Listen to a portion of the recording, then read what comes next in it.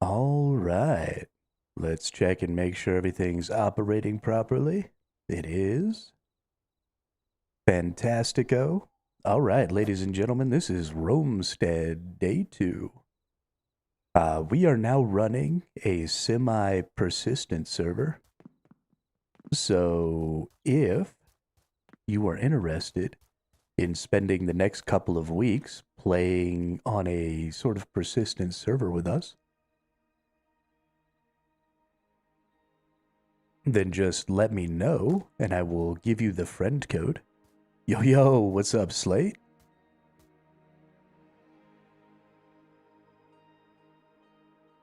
Check out my city. Not even my city. Mine and Greed's city. Nice. I tell you what, go download the free demo of this Romestead game and come play. It's so much fun.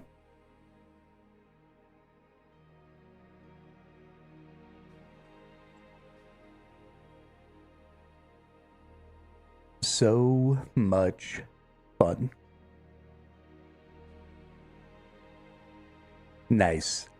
I'm very excited. So I'm running sort of a persistent world. So the way servers work in this game is it's all local host stuff. So there are no like dedicated servers, but I have this laptop that I normally run my chat on. So I just made a new Steam account and I'm just leaving the game running on this laptop. And the character, oh shit, I just broke that. But this is the character right here, right? Albus. And he just sits in here. And so the world is actually running 24/7 right now. And the craziest thing just happened. So the citizens eat, and I didn't put enough food in here last night. And like 12 of my citizens died in the middle, actually, like right as I woke up. I saw the spam on the server's chat. So yeah, I'll give you the friend code for that Steam account, and you can come hang out and play with us and build in this world if you want. It's awesome though. It's been a lot of fun. There have been like, I don't know, 4 or 5 people have popped in. Me and Greed are the only ones who have really played a lot. But there have been a few people who have just popped in to say what's up and check it out.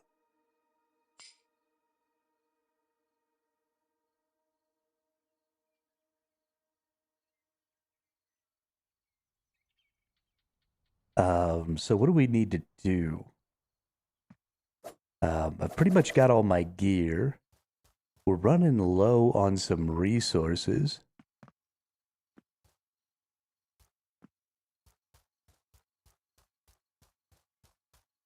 We need to consider getting some more resources.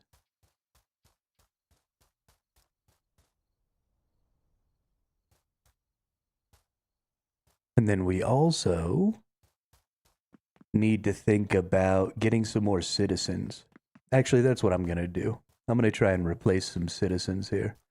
Because we're missing a lot. We let a lot of those poor dudes die. I actually feel a little bad about it. Greed put in a lot of work to get a bunch of citizens.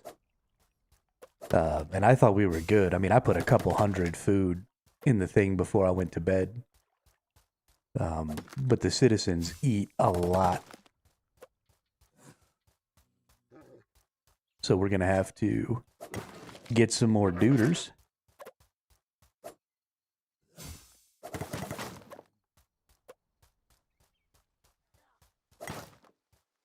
But I know I've seen quite a few dudes over this way, as I usually go down this way to get copper. And I haven't really need to get a lot of these citizens because Greed has been on top of it. So we'll just go ahead and grab some of these nerds over this way.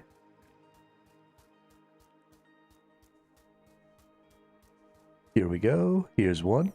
That dude looks naked. Huh? Hello, Cassius. Go to the town. I'm also gonna steal his little workbench here, because we can use that to make a new town, which will be cool.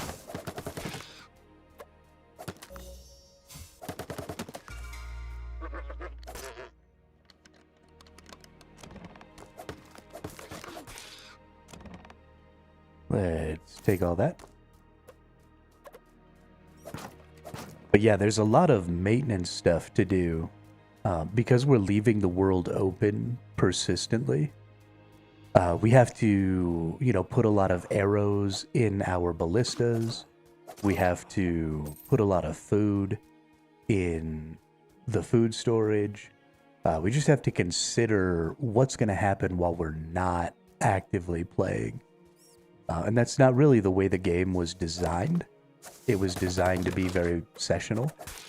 And so we've created an environment that's a little different than sort of the dev expectation. But I think that's good. They did say they were thinking about setting up the ability to do dedicated servers. And so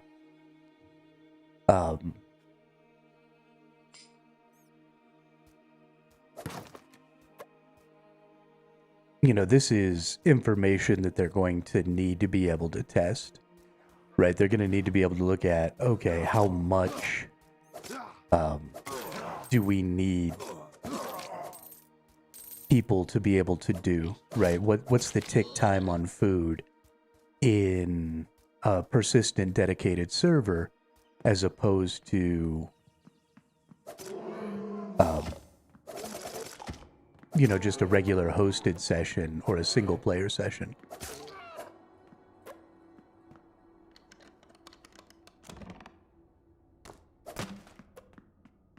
Well, the bears came back, but the chest doesn't respawn loot. That's another thing, is if you're going to have a persistent dedicated world, you would also maybe want like some spawning resources or some respawning resources, respawning dungeons, things like that, so that you can go back in and get the loot again. I do kind of like the idea of the resource scarcity. There's like kind of a finite amount of stuff you could ultimately do in this game because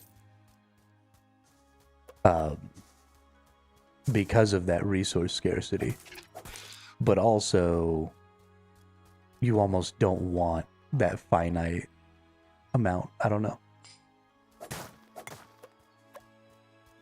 For right now, though, I mean, there's no way that I'm going to get through all the resources on this map in 2 weeks while the demo's out.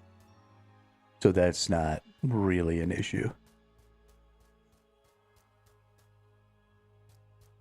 But yeah, we're just going to keep running around. We're going to look for people here. Try and get them all filled back up so that Greed doesn't have a heart attack when he logs in. Because I'd feel super bad. Although I did tell Greed, ooh, a grotto of the restless. That's dark as fuck.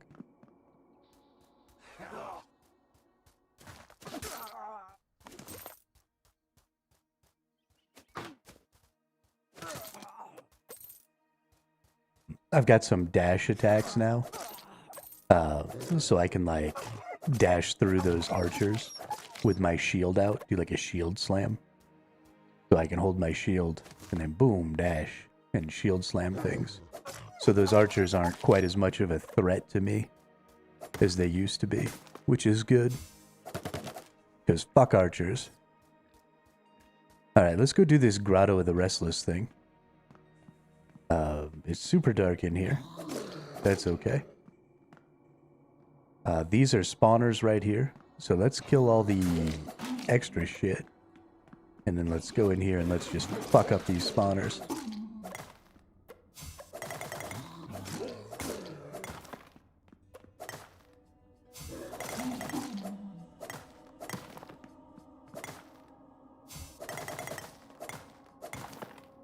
Nice.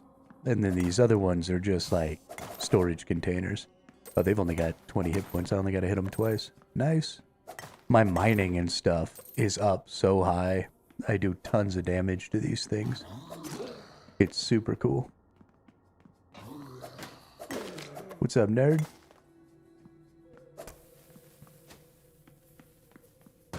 Let's go get these bears.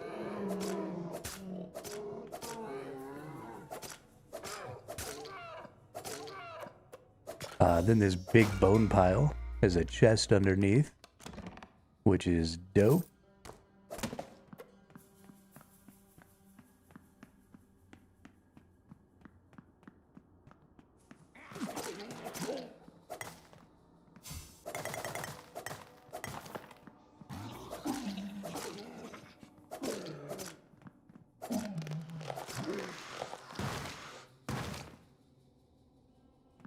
Hey, Fox3, welcome to the chat, welcome to the channel. Thanks for the follow over on Twitch, what's up? Have you been playing any Romestead?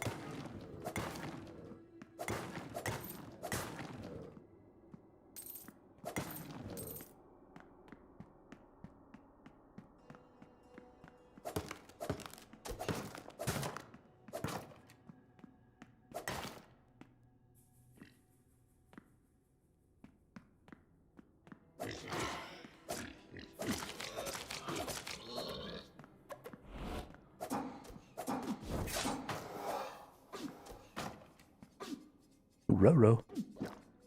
I better look out.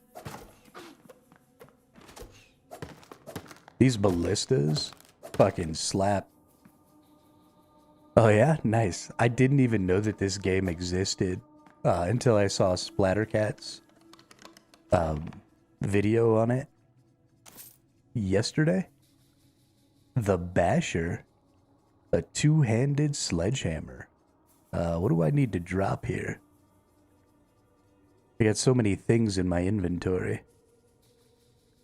Let's drop these. There we go. But I've been having a blast. So I'm actually hosting this world, Fox. We're doing a persistent host. So if you have any interest, you are welcome. I can shoot you the friend code. Or you can just friend Survival Hermito. Let's see, I can type it in the chat here. Survival Hermito is the name of the character. I think that'll send it. But that's the name of the Steam account that's actually hosting the world. And I've been leaving it on. I left it on all night while I played last night, or while I slept last night. And it was still running when I woke up this morning. Unfortunately, all of our citizens starved to death. Which was pretty funny. But, you know, we're trying to run it as like a persistent server and try and get some people in to just dink around and stuff. So if you have any interest, I mean, even just in checking it out, you don't even necessarily need to stay and play. But yeah, I mean, it's super fun. It's super duper fun.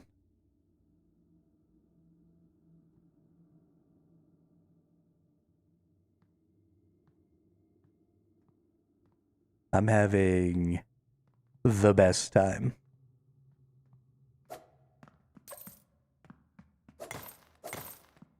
This game is gonna be crazy popular.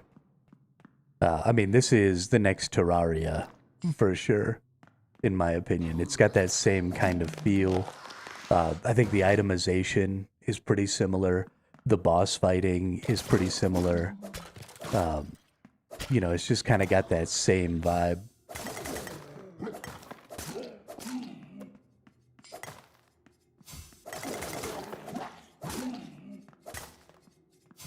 But this is how games should be made, right? You want to make games that can play on really low rent equipment, right? Like my computer isn't like crazy good.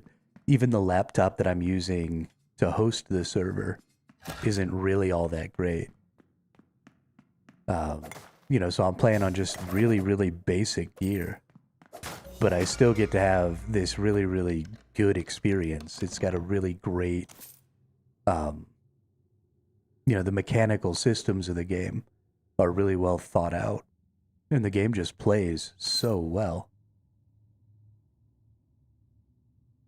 I am so impressed.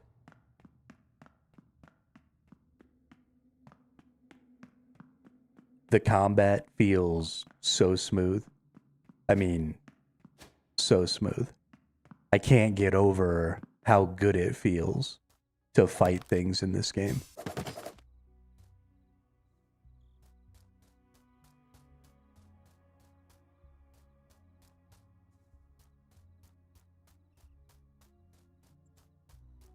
There's some more copper there.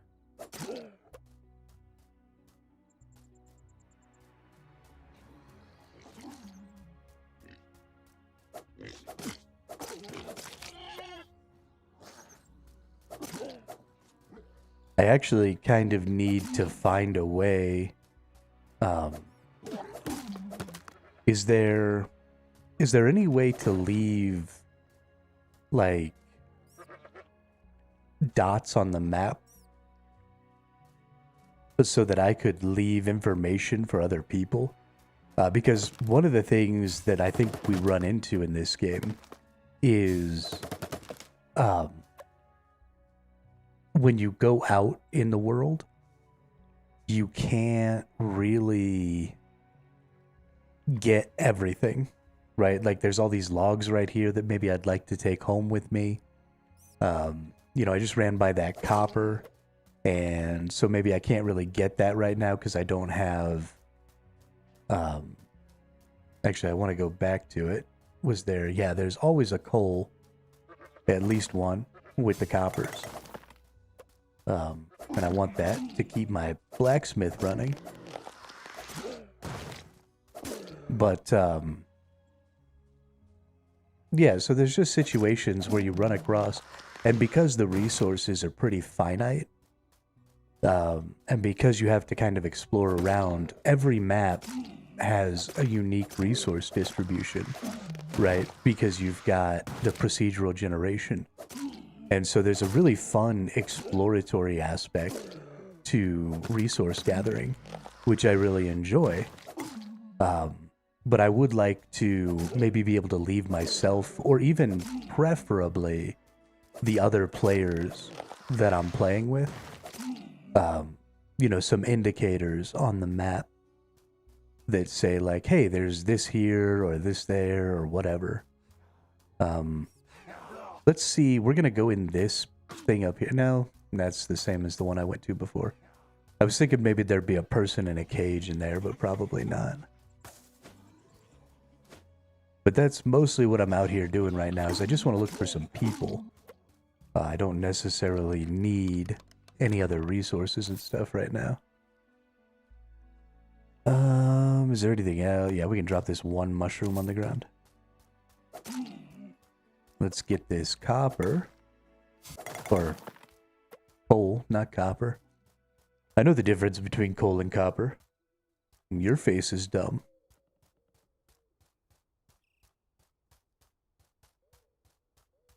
But this is the reason that I really love procedural generation, is because I've got to come out here in the world and explore. And it doesn't matter how many times I may have played this game before. I'm always still going to have to come out here and look for the resources and explore the world that I'm in. And when we start getting more biomes and stuff like that, that exploration is going to become even more dynamic because we're gonna have a lot of different layouts that could be possible. And so I'm really excited for that.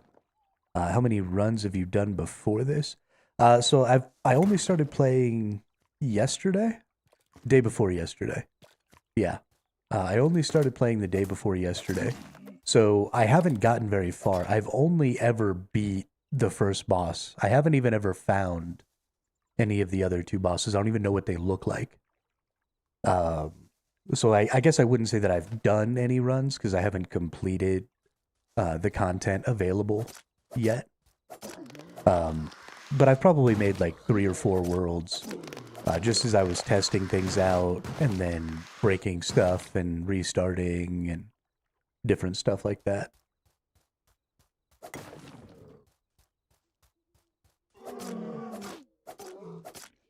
I tend to be fairly obsessive, so since I found out about this game, it's pretty much the only thing I've done.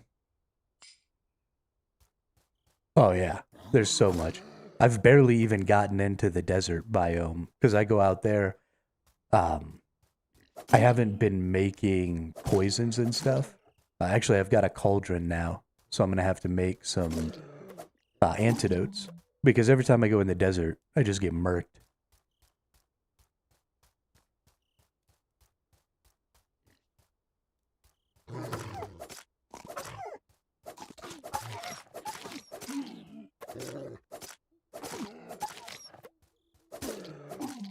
But I'm feeling pretty strong. We're pretty much all in bronze gear. Plus the 2 pieces of the bird gear that I've got on. So we're feeling pretty strong. We can definitely kill things and hold up to some hits. It's really just all about that poison damage. It's really turning into an issue. I should probably work on getting myself a ranged damage option. I've pretty well focused entirely on the spear. So my spear is like level 20 or some crazy shit. And then all of my other weapon types are like level 2. So...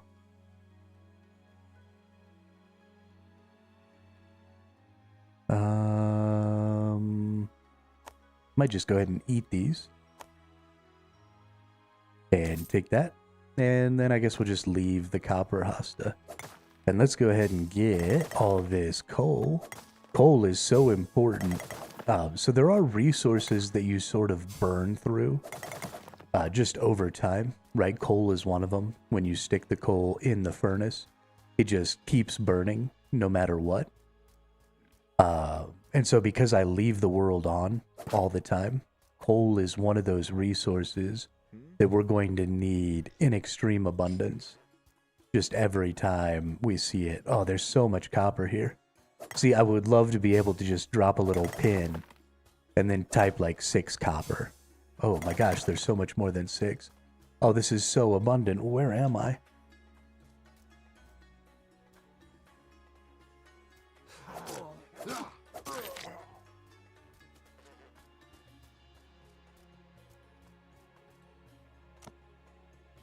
Okay, so I've already filled up. There we go. Look at all this copper. 6, 7, 8, 9, 10 copper nodes. I've actually never seen this much copper. Got a little lag there or something. I've never seen that much copper. Yeah, it's working pretty well, Fox. I even had someone from the UK playing with me late last night. And right before I got off and sort of went to bed, I asked them about it, and they said they didn't realize that I was in the US because the game seemed to be running so well for them. And I'm running on a really old, like a decade-old laptop. It's got a 10 series card, I think a 1070 or a 1080 laptop graphics card in it. It's only got 8 megs of RAM. So it's a fairly low-end, at least for modern day PC that this is running on. And I've had as many as 3 people on top of the server player. So we've had as many as 4 people in the game at once. And I haven't noticed any lag. I mean, you see, I'm running around right now. I'm super far away from the host, right? The host is way back here at the main city. You see a little bit of lag every time the server saves. So whenever you get that server saving message, you can run into some lag. And then, like if you're carrying carts, when that happens, it can make you drop your cart and stuff like that, which can be a little frustrating. But it doesn't happen every time the save starts, and it only happens during that time, so it works pretty well. I think the one thing that I've noticed that causes the most lag is in the areas where there's like that grass or whatever that you can walk on that like destroys or whatever. Sometimes it's a wheat field, sometimes it's like green grass. Something specifically about those little patches lag it down really hard. And it doesn't run well at all if you're around one of those little patches. But they're fairly infrequent, and I just kind of avoid them. Because they fuck shit up. But otherwise, I mean, I have really no complaints about... Ooh, look at all this coal. Nice. About hosting the server like this. Honestly, I'd like to see... I'd like to see how low tier of a computer I could host the server on. You know, if I got like a single board computer or a Raspberry Pi or something like that, would that be enough to host the server? And if there was, you know, like actual server, like a server client that you could download that wasn't actually running an instance of the game, I think you could probably do that, right, on a really low tier computer. Because then it's not actually having to render it visually or whatever, it's just running the server backend. And that would save quite a bit of resources, I think. But I've got the server character just in a building. And they're just chilling inside the building with all my chests. We got a flaming dude. These flaming dudes kick my butt. Ooh. I messed that one up. What's up, dude? Get wrecked.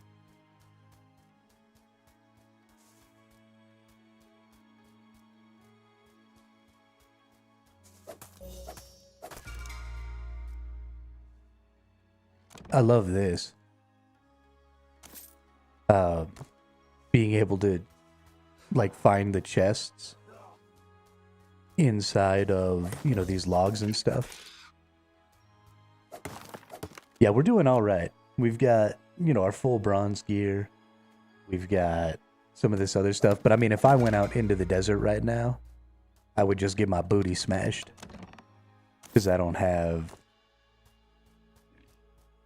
any antidotes. And I don't have any nature resist. I don't have none of that. So I just get tapped.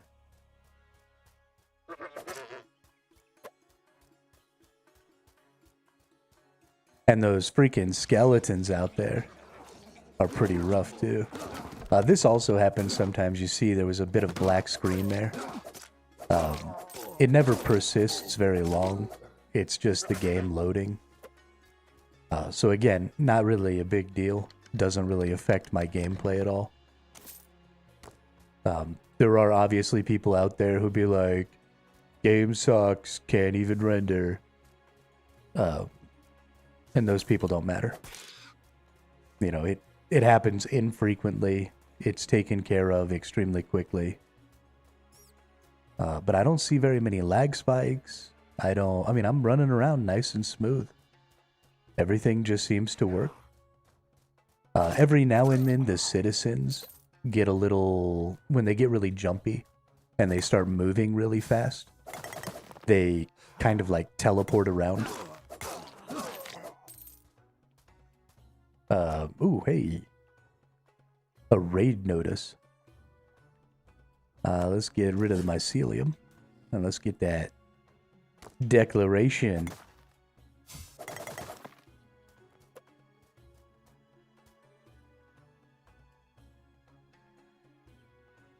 Yeah, that's what we did. So me and Greed, during my stream yesterday, made a world. And that's what we did, was our second city was down real close to the desert, so that we could process all of our ore and stuff like that. And that worked out real good. We just haven't really gotten around to that on this one, because we kind of had to restart, because I was originally hosting on this computer, but I was having trouble hosting and streaming. It was just too much for my regular PC, and things started to lag out really bad. So I think that I probably could have moved the world over to the other PC by sharing the files, but I couldn't figure out exactly what files to bring, and so I couldn't get it figured out, and I didn't want to spend too much time worrying about it when I could just make a new world. So that's what I did.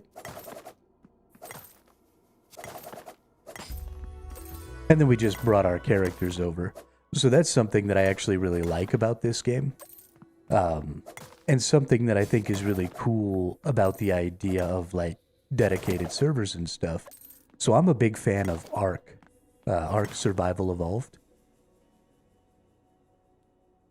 And so one of the things that I like the most about Ark is that you're just kind of bouncing around server to server, seeing what other people are building and doing stuff like that, but you're doing it with your one character. And so I think that idea is going to be really cool, where, you know, if you have people hosting servers and stuff and making them publicly accessible, to be able to go in with your character and check that stuff out is pretty exciting. Now, there is obviously some... I've already had this problem where somebody came and joined my server, and they had hacked or whatever, and they had 999,999 HP and like speed hacks and shit. And 3 of them came into the server after I friended one of them, because I'm just friending everybody, right? And anybody who wants to play on this server, I just let them, I don't care. And so they came in and they were all using like speed hacks and shit. And then they crashed the game.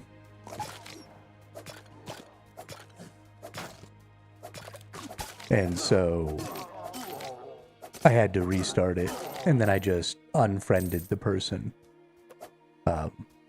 Who I assume was the one that they used, because he was the only person that I was friended with that was actually online at the time. So I just unfriended that person. Carried on with my life. I haven't seen him since, so I think I got him. But that's something you would have to contend with, right? Is just people being jerks and coming to like ruin your world. Because resources are fairly scarce and finite in this game. You know, going to pillage resources from other servers and stuff could certainly become a thing. I don't know if they went and like killed one of the bosses and maybe got like some rare one-off loot or something that every server has, but you gotta go find it, because I don't know very much about this game.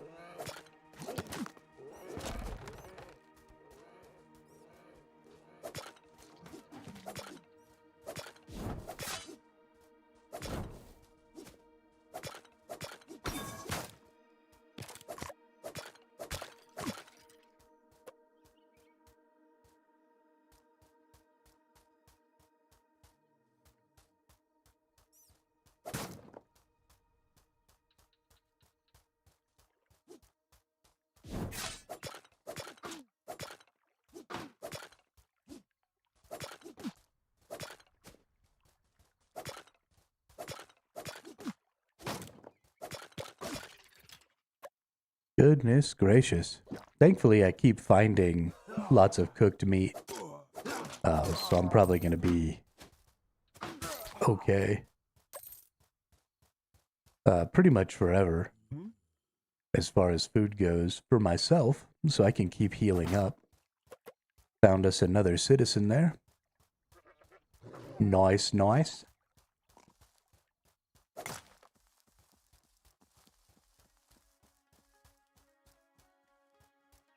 There went the big old black screen thing again. It's just something that happens. You know, the game... Well, I guess it was kind of built to play this way, but... I am kind of stretching the limits of how this hosting thing is supposed to work.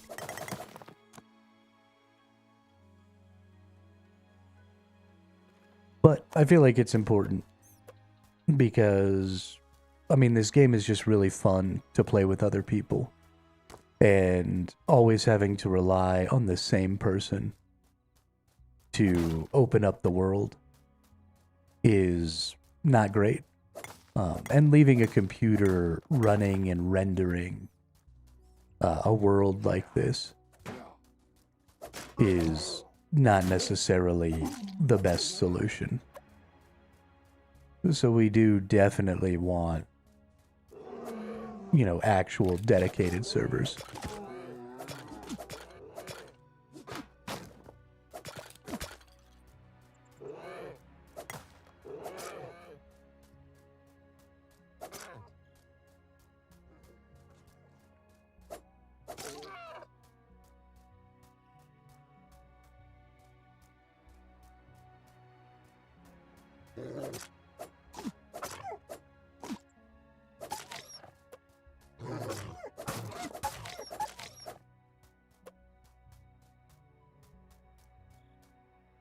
I think probably it's time to head back, though. This world is so huge. I'm so far. This is the grass stuff that I was talking about. And we'll go take a look. But you can see once you get in here, it feels like things get... Oh, God.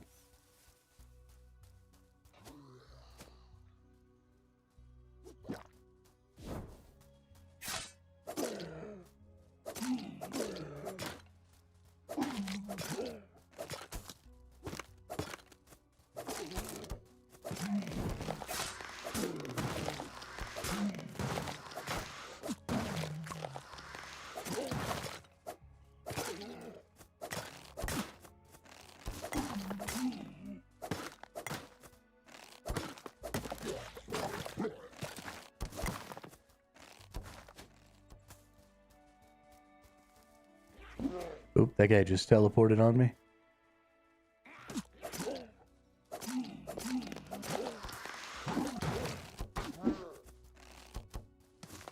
We'll play Ring Around the Rosie over here.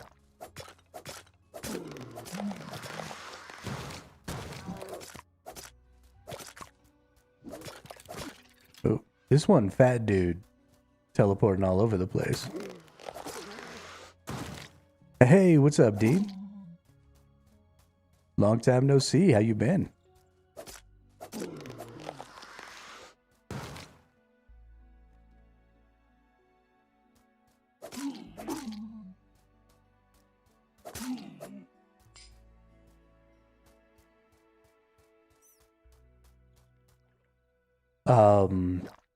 Because this game is awesome and it's only going to be around for 2 weeks and I wanted to play it.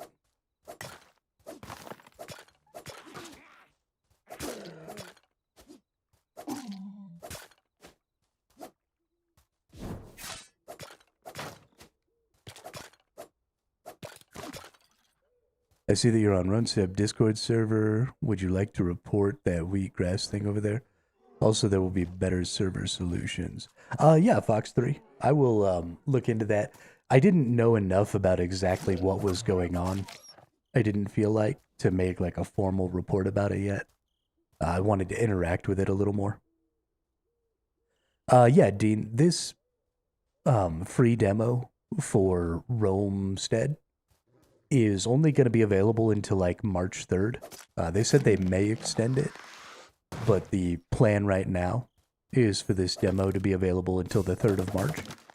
So because we only have a limited amount of time to play it, and because the game is really, really good, I wanted to go ahead and get some time in. So between whenever this demo ends and when the game officially launches, or if they maybe have, another playtest or something, then we'll go back to playing RuneScape for sure. And I don't think I'll probably ever fully abandon RuneScape. Um, well, honestly, it doesn't really seem like I'm having an issue right now. Oh, there it goes. It hitched a little bit. I don't know. It almost feels like the frame rate just drops or something while you're in here. Maybe it's because it slows you. I don't know. Yeah, see that. So that's the thing, Fox, is I don't quite understand what exactly it is that I'm feeling that makes me feel bad when I'm here. Um, and so I've been hesitant to make like a legit um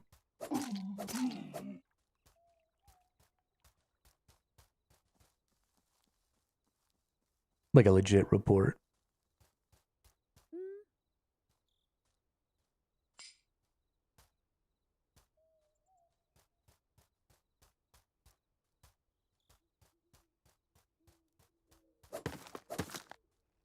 But yeah, I'm excited for potentially better server solutions. I think that'll be great. 100%. And I mean, this game has that secret sauce that made games like uh, Minecraft and Terraria such massive hits. And that is that the gameplay is fun and the requirements to play the game are extremely small. Because most people play video games on fucking toasters. Like, I'm even a streamer, and my computer is a literal toaster. And so if the game required drastically higher end graphics, then I just wouldn't even be able to play it, right? And you certainly can't self-host servers for games that have extremely high requirements, right? That's not really a possibility. And so if you want a community-driven, cooperative, server-based game like this, then it has to be, lower-end graphics and a higher focus on gameplay and mechanics than just trying to make the game pretty. And so, I mean, the game looks great, don't get me wrong. I love pixel art. My first RPG was Legend of Zelda Link to a Past. And so this game is super good and super nostalgic with that. And I love the art style. But graphically, this is a low graphics art style. And when you do that, when you make the game more accessible to a larger variety of people, then you just end up with a better ecosystem of players. Because more people can play it. And this is something that esports games have known and practiced for a long time. Right, games like League of Legends and Counter-Strike and the old Call of Duty games, before they decided that they wanted to try and be real or something. These games all had extremely low graphics requirements. And because of that, everybody fucking plays them. So if you make a game that's good, that has a lot of good mechanics, that's a lot of fun to play, like Minecraft, like Terraria, like, these esports games, then your potential player base, the number of people who could conceivably play your game, goes up, by 10 times, by 11 times. So even if you only capture a small percentage of the potential player base, you end up with a huge number of players, which creates a great ecosystem of, just player driven stuff.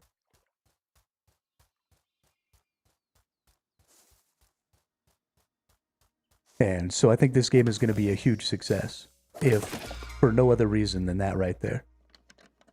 Because it's so accessible and it's so fun. Just think in 15 years what a PC will be like crazy.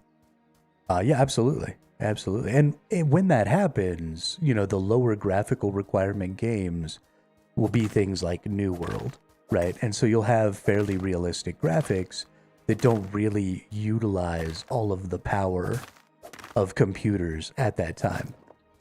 But for right now, New World is fairly high fidelity graphics and requires a pretty good computer.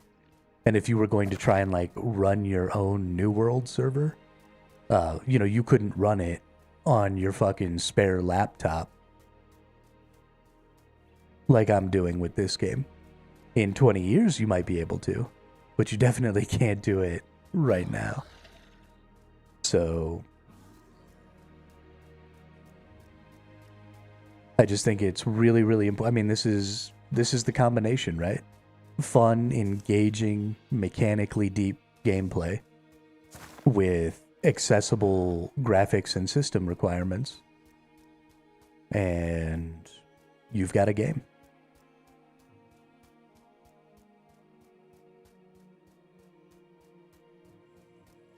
You not doing some AFK or semi-AFK stuff on RuneScape at the same time? No, so normally I would be doing that, Dean, on my other computer, but my other computer is running the server right now, so have to go. It was fun to watch you play and hear your thoughts. See you on the Discord server if you will. Yeah, I hang out there quite a bit when I'm not streaming, so I'll definitely see you there, Fox. And thanks for coming by. I really appreciate it. Hope you have fun with your time in Romestead.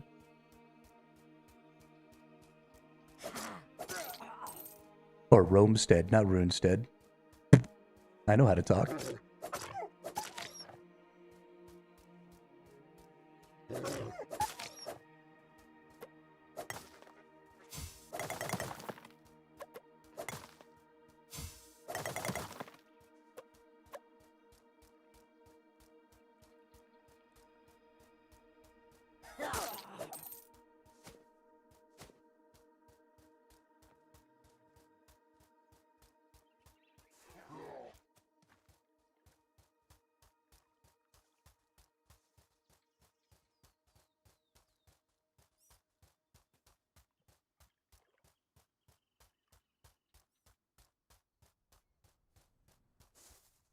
Oh my gosh, I'm still so far away. I'm never gonna make it back to my town. The combat the combat changes are at the start of next month. Is that when you be back in RuneScape? Yeah, right around March 3rd is when this will end up ending this demo. So that should be right around the time that the combat changes are gonna go live. So yeah, I will probably be around for that.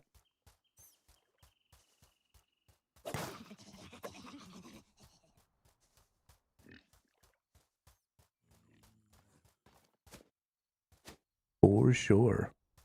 March 2nd, I think it is, and my 5 days off work is the 5th. Ooh, nice. Getting 5 days off of work to play video games. Hell yeah. That's how you know you're a gamer right there. That's how you know.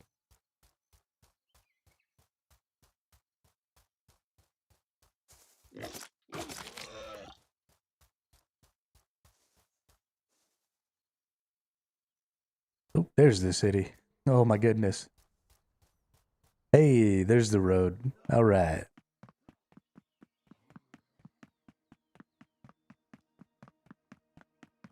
I'll use this road to get my ass back over here. Run, run, run, run, run, run, run, run, run, run, run, run, run. Ba-na-na-na.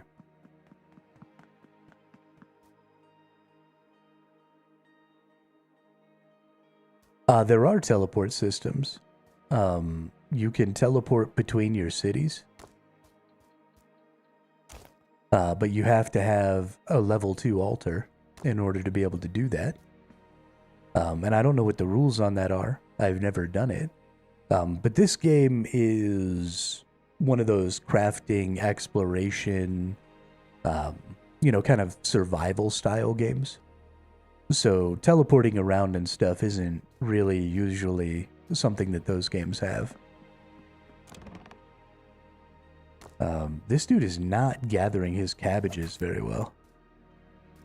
Look at this. He's got like all the cabbages. Go farm the cabbages, dude.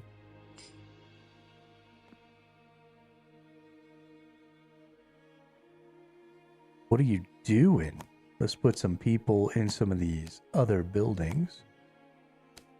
Because all my people died. I let them all starve to death. So let's check. Yeah, we got lots of food in here now. Let them eat cabbage. But look at all this stuff. Look at all this wheat, all these olives, all these cabbages. When the game is full up, will you be able to see other people online with you? We could see people online with me right now, Dean. If I go in here, this is the player running the server. So this game is not... This game is not an MMO, although I am trying to turn it into one. And it doesn't currently have dedicated server architecture. It runs on local hosted games. So what I did was my laptop, that is also running my chat right now,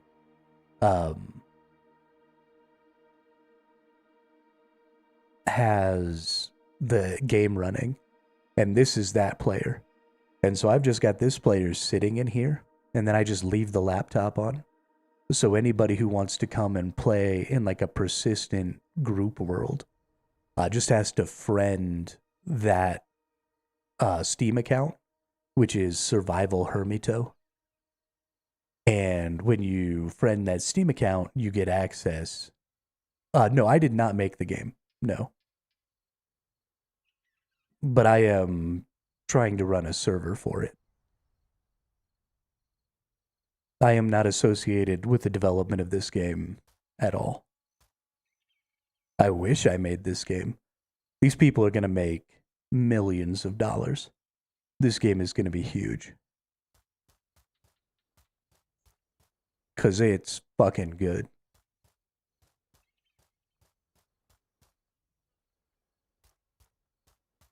But I'm hosting, as far as I know, the only persistently hosted world in the demo right now. What things can you buy, or do you... Well, right now the game is free. The demo is totally free. And I don't think you're going to have like microtransactions or anything. I'm pretty sure you're just going to buy the game. Because the game, there's no live service in this game, right? They don't have their own hosted servers, so they don't have any like persistent overhead or anything like that. It all runs locally. It's like Minecraft or something like that, where the servers that exist are people hosting those servers, not Minecraft itself hosting the servers. So I imagine it'll have a similar monetization as, things like Minecraft and Terraria do, where there'll be a box price of, 15 or 20 bucks or maybe $30 or whatever it's going to be. And then that'll just be it. And all the server architecture and stuff will just be people creating servers and things like that.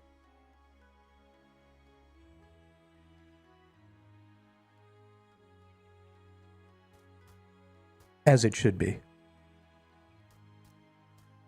At least as far as like the pay to win microtransaction stuff.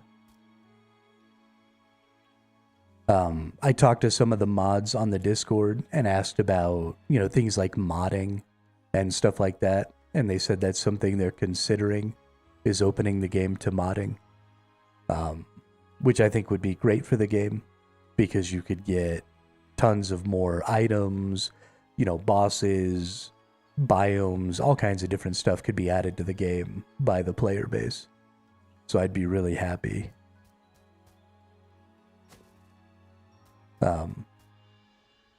To get to do that.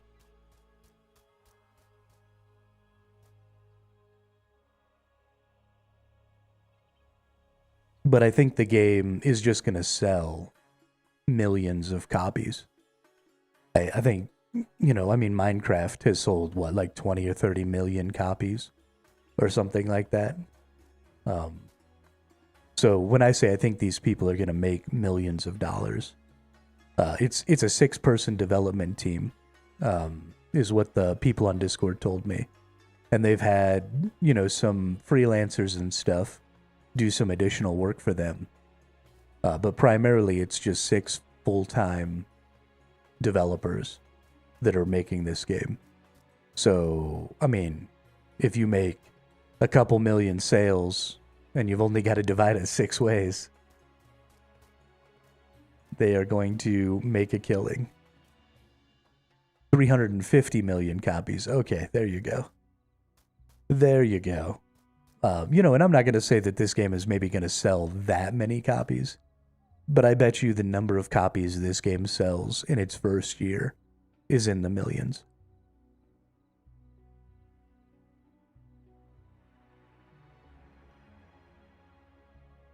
Heck, maybe even in its first month.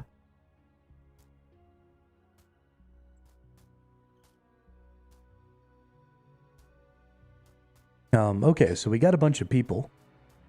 But this is one of the things, Dean, this is my favorite thing to do in this game right here, is go on cart runs. So these carts, you build. And so when you chop down trees or you break rocks, you get building materials. But those building materials don't go in your inventory. You have to carry them over your head like this. Oh, we got baddies.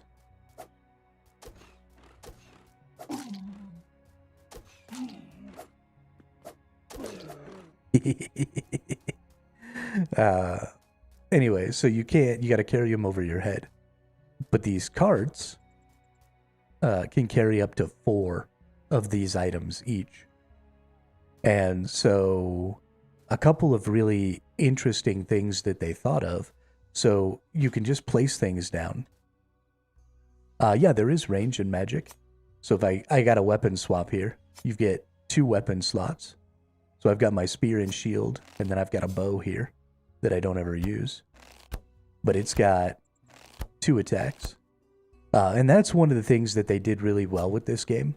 So every weapon, the way they set up attacks and stuff, is that you've got like regular click on your left.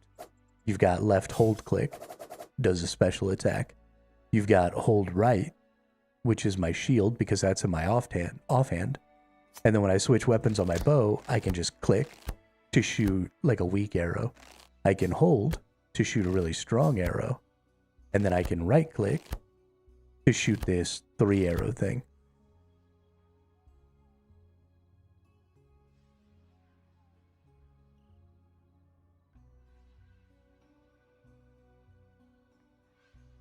And so they've made like lots of cool little abilities and stuff with that. But then there's lots of magic spells. Yeah, you do have stats. So we can go into our skills and favor here. And this shows you very much like Runecraft or RuneScape. Hey, there's another person. Almanzar, what's up, dude? So this is another person who's friended my Steam account. And they've been in here playing. So that's another real person. I'm pretty sure this person lives in the UK.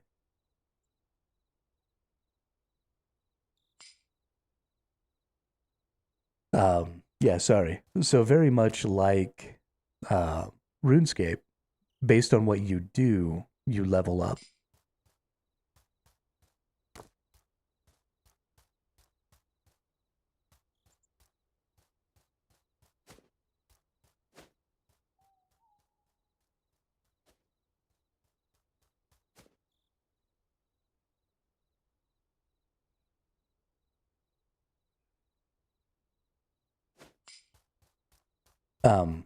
But yeah, so the more things you do, the more you level up. So like my wood cutting and my mining and my spear are all really high. My construction, which is building all this stuff, is all really high level. And you'll see it does little changes. So my 29 levels in construction increase the amount of progress I do with each construction hit by 23%. So it's giving you a cumulative total. So I'm doing an extra 27% mining damage, 23% wood cutting. So these are just kind of some basic, like, this is what the base levels do. But then as you gain levels, you get these favor points. And I actually have 5 to spend. And so these are all of your, like, passive and active skills that you can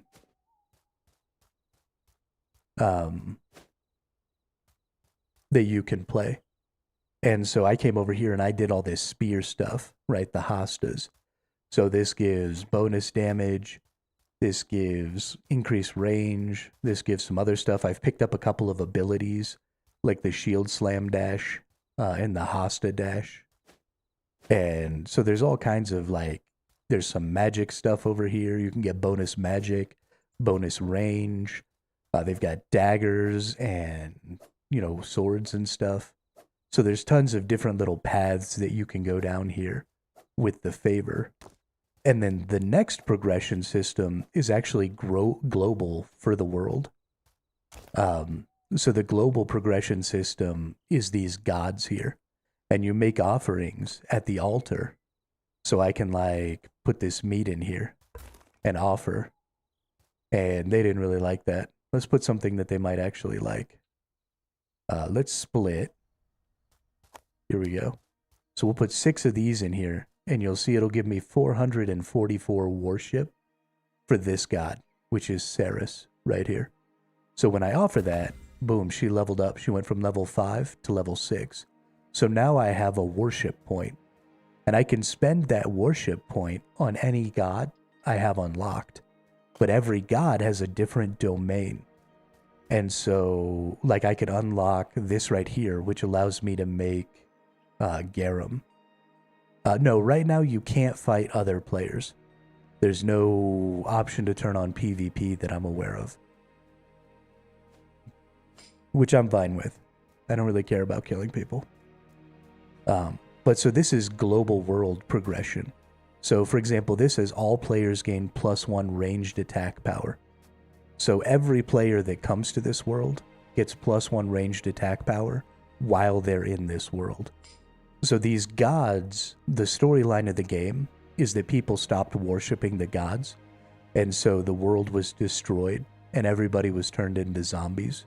And now we're trying to rebuild the world, and we worship the gods to bring back their power to help us fight against the zombie hordes. But this is how you unlock new buildings, right? Like going to Vulcan gives you the quarry. And then a lot of this stuff isn't available in the demo. And I imagine it'll get expanded on. So this is sort of like a meta world progression here.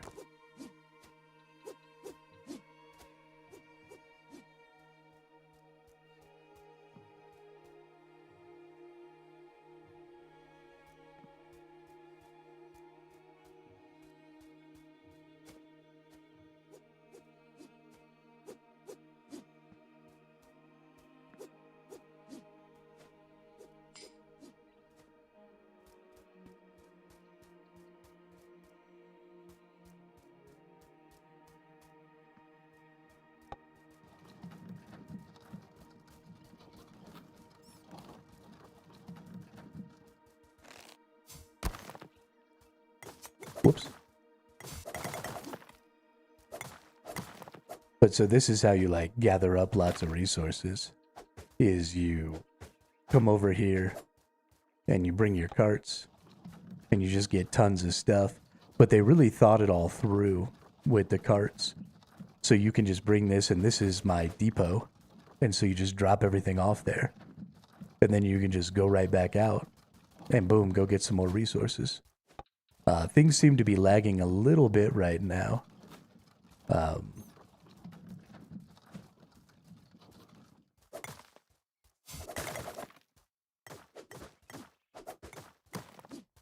because I dropped the cart there.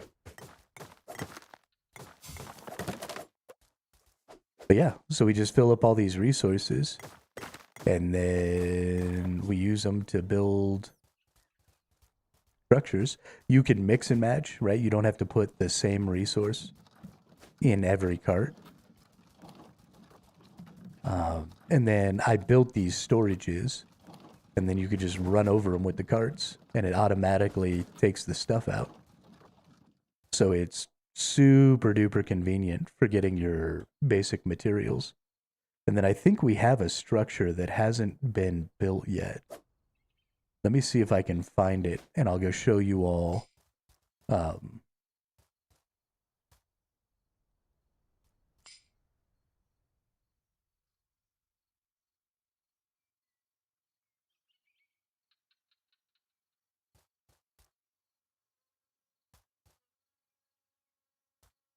Sorry, let's see if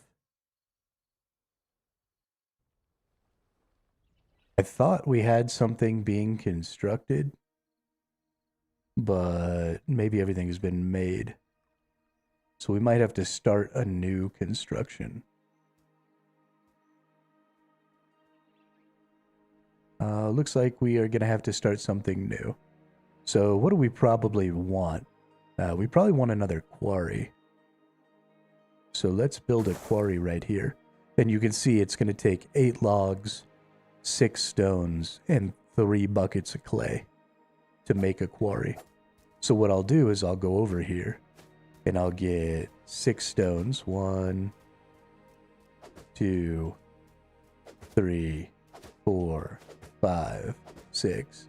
And then I'll get 1,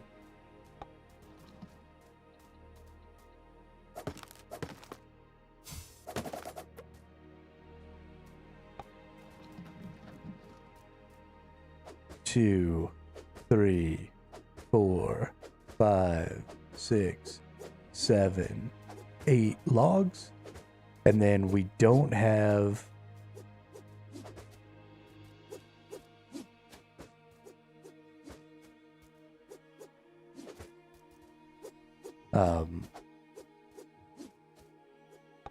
doesn't look like we have any clay over here. So I'm going to bring these buckets. We have the clay spot over here. So I'm going to bring these buckets right here and try and get them out. This can be a little bit of a pain. There we go. We'll get our clay. Whoops, I accidentally left it. Oh, and I needed 3 clay. Whoops. Okay, well, we'll do this the hard way. But we bring all the resources over here.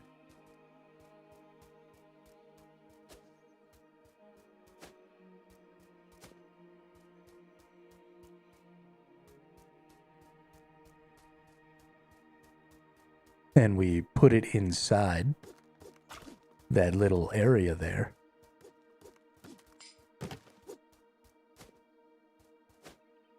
And you can just leave this stuff in the cart and build from the cart. You don't have to like take it out. And then it'll just push the cart out of the space of the structure when you build it. And so we'll get 1 more clay there.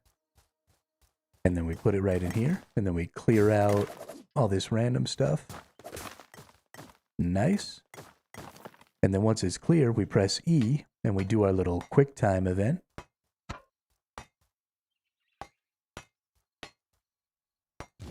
Boom. And now we've got ourselves another quarry.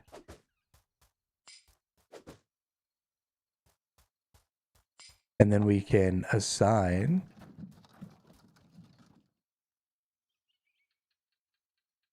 a worker, and then we'll get free stone. And you'll see whenever you build new structures, all the townspeople come and like look at it. So these are all of my townspeople just like flooding in to come and look at the new quarry.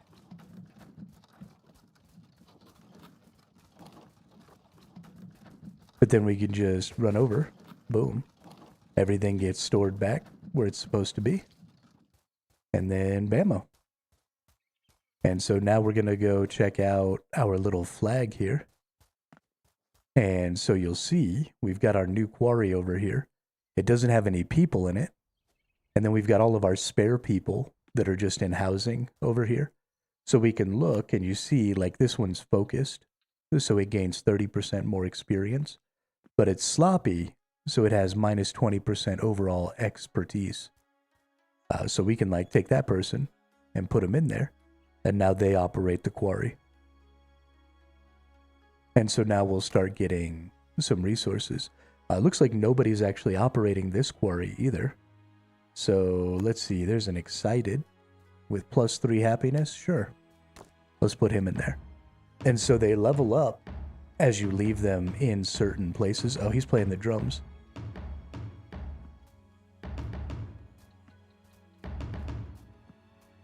That's awesome. But so they level up, and then you actually have the ability to sacrifice your your players. So you'll see this one is a level 4 leather worker, and so they gain extra worship for certain gods if you sacrifice them when they have levels.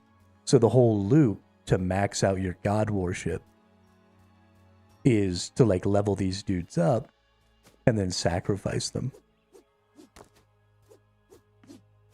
I mean, the whole progression system of this game is fucking dope. Just so good. Like, I can't even get over it. But yeah.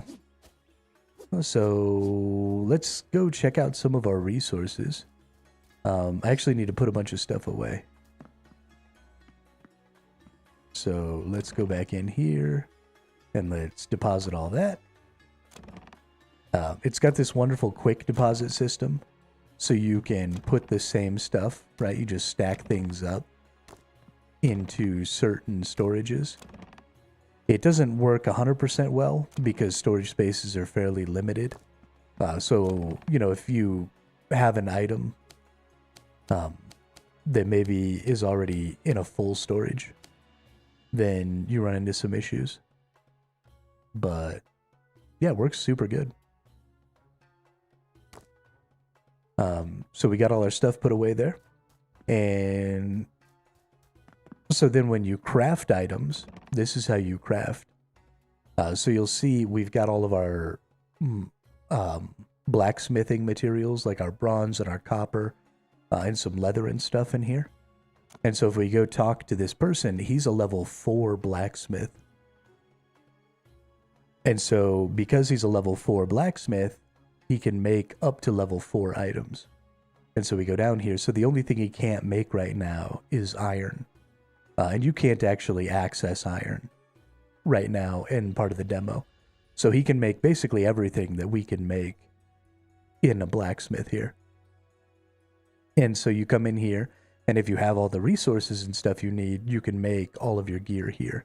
And you just order that up from him. His forge is currently unlit, so he's actually not going to be able to work.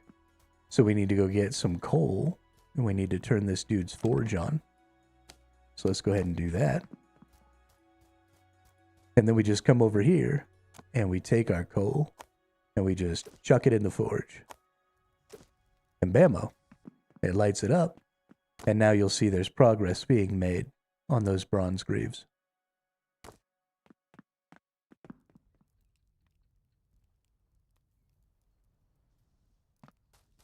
And then this is also how we smelt metals. So we could bring bronze over here, or we could bring copper over here and throw it in. And then we could bring tin and throw it in. And it would give us bronze bars and tin bars. And then we would go into the blacksmith and we'd have him turn those into bronze. It's all super dope though.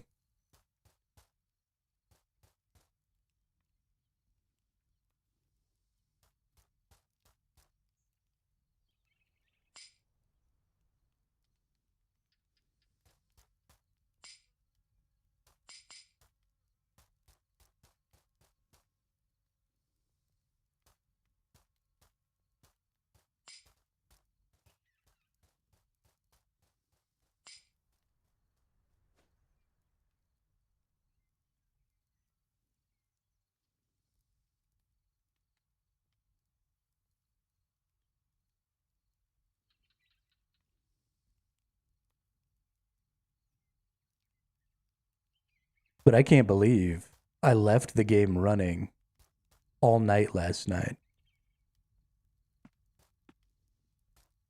And the host server seems to be running just fine. Not really running into any problems here.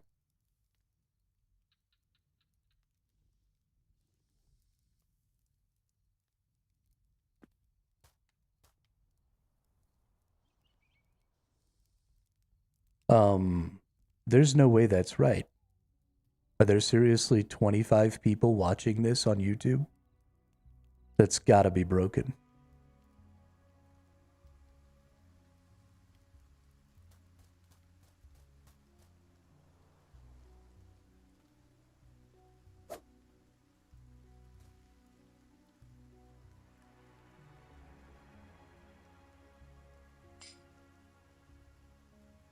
Miner Crispus has stopped because his output is full.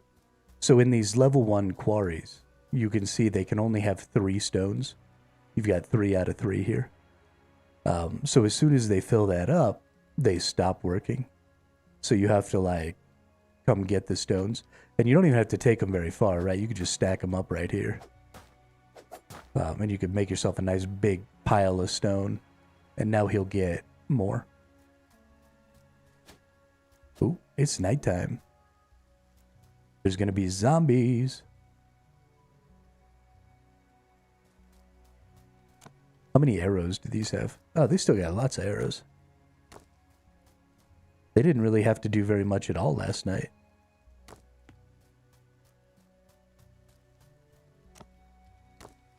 Nice.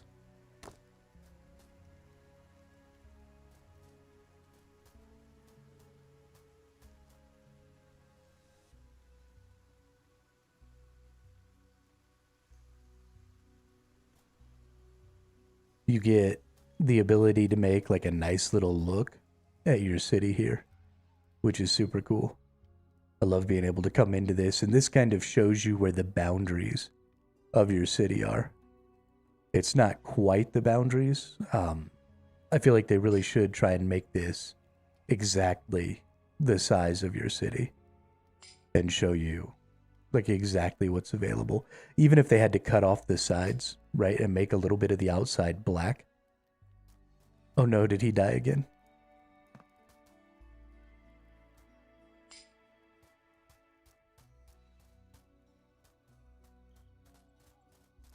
Let's go help our little buddy boy out here.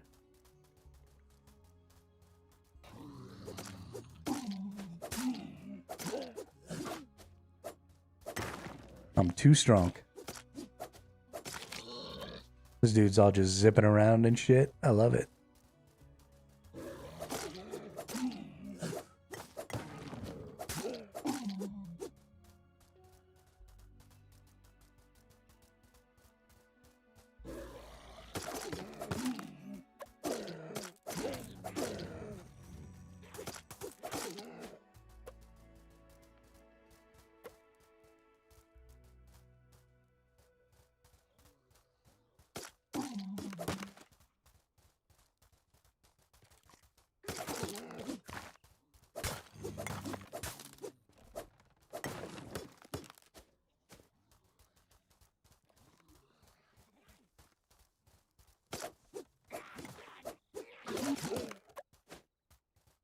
He's pretty obviously better than me at this game, but I'm so much stronger as far as gear and stuff.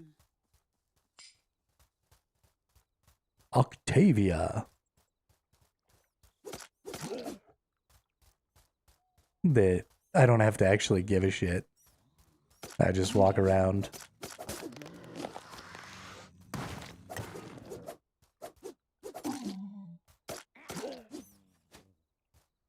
You can whack these apple trees and get apples. Super cool.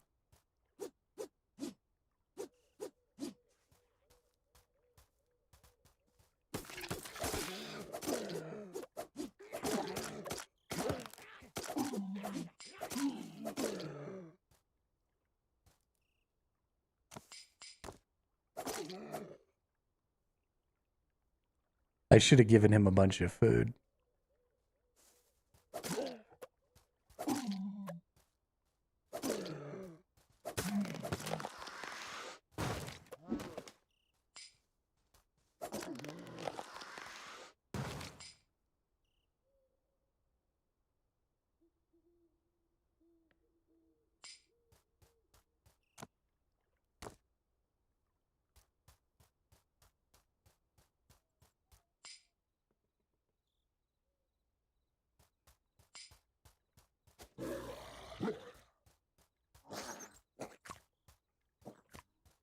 Whoopsie.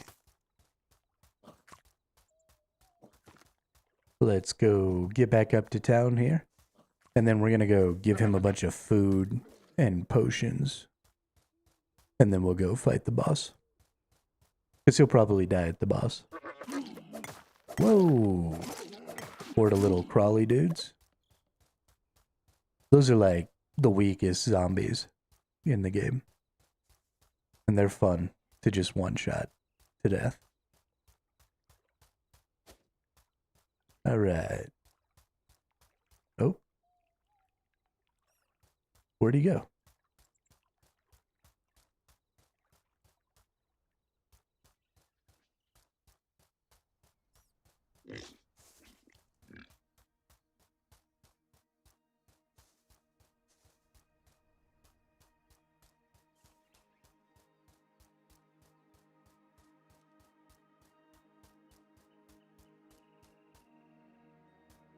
Oh, he went down in here.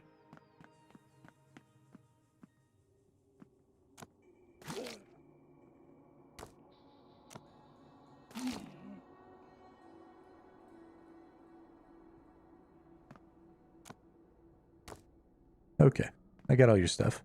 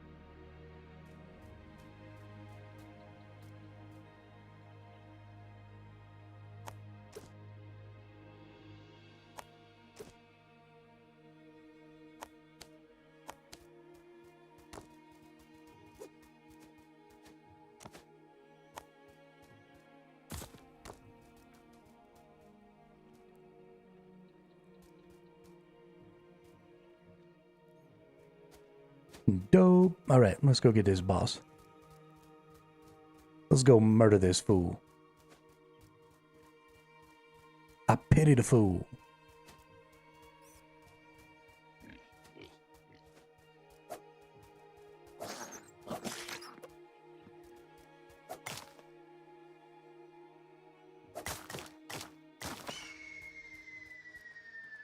Run.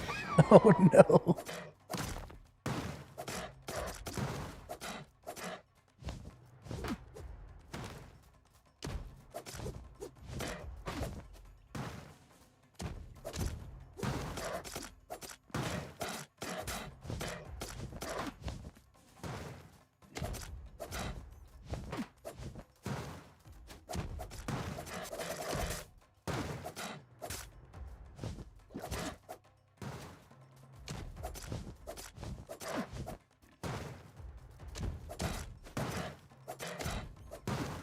So this boss has 2 phases. We're about to hit phase 2. Once you get to it, yep, there we go. Tons of lightning. And now all of its attacks change slightly. Ooh, and it even hurts me.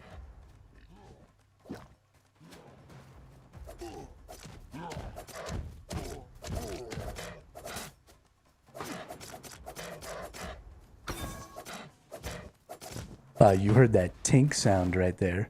Means I perfect blocked the attack, which meant my next attack was a crit, which is cool. There it goes again. So this game has really, really complete combat mechanics, which is really cool. We killed the boss. Nice. We got some boots and stuff there. We're just going to let this dude take all that stuff.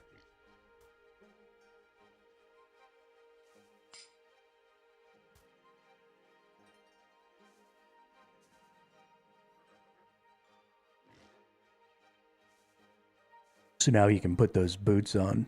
They're really good. And that should help him out quite a bit.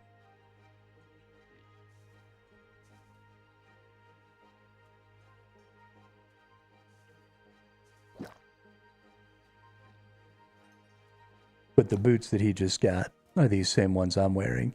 So they give 6 armor, movement speed, and 10 health, which is strong.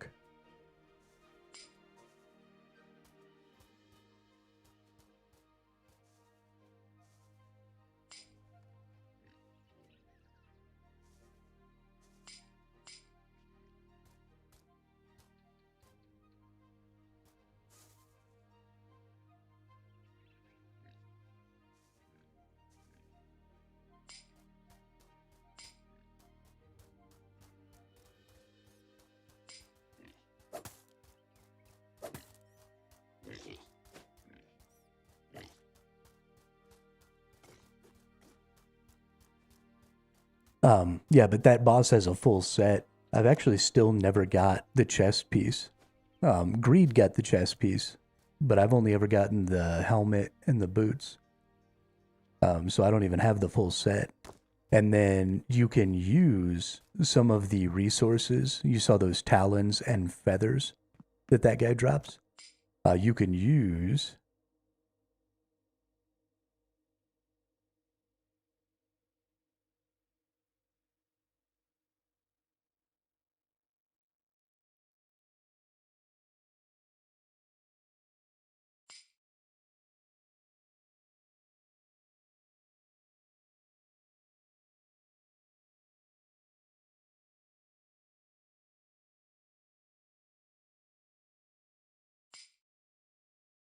but you can use those special items like those talons and feathers to craft special gear.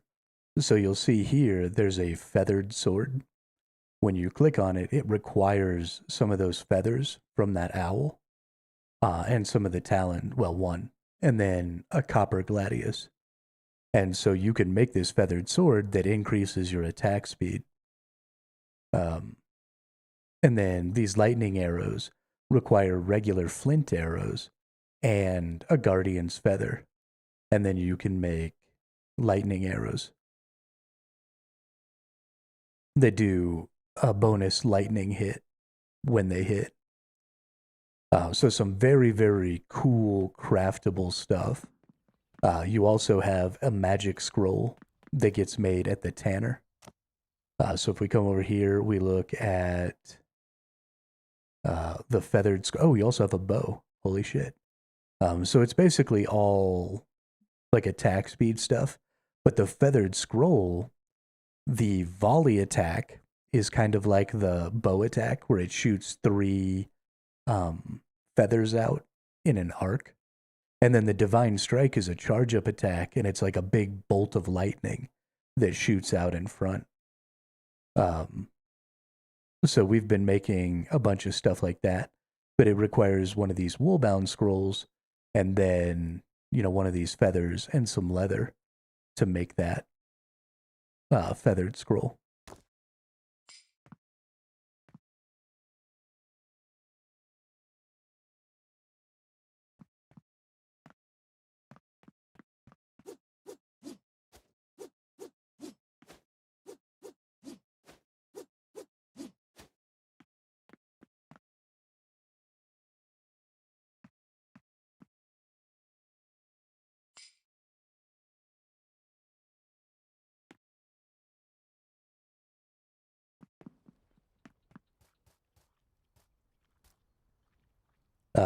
But yeah, so there's lots of cool stuff like that. And that's one of the things that gives real Terraria vibes.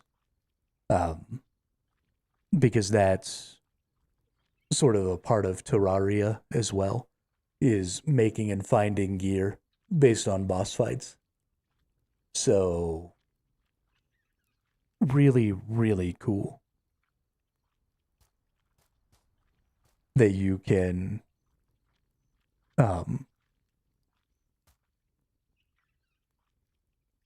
make all that stuff, and that there's this cool sort of meta boss progression, and there's a reason to go back and kill the bosses a bunch of times to try and get the full sets, um, and just all that stuff is just super fun. Also, we can look at when we look at our check out how little of this map I've explored. I mean, this is crazy. This is the desert biome over here. But then look at how large the map is. And I've only explored these really tiny little areas. Now, sometimes, like especially in the forest, you can't necessarily get everywhere, because there's like dense forest that you can't penetrate. But I mean, I've been playing this world for like 8 or 9 hours, maybe 10 hours, and this is as much as I've explored. There's so much more map. There's so many more resources out here. There's so many more structures to build. We haven't even built a second city yet. Um, I mean, we've just got so much that we've got to do. It's going to be so much fun.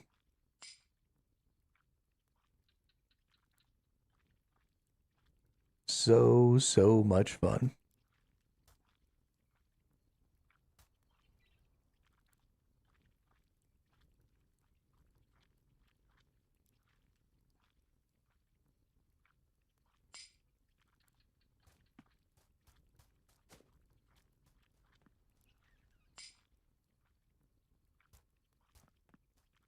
Let's see if this dude wants to build a new city.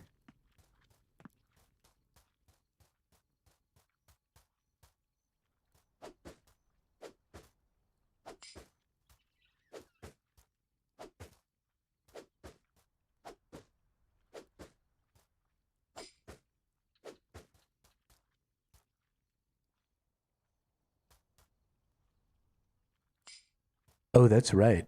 The merchant sells a cape, and I haven't bought one yet. Let's see, movement speed, energy, or armor. Let's go ahead and get armor. Oh, this one's super cheap. The movement speed energy one is real expensive. But I have tons of denarius. So I can definitely buy this. Do I want 6% movement speed?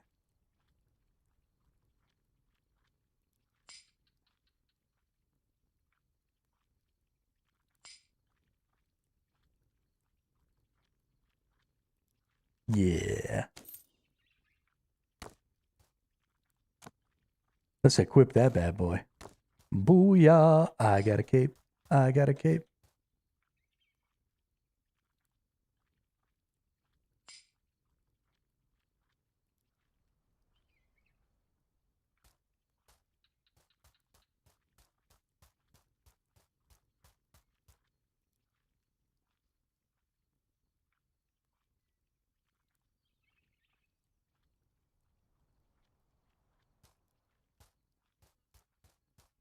I got a cape. Hey, hey, hey, hey.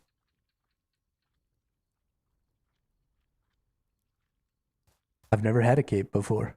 This is so dope. I still haven't filled. What's this right here? A torch?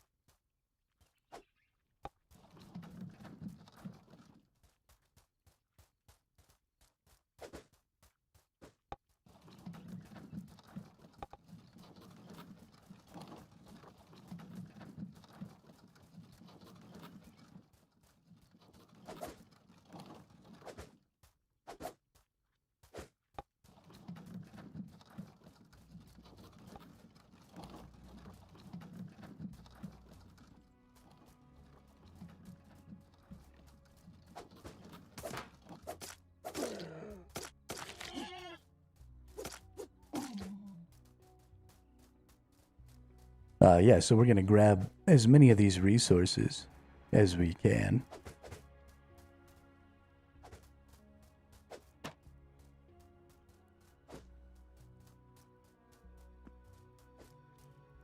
We can't do iron, unfortunately.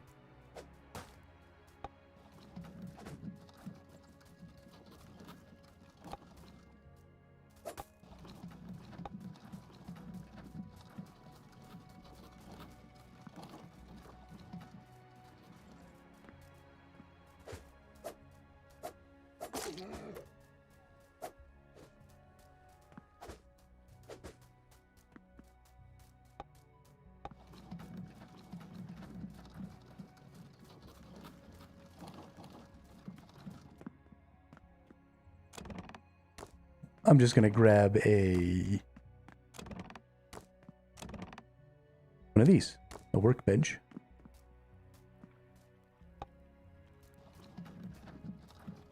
And now we can go found a new city. So let's go do that.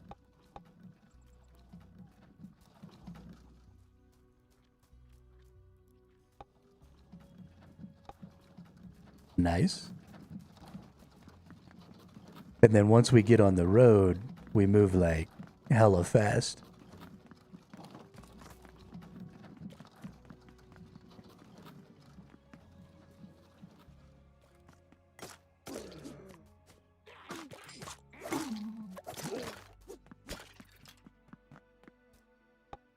So I'm going to get him to get all 8 of the carts. And then I'm just going to run along and like protect him.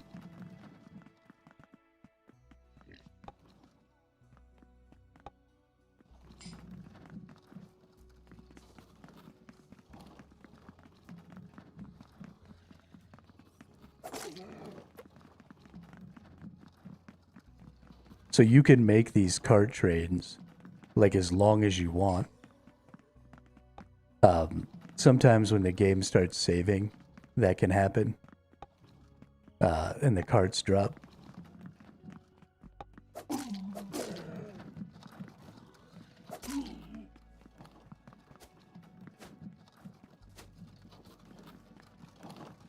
But as soon as the game gets saved, it tends to calm down.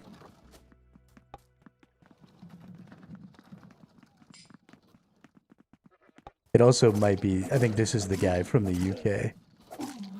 So we might be running into a bit of an issue with how far away he is from, you know, the server host.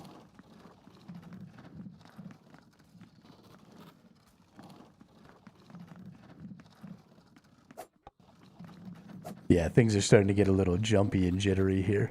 I haven't reset the computer and the server in like a whole day.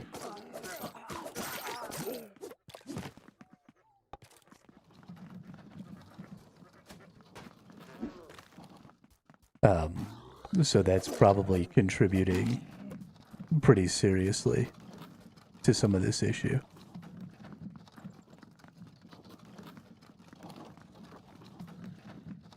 But this is just super fun. One of my big goals in the game is to make just a huge cart train and get like, you know, 5 or 6 people running alongside it to protect it. And then... Hey, what's up, Pickled Pike? I wouldn't say I've quit forever. This demo is only going to be open for 2 weeks.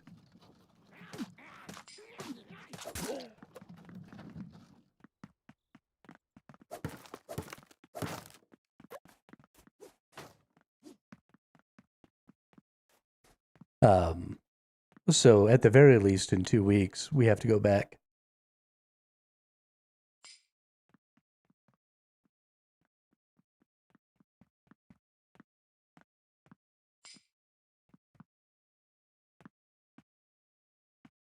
But I am pretty excited about this game. Because it's pretty good.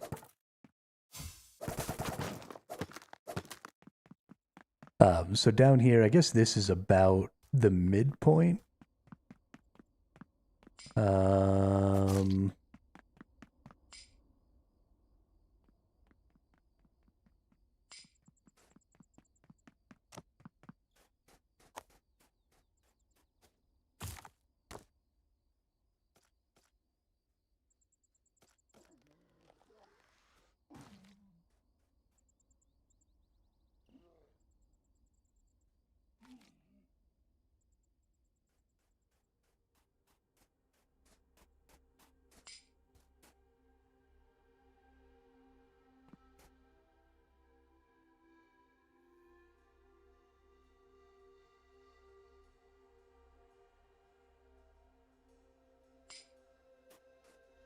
but yeah, I mean, this game is crazy cool.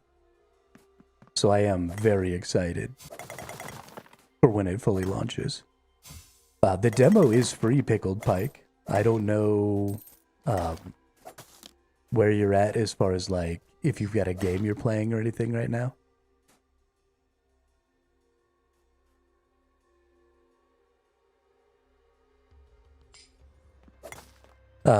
But if you want to play the demo, and specifically if you want to come play on this world, all you have to do is just friend my Survival Hermito Steam account, and the demo is free, and so you could come and play with us. If you would like to try the game out, it's pretty fucking cool.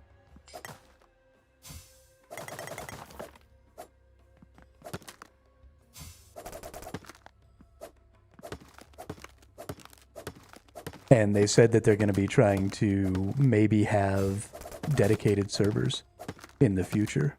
So instead of having to do crazy shit, where I just leave a computer running the game all day.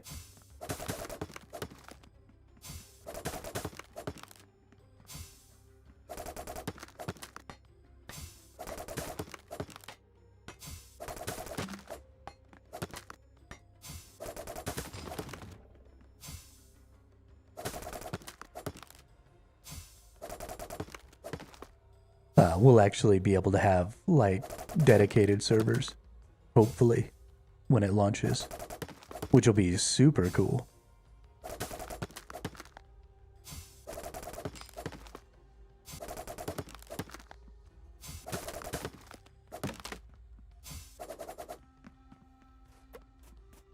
But these little walls have 250 HP.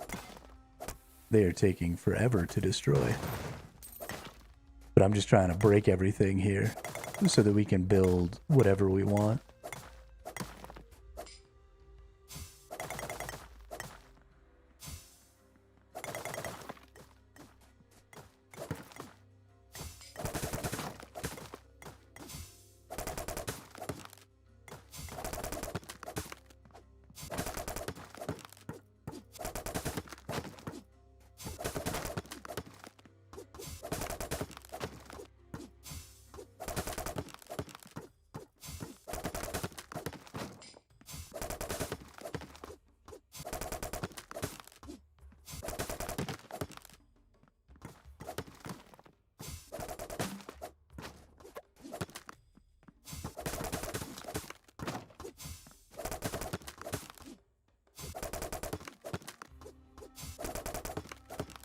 Gotta put in work.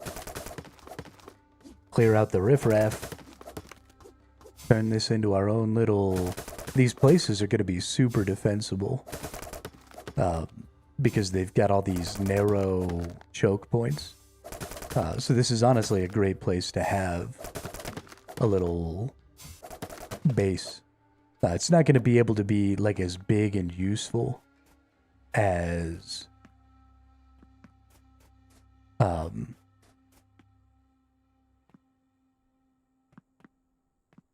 some of our other stuff, but hey, Mr. Kratosid, what's up? Welcome to the chat, welcome to the channel. How are you?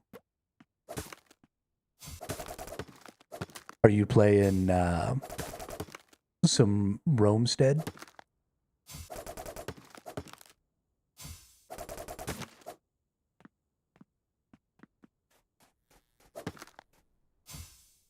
I don't know why this game... What blows my mind, people are missing this out. Oh, this game is like overwhelmingly awesome. Mr. Kurtosin, absolutely. Um, I mean, I know it's just a demo, but I can see so much potential in this. And it's not even like if they get the core gameplay right, I see potential. Because the core gameplay of this game is in such an incredible state. So, I mean, really all there is left for them to do is add some more biomes, add some more items, add some more bosses, and then put the game out. Because, I mean, all of the core gameplay, all of the interactions with all the items, all of the building, all of the fighting, all of that stuff already runs so fucking well that as soon as there's a little more variety in some of the items and structures and stuff, I mean, this game is going to take the survival gaming group by storm. I think it's going to sell millions of copies. I'm so excited. But Kurtosin, if you want to play with us, I'm hosting a persistent world. I've got it running on a laptop, and I'm just leaving the laptop on all the time. So if you want to come and hang out, we've got like 4 or 5 people who pop in from time to time. Me and I already forgot, Almanzar are the only 2 in here right now. But I have another Steam account that's hosting the server. The name is Survival Hermito. Or if you go look on the Romestead Discord, my friend code is in the Looking for Group channel on the Romestead Discord. So you're welcome to shoot a friend request over to that account, and I'll accept you. And then you can come on in here and play with us if you'd like. And that goes for anybody in the chat. Okay, you are on the Romestead Discord? Awesome. Yeah, in that Looking for Group channel, there's a post up with my friend code on it. So, like I said, I mean, if you want to come hang out, you can. We're pretty open, do whatever you want, you know, build whatever you want. Just try and respect other people's structures and other people's constructions. You know, don't be tearing stuff down. But use up any resources you want, you know, make any armor, make any buildings, found a whole new city. You know, we've only got 2 weeks, so...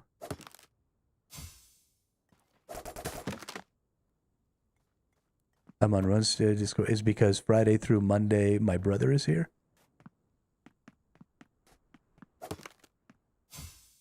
I mean, bring your brother too.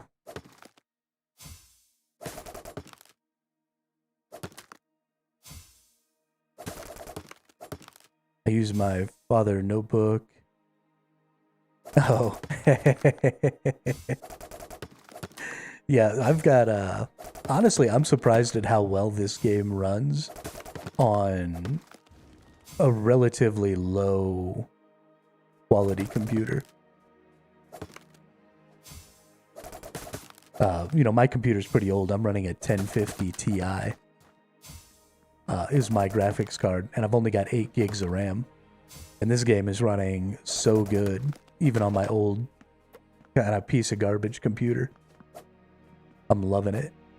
But that's how games should be made, right? They should be made to run on the lowest tier equipment possible, because that's how you get the biggest audience, right? People can... Oh, actually, I'm going to leave that, because that's a good defense. But, you know, some people only have really basic PCs. And the more available your game is to the more types of rigs, the more people who can play your game. So I'm really, really enjoying the fact that this game is... I don't think you can get rid of this.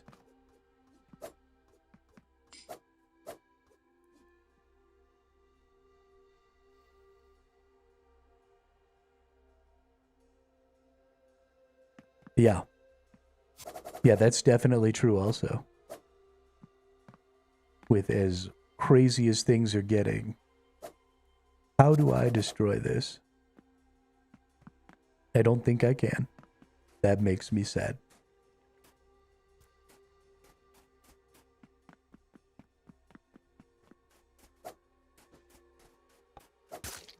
Oh,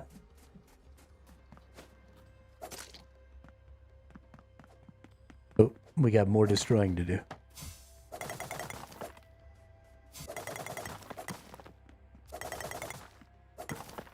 The devs are listening, the community that I love, the community is awesome. Oh, I've been having so much fun talking on the Discord to the moderators and stuff. The mod team on their Discord is so good. Like, oh wow, good. Those folks are super fun to talk to. And super nice and helpful.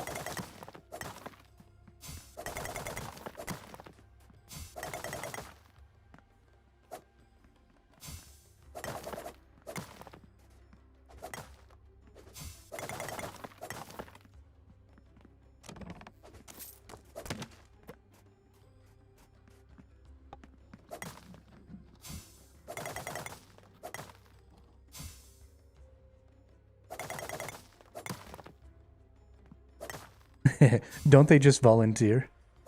Aren't all the mods volunteers?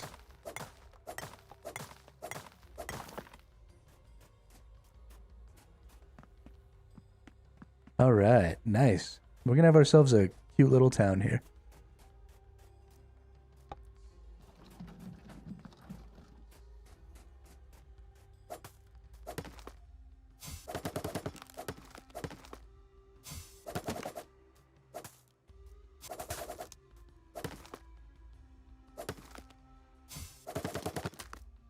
Ba ba ba. Murder everything. Okay, I think we've pretty much cleared it all out.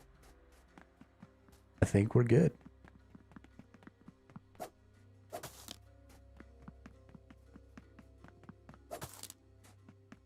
And it looks like... oh, we need clay.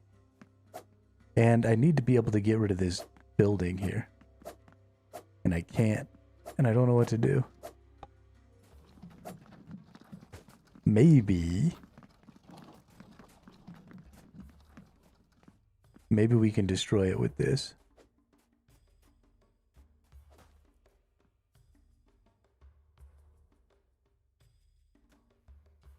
Nope. Maybe the stump thing? Nope. Maybe the wall thing? Nope. Maybe the road thing? Nope. Bummer, dude. Hey, nice. Boop.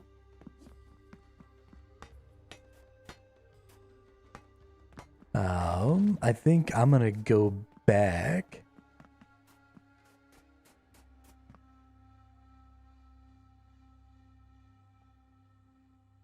And see about getting some clay.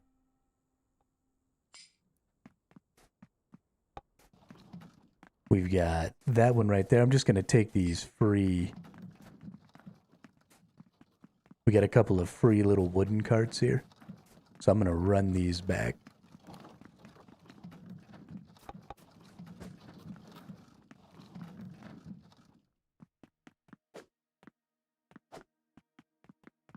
Nice. And then we just zoop. Run down the road here. I love how roads work in this game. This is why I want a bunch of people to play on this server, is so that this whole system of moving stuff around is like legit.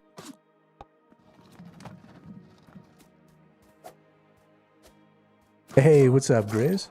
How are you? So I found a way. I think it was you who was asking yesterday if people could play even when I wasn't online. And I've actually kind of turned this into a persistent world. I made another Steam account, and I'm running the host off of that other Steam account. And so all you have to do is friend that account if you have any interest in giving the game a try. The Steam account is called Survival Hermito. And so if you friend that account, the demo is free. And then you could come play on this world if you wanted to. No pressure, obviously. Just something I'm setting up so that we can try and get as many people as possible in here playing.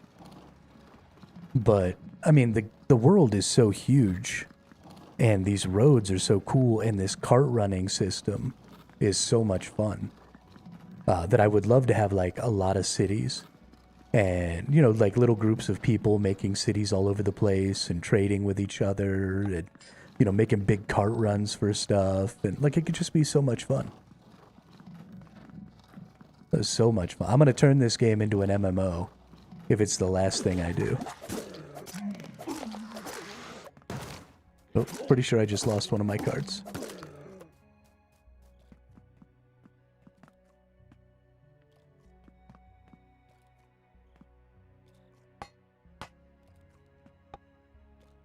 Suyana. Hey, what's up, Vicky? It's going really, really well. We got a couple of people in here right now. It's just me and Almanzar. But we're founding a new city down by the desert, inside the stronghold where the satyrs normally are. And so I just came back to try and get us a little bit of clay. But we can come over here and check this bad boy out. Today is day 2 since the server started. I guess it's been up for a little less than 24 hours. But this is our main city right at spawn here. And yeah. We got tons of people. I had a big mishap today. I really, really underestimate how much food the people eat. So right when I was getting up this morning, I looked at the server, and I mean, literally, like as I was sitting at my computer, like 12 citizens starved to death. So we lost almost all of our citizenry over the night last night. The good thing is that this is also a test having a persistent world. Yeah, so that is a little bit of what motivated me to make sure it happened, Mr. Kratosin. The Great Roman Famine, that's exactly right. It was horrible, but I think I've got enough food now. We're cooking with gas on the cabbages over here. Let them eat cabbage. So we should be, I think we'll be okay. Let's get some of this wheat out, actually. And let's go hit it up at the mill and see about, getting some flour and stuff.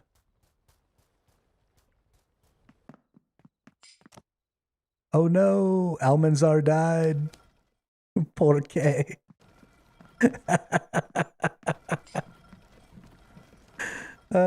Shit, that's funny.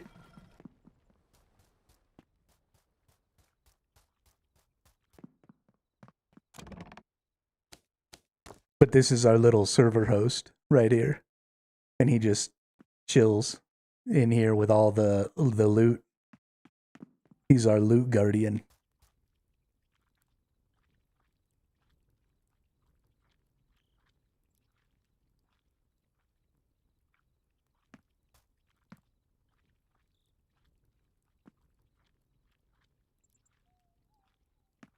I mean, it's not the best solution, but it's the best solution I have available right now.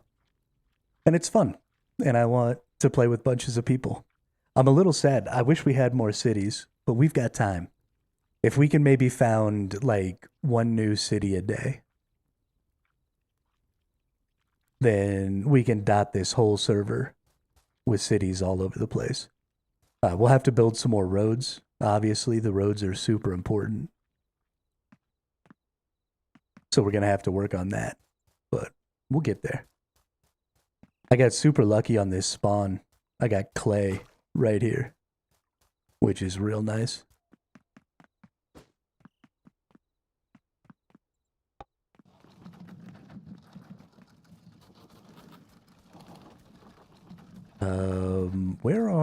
I feel like I should have more buckets than this. Where's all my buckets at?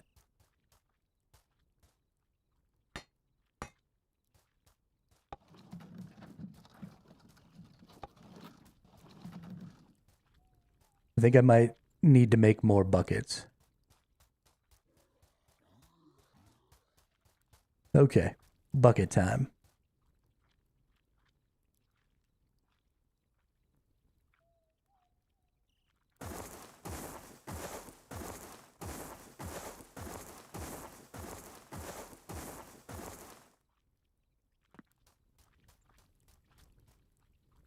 And we'll go around to all of our little woodcutters.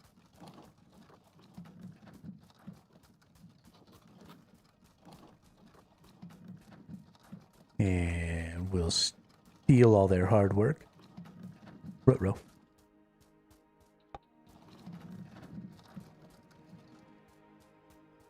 Okay, look here, you. Nope. I fucked it all up.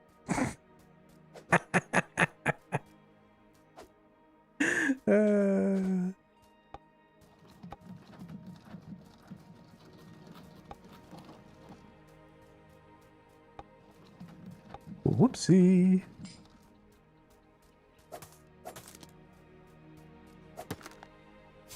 Would definitely make it the biggest world I've seen so far. Hope for the best. Oh, awesome.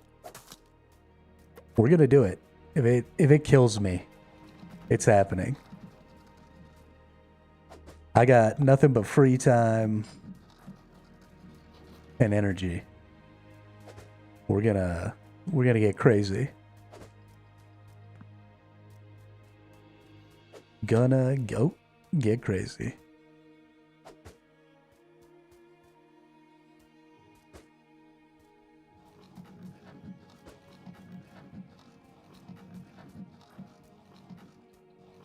Please put down the cart.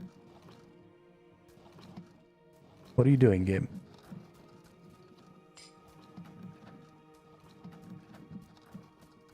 I'm stuck.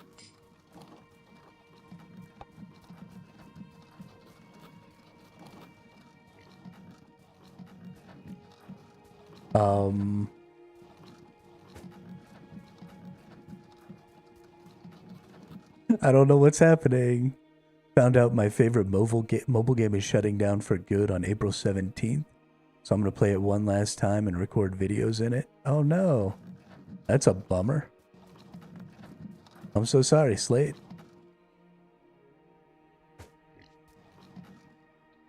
Let's go ahead and just disconnect real quick.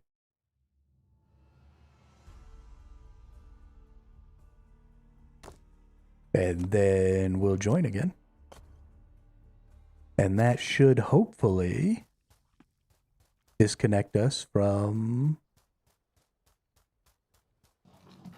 Nope. There we go. All right. That was weird. So what seems to have happened is I just kind of became permanently attached to the cart. And then even when I reconnected, the cart was still kind of following my direction. And so I just had to pick it up and put it down again. And that seemed to work just fine.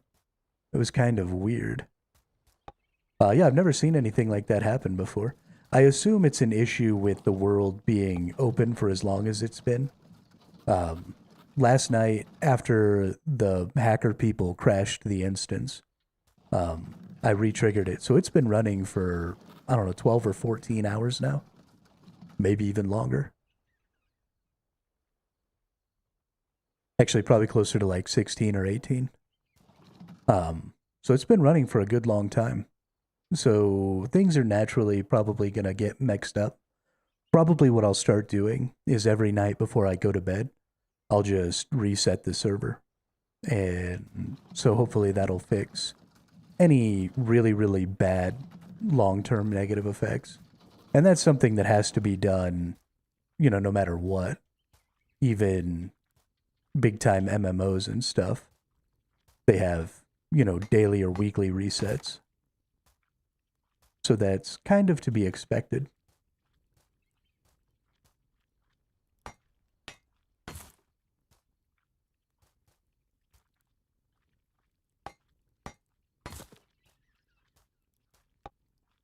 Whoops. Wrong button.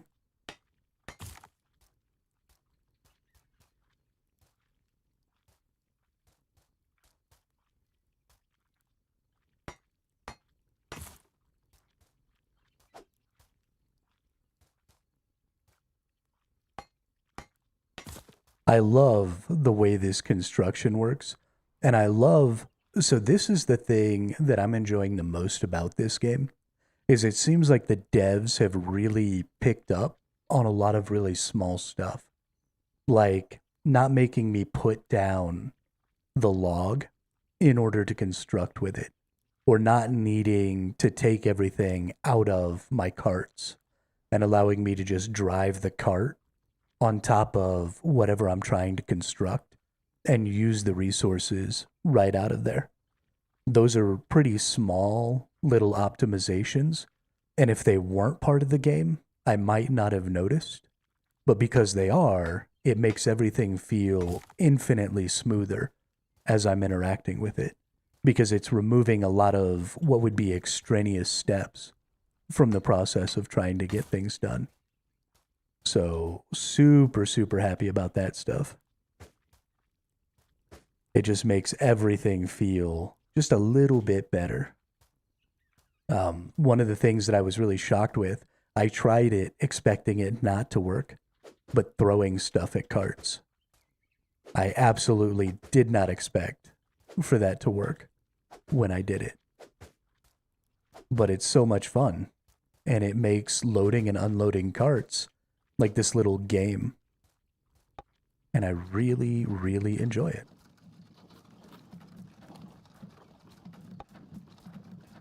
You suck.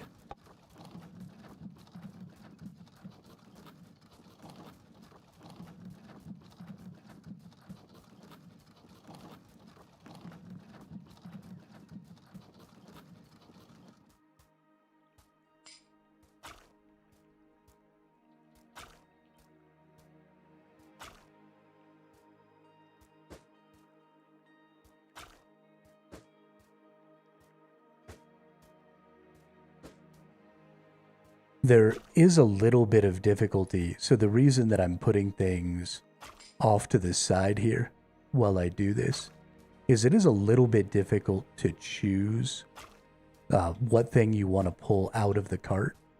I don't know if there's any way to solve that. And you can kind of see like what thing appears to be where and kind of work yourself around the cart to try and get the right thing out of it. But if the positioning of the items maybe was a little more obvious, then there might be something that would just make that feel a little better when you were trying to pull one of the 4 specific items out of the cart. But they make really cool patterns and stuff in here. You can see it kind of looks like a flower inside of there. Dude, poor Almanzar right now is getting rocked.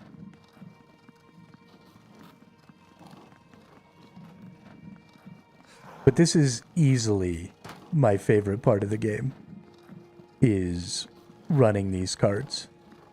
Like, I'm never going to get over this. It's so much fun. Loading them is fun. Running them is fun. I mean, it's just beautiful to be able to pack these things up and physically see the items in the world, right? This is one of the things that I've most enjoyed, like, about Ark.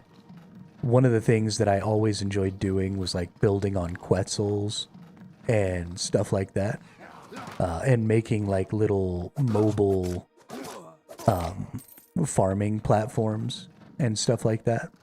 And transporting huge amounts of materials. And when you have systems like this, because of the restrictions, right, you only get 4 items per cart. You know, items have to exist physically in the world, and you're moving the items in this really physical manner. And those restrictions and those difficulties create a lot of opportunity for creativity. And so I really like, but I like everything do level up. If kill the enemy a lot, they become enemies towards you. Also, like different factions is insane fun. Yeah, so I don't actually really understand. Maybe you can explain to me, Mr. Kritosin. I don't understand the raid mechanic, really. So I don't know necessarily how to trigger them or anything like that. Hey, Bridget, what's up? Welcome, welcome. How are you?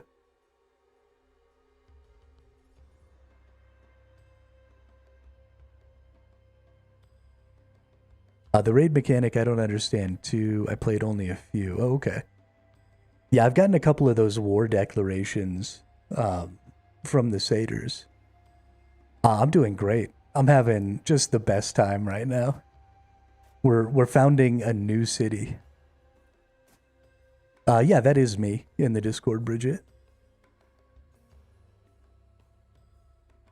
But if you kill the enemies a lot, they get war. Yeah, okay. Cool, cool. I didn't realize it had to do with specifically how many times you were killing the enemies.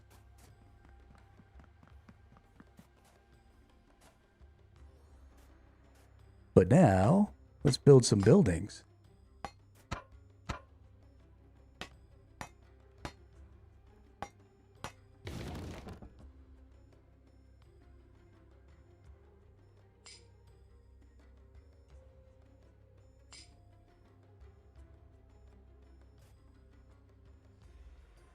Poor Almanzar.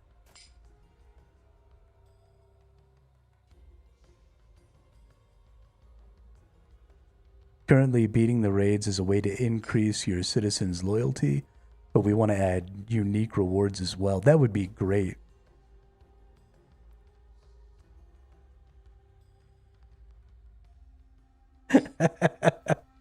Almanzar doesn't know where his stuff is. That's funny. Um, yeah, the raids don't really feel super rewarding right now, but they are still super fun. And I don't necessarily think that things have to be rewarding. Um, there could be some cool crafting stuff or something like that. Like that's all cool. But the fact that there's so much fun and there's something I can work towards, um,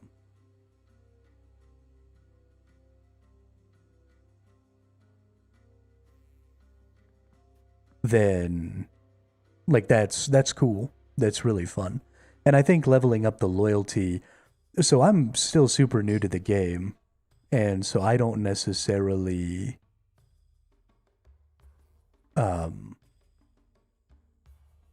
don't necessarily have all of the systems and stuff figured out, but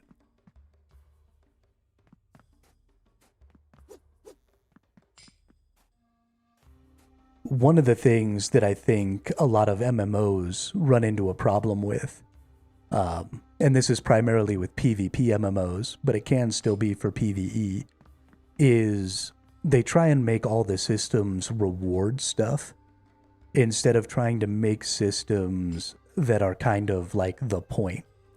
And so, really big PvE events like those raids, especially if they're really scalable and they just keep getting harder and harder and harder and more fun, then that can just be like the point, right? And so, I don't necessarily need to get stuff from that.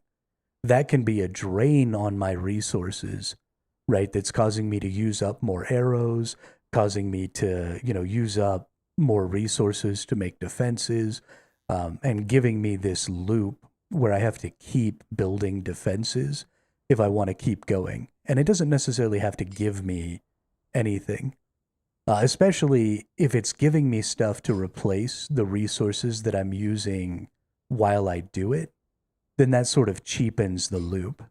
It could maybe give me something completely unique, like we were just talking about, some unique crafting resources or something that can allow me to make stuff that maybe isn't about city defense, but is about something else. But you definitely you want to have sucks on the resources, and right now the raids can sort of fill that role pretty well because there's just so much to do to defend against those, and that's going to drive a lot more, um, repetitive playing and repeating and doing things over and over again. So I haven't felt cheapened by the raids as of yet. at all. I haven't felt like, oh, I just beat this raid and I didn't even get anything, like that sucks. It's still just always super fun. So, like I'm saying, also look to community dev, showing up mods, showing up, giving support. Yeah, no, it's super cool. And I mean, that's a staple of indie game development, right? Is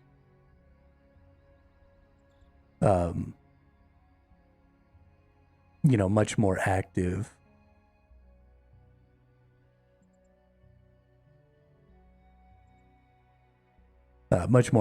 communities and, you know, people interacting more. Okay, somebody just sent me an invite.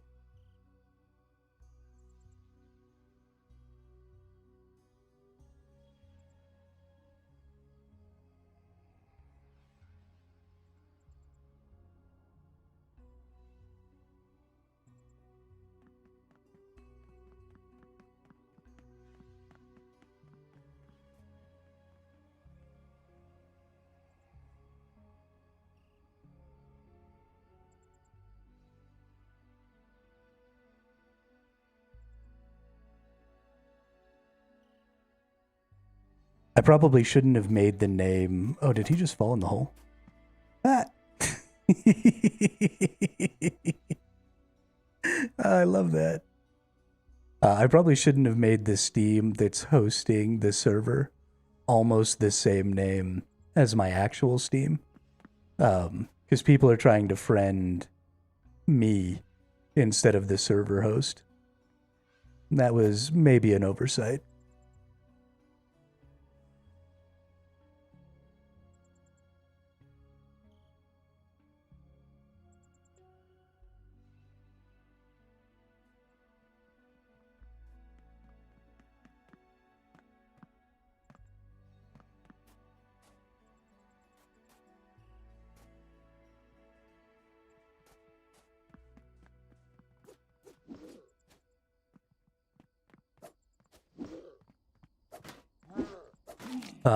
I am trying to... Oh, there we go. I got a pending invite.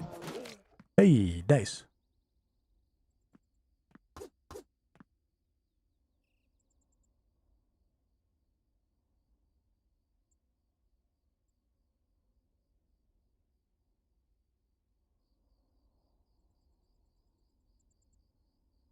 But it looks like now we've got another player, which is so dope.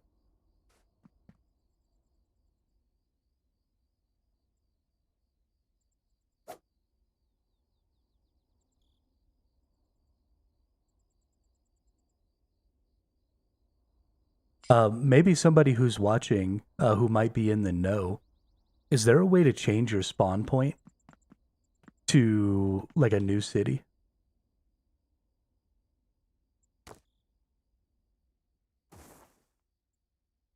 Because now that we're trying to build this town way out here,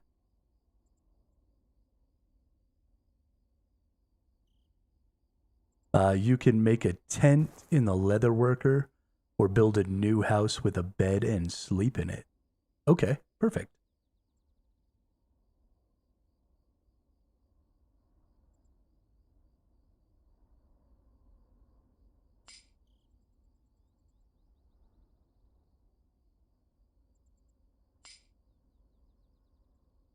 Camping tent from the leather worker can be set up anywhere for a mobile spawn and the bedroll in the house.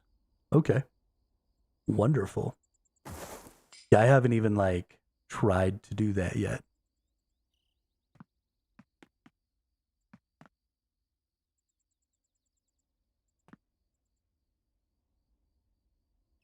So I think what I'll do is I'll go back to the other city real quick. And so here's something that's kind of interesting.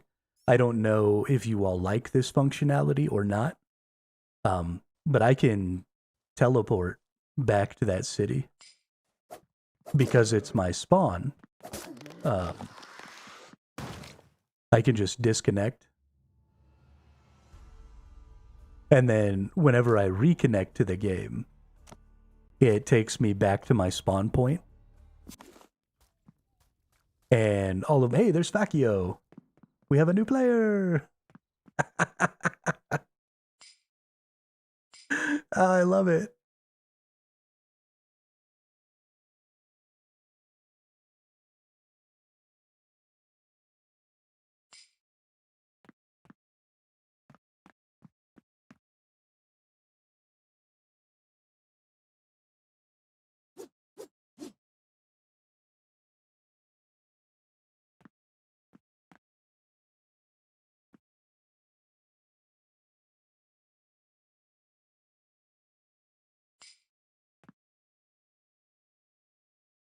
Oh, this is great. I love having lots of people in here. This is fantastic.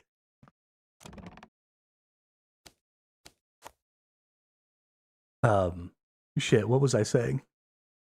Yeah, anyway, so I could just teleport. But it keeps all of my stuff in my inventory in anything. So there's kind of like a little cheat way to fast travel.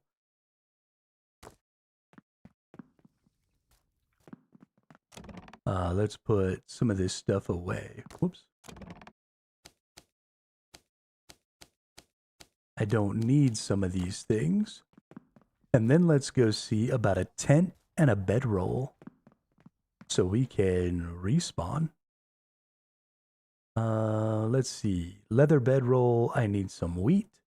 And a camping tent, I need some sticks.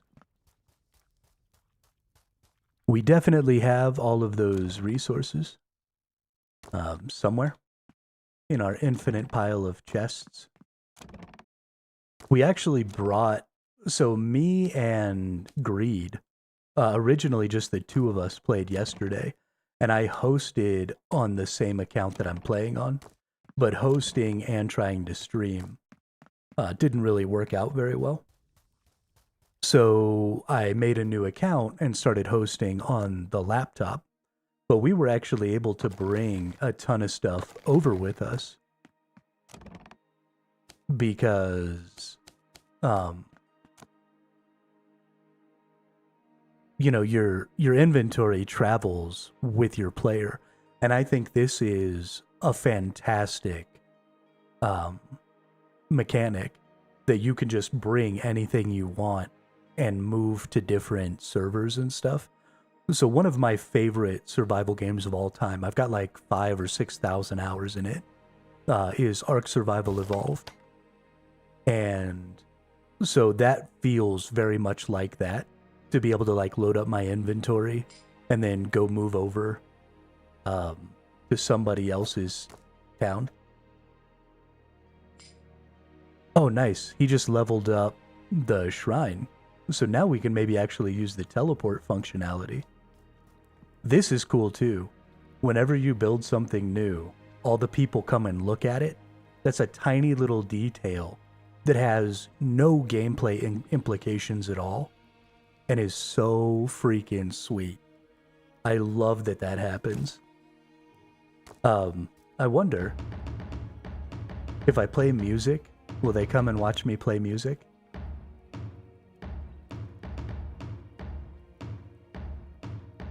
Nope.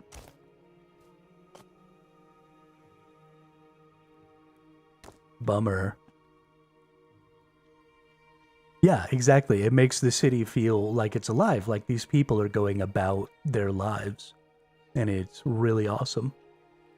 And I mean, there's just so many, right? We've got so many people in this town. And so there's just people walking around everywhere. It's so cool. I love it. And again, despite the fact that this city is really well, not really well built, but it's got a lot of buildings and stuff. It's got, you know, a couple dozen citizens, and we now have 3 people all in here. Here, I'll show you the whole thing.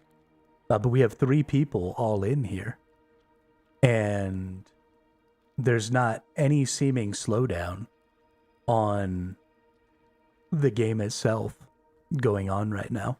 Like, everything just runs really well. Everything's going really well. It just feels really good, plays really good. Seems like it's really well optimized. Because having all these little citizens and stuff running around and having all these entities doing things could really potentially cause some issues.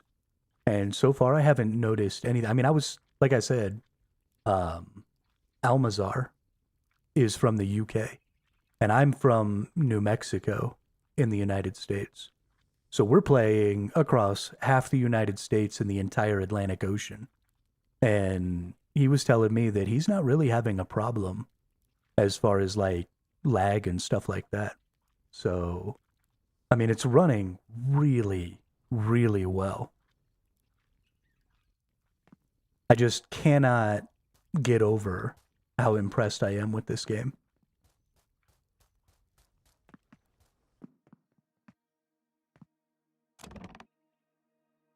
Um, I'm still making our bedroll here.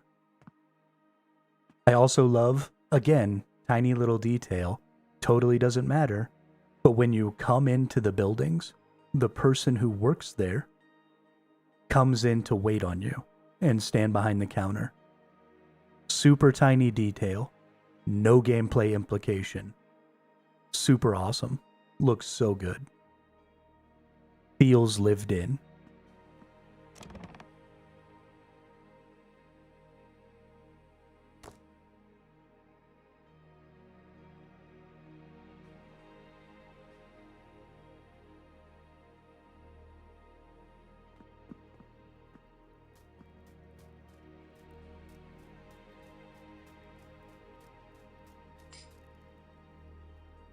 Um,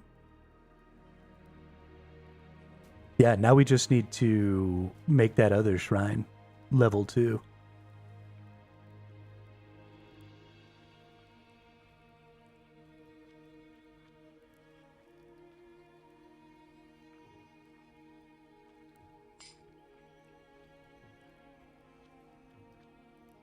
I actually haven't used the teleport system at all. Teleport. I am here. Oh, it won't let me teleport to the town that I'm already in. That's funny.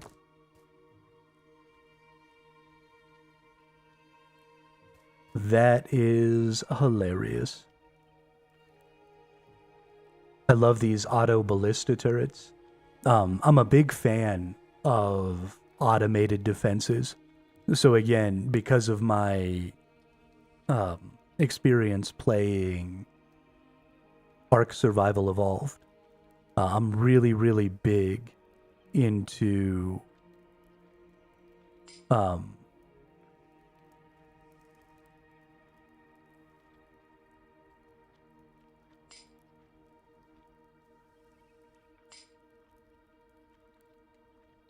I'm really, really big into like automated defenses and the raid defenses, and all of that stuff is really big to me. For example, when Fortnite came out, I don't know how many of you played Fortnite before it was a battle royale, but the original Fortnite concept was you went out and did like these little missions um, to collect resources, and then you went back and you made like a base with defenses, and then called in raids on your base, and then used all these cool little defensive tools to defend against those raids. And when they turned Fortnite into a battle royale, I actually stopped playing it because I wanted that other game. And so I didn't really have access to that anymore, and they weren't really developing that aspect of the game anymore. And it made me a little bit sad. So I'm really happy that the rating and stuff is kind of a big thing here. And we've got, these cool automated defenses, and we've got this purpose for building all those things. Um, and this really like scalable, almost infinitely usable system to keep ourselves entertained.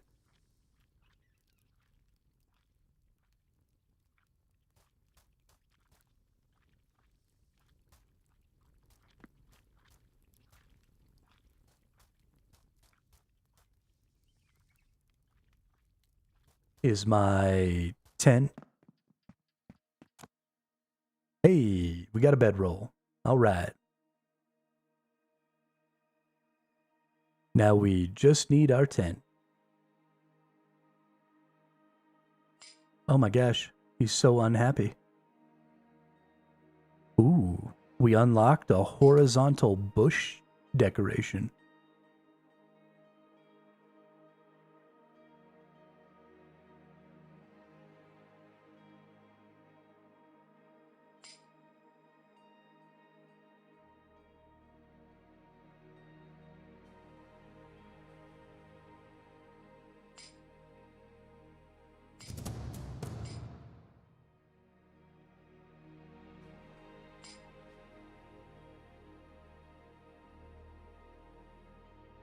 Oh shit, we're about to get a raid.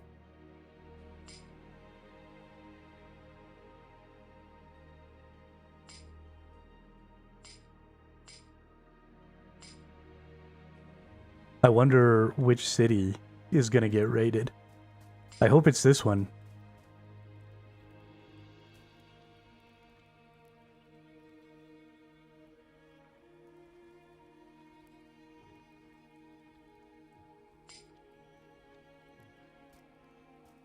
Because this one actually has... Is there a way to check on that?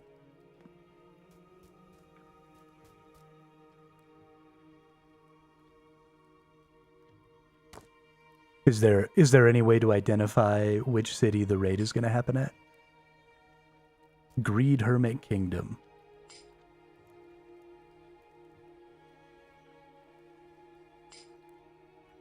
Okay, cool. Does it say in the chat which city was attacked? A raid is approaching Greed Hermit Kingdom from the southwest. Holy crap. It does. Thank you.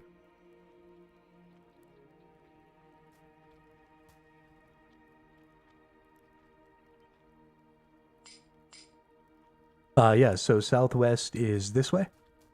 So it should be coming right into all of my little automated turrets here, which I'm very excited about.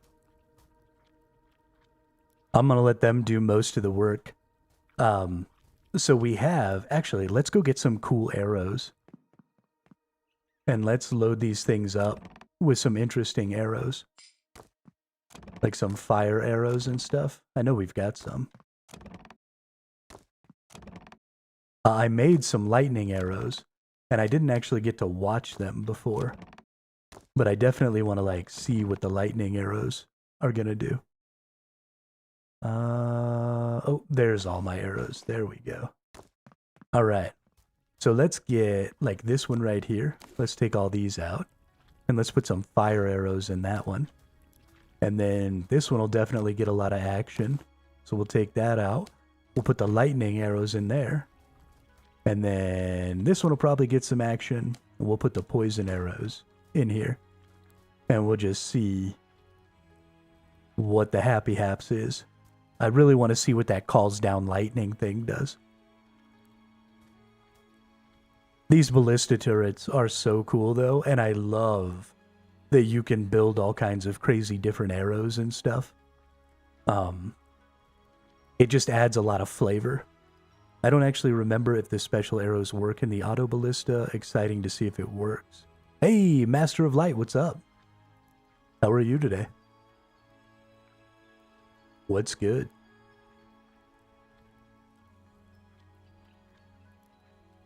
Well, I know for a fact at least that you can put them in there. But I don't know if they're actually going to do their effects. One of my favorite bands did a cover of one of my favorite songs. Nice. That's a W.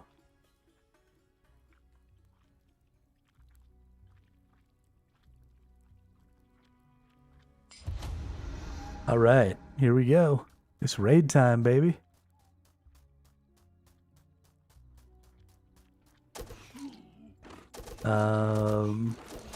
Yep, they're working. Look at all that lightning coming down.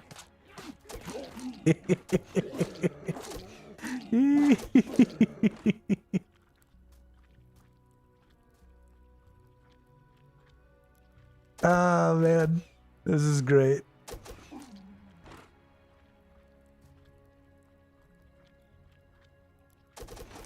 I fucking love this game. This is so much fun. And look at all this gore. This is fantastic.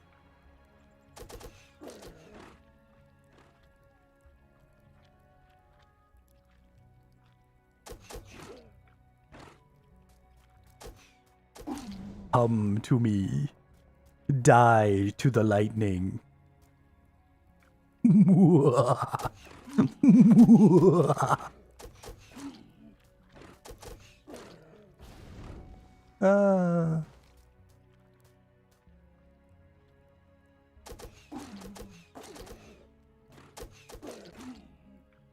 I also, so check this out. One of the things that you used to be able to turn off in a lot of ARPGs was like these blood effects, and like these bones and things like that, because these things oftentimes cause a lot of lag when you get a lot of them. But here we are, we've got tons of little blood particles and, little corpses and stuff littering the ground.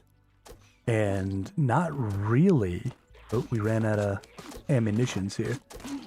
And not really running into any issues. The game still seems to be running just fine. Everything's going the way it should.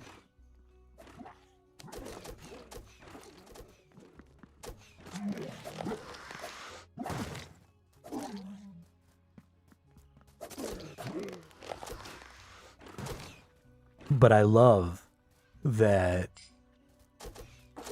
those arrows do work. Because that makes, you've got explosive arrows, you've got fire arrows, you've got poison arrows, you've got the lightning arrows, you've got, just tons and tons of cool things. And because you have so many different types of enemies, I assume that different types of enemies are going to have weaknesses and resistances to different types of damage. So using those different arrows, you get that notification that says, hey, you've got this type of raid coming from this direction. If you're really on top of it and you build up a good stockpile of those resources, then you can, quickly go over there and do like a little hot swap on some arrows. And really maximize the value of your defenses. And it's little things like that that are a lot of fun. Because can I just leave regular arrows in here and for the most part be okay? Absolutely. But giving me the option to make little optimizations and, really custom build things. This is why I love survival games, is because there's so much custom here. Nobody else has exactly this layout of ballistas. And this layout of ballistas is garbage, right? They're not set up right. There's no wall protecting the city. Like, I've done a just completely terrible job with all of this, but it's a unique experience. And every time you see a raid in a different city, you're going to be having a slightly different experience. Because the system is so free and open. And that's why survival games, I think, are just the best genre. Because all of this stuff is unique every time. It creates a lot of replayability. It creates a lot of fun. It creates a lot of personalization. I just love survival games.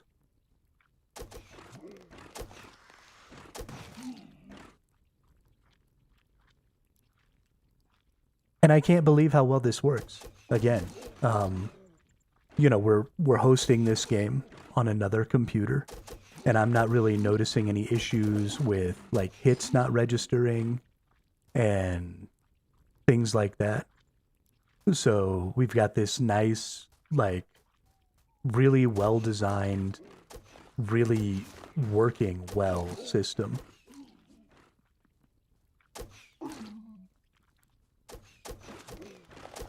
I feel like it's got a lot of predictability, right? I can figure out how many ballistas I'm going to need.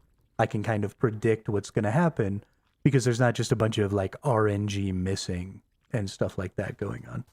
Oh, we lost our drum though. Oh no, drum's back. So now we can come over here. I think it's here. Nope. Maybe here? No. We'll look at the daily reports, but we can also look at the raids. Oh, nice. We have another city now as well. Pozobella. We've got Old Piltover, which is the new city we're building. But I don't know.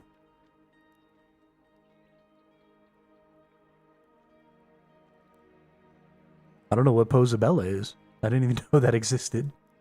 But yeah, so we've got some bonus loyalty here. Oh no, we lost loyalty. Oh, okay, so I just didn't work hard enough to stop that raid. And so a bunch of people got hurt, and all my loyalty went down. Rutro. Rutro. Well, next time we'll have to do a better job. Has renamed Pozobella to Desert Outpost. Okay, nice. Now we have 2 more cities.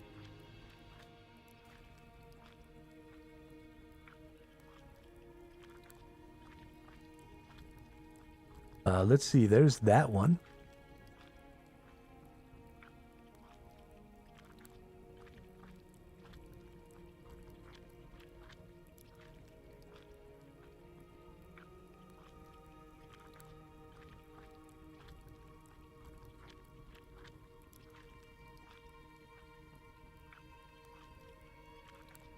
It's a little hard to see on this map. Let's maybe go right here. And let's see.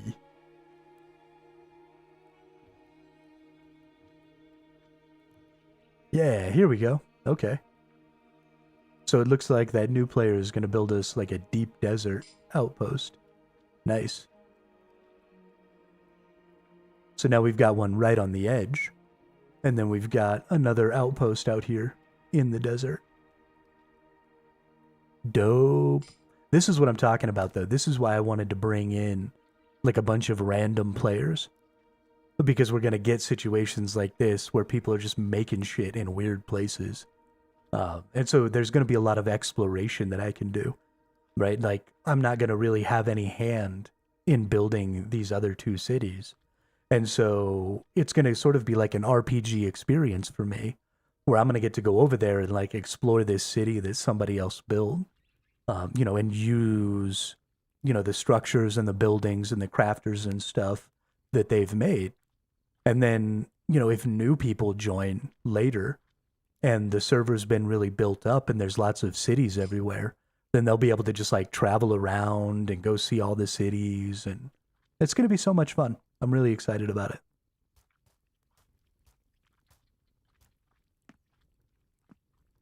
It's going to be a hella fun project. But I'm going to take a quick second here. I got to use the restroom, and then I'll be right back.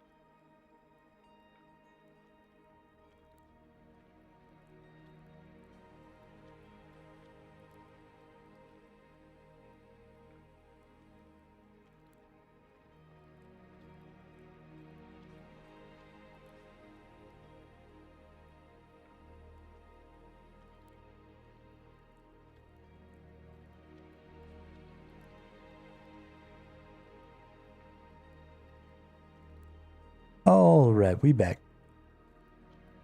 We are back.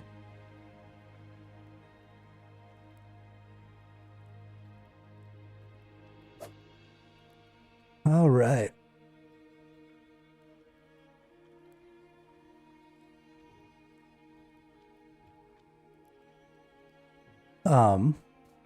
Let's make a little trip. I noticed that it said that some of the duders. Is this person not doing the farming? They are just not gathering up resources very fast. They need to level the hell up. Oh god.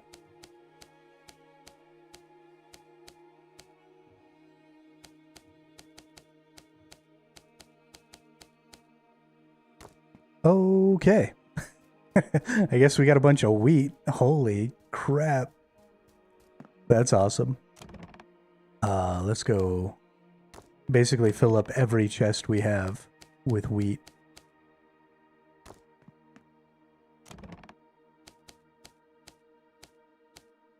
And then let's go get some dough and let's go hit up the bakery and see if we can't turn... Yeah, get some flour there. Nice. Where's our bakery at? Here it is. We'll go hit up the baker, throw some dough in there. Let's get some bread.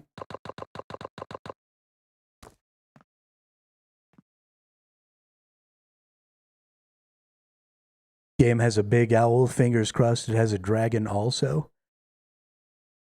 So I think, Kratosin, that we are going to end up with some of the coolest bosses.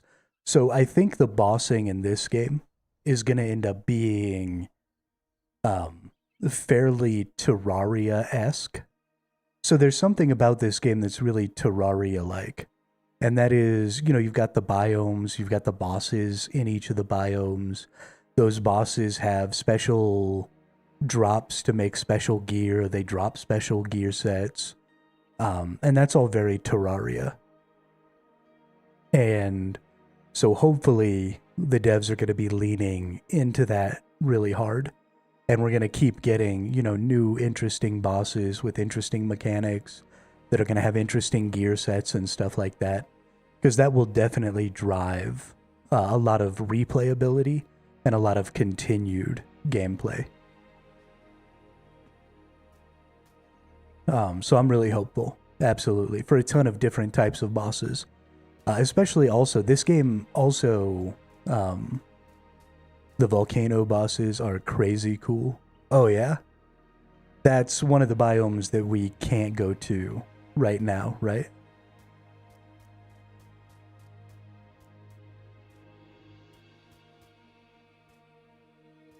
I wish that I had known about this game before, like, 2 days ago, when I happened across that Splattercat video. Of course, honestly, it's probably good for me, because if I'd have been waiting for, like, a whole extra year, like, being hype about this game and not being able to really play it and stuff, I would probably have lost my mind. I've been feeling that way, No Man's Sky, Light No Fire, there you go. You know, a couple of years ago they announced that game, and then we've got nothing else. And I've just been so hyped for that game ever since I saw the announcement, and just nothing. And it's been years of just pain and agony.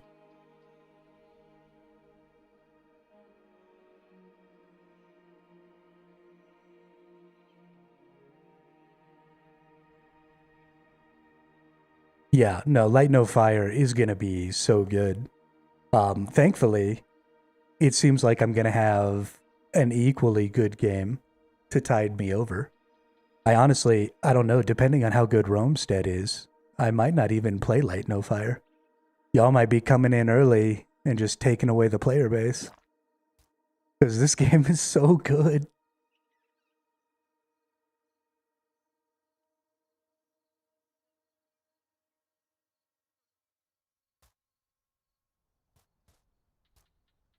What was I doing?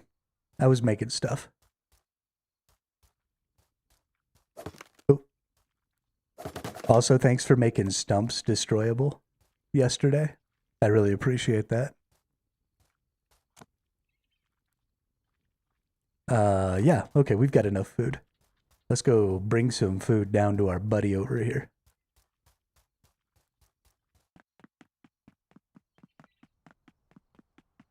We'll make his entire city just gorge themselves on olives. Let them eat olives.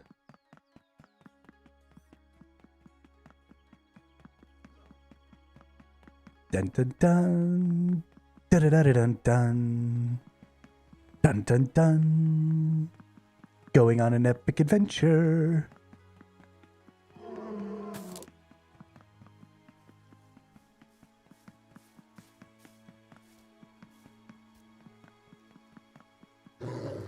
Oh shit. I don't know Light No Fire. I'm more the indie scene. Yeah, so Light No Fire is being made by the same people who made No Man's Sky. Hello Games. And so it's going to be just one planet instead of an entire universe of planets. But it's going to be like Earth-sized, is what they're saying. And I'm pretty sure it's supposed to be just one world shared by everybody. So I imagine they'll be using like server meshing and stuff like that. And there are some very interesting implications for the idea. So I'm really excited about it. And I'm really excited. One of the things that I like the most about survival games, and one of the things that I like doing in games in general, is exploring. Not necessarily just exploring the physical world, but also exploring like mechanics and stuff like that. But we don't normally have a lot of options for exploring physical worlds. Because there's just a finite amount of physical world that you can have in a game. And so I'm really excited to see what Light No Fire's exploration is going to be like. Because it's going to be so huge, it's literally going to take the player base years to explore it all. And that's pretty crazy. Yeah, so No Man's Sky did make a lot of promises that they didn't keep, Kratosin. But they also went out of their way to make up for that by releasing the most free DLC that I think I've ever seen a game release in the 35 years that I've been a gamer.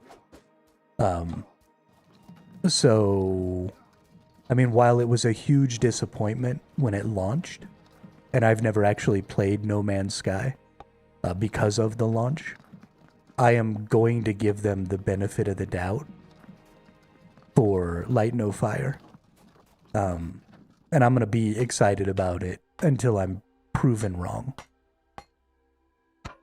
Because I think that they've earned sort of a reset on their reputation because of all the effort they put in.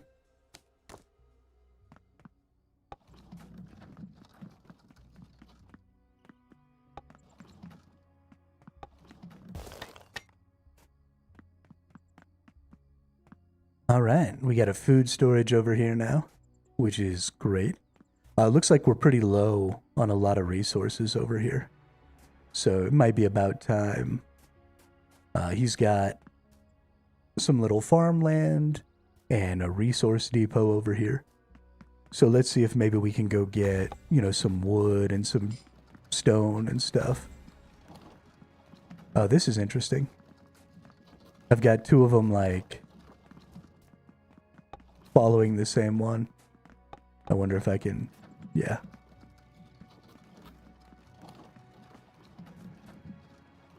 Oh. Oh no. Oh no. I just dropped the carts in a hole.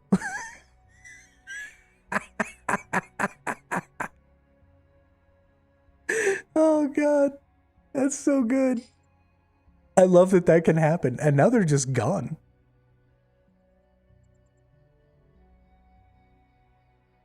Oh goodness.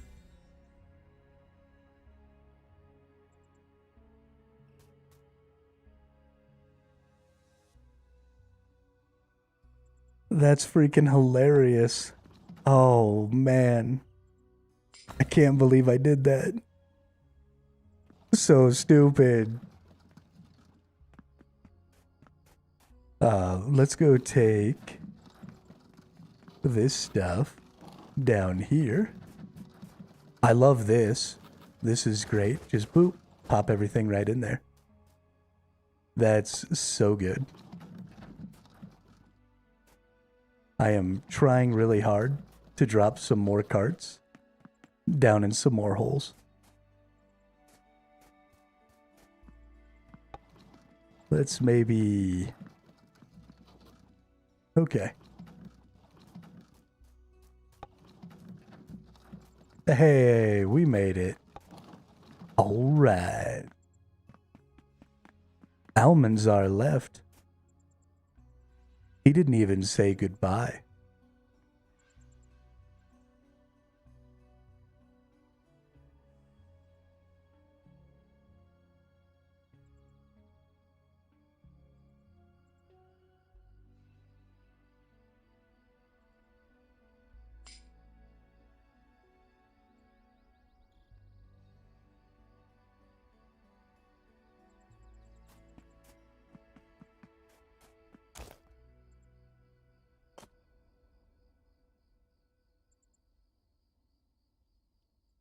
Oh, blessings.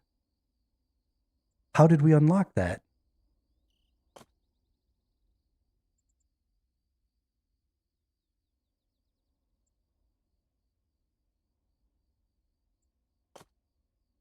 See, this is something I haven't even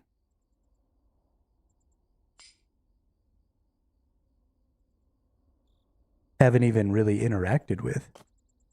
How did that... Is that a quest thing?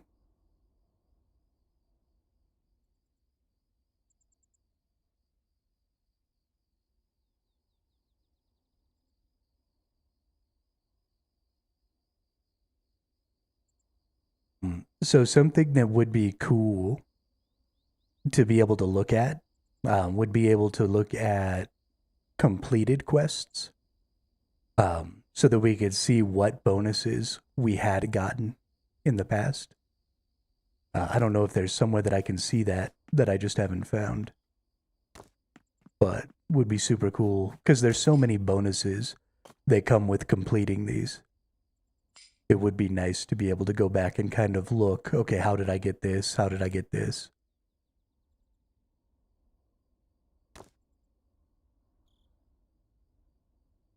See Venus research tree. I bought with 2 points. Press T for the quest log. You can read up there. Oh, okay. Dope. Oh, perfect. Completed quests. Sweet. You already have it. I'm just dumb. This is exactly what I wanted. So these are personal quests. So this is like your tutorial stuff. Great. Wonderful. And then we can go in here to the completed world quests. This is exactly what I wanted. Fantastic. And yeah, I actually haven't looked at a lot of these. Oh, see. So I've been using the M map, but I haven't even been using this map. And this is what I was talking about earlier was markers. Are these markers personal or are these markers universal? I'm going to put a marker right here outside the city. And then I'm going to go see test marker. Yes. And then let me go in this other count. And let's go up to the map. And let's go down there and see if I can see that marker. Unfortunately, it looks like no. So the markers are not universal, they're personal. But that's still okay. So this game requires a lot of exploration. And something I've been having a problem with is I keep forgetting where all the copper is. Markers are personal, but we've been discussing ways to sync them between other players, like through the war table or similar. Nice. Yeah, that'd be great. That'd be really great. Because, you know, you have different types of players, right? You've got scout players, you've got builder players, you've got dungeon crawling players, and especially if you end up with like dedicated servers where maybe, you know, 20, 30 people could be playing on a single server, you're going to have, you know, people doing different stuff like that. And so if you've got somebody out scouting and they find a bunch of ore and stuff, being able to leave a marker like, hey, come here for lots of tin. Hey, all the iron's over here. Hey, I found the boss. He's over here. Would be super dope. One quest I saw to open walls need 2 people to step on stone. If a person is stone, a stone on top would make the weight instead need 2 people.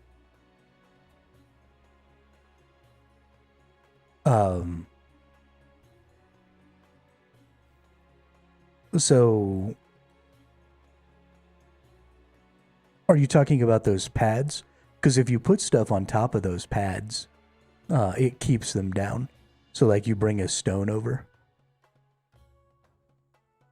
and then you put the stone on top of one of the pads, and then you go put the stone on the other pad, and then it opens.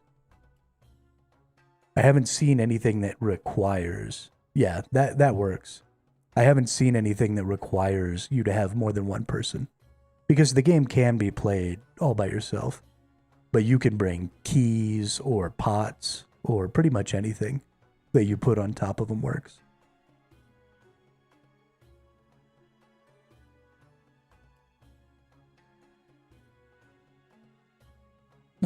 And then I assume... Let's see, how do I get rid of this marker? Delete. Perfect. Ooh, I got 6 favors. Yo, I need to spend these. Spear attacks have a chance to expose the target's armor, reducing their resistance. Yes, please. Massive melee damage. Yes, please. Earthquake. When dashing, you have a chance to leave behind an earthquake. You know, I've got all the dash attacks, so that might be worth.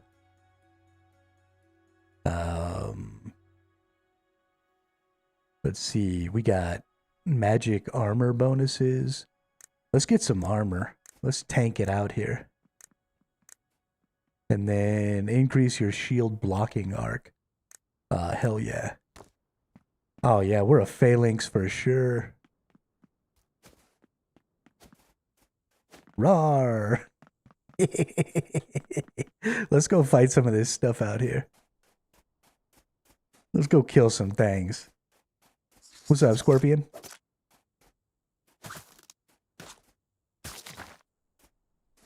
Get wrecked. You're a nerd.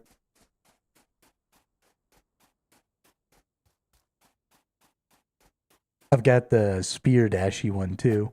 So I've got 2 dashes. I can hold the spear and dash and attack that way.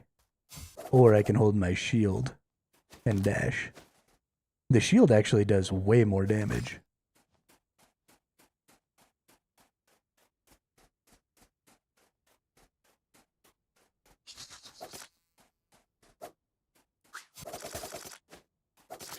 Boop. Combat in this game feels so smooth. And you wouldn't expect it, right? As a pixel game where you're running only in the diagonals, you wouldn't expect combat to feel this fluid and to feel this unrestricted. But it really, really does. And it feels really good. Ooh, little dungeon. Crypt of the Lost. Okay, this is gonna be a big boy dungeon here. Yeah, these enemies got some HP. Oh, and that poisons. This is why I always die in here. I don't bring poison resistance because I'm stupid.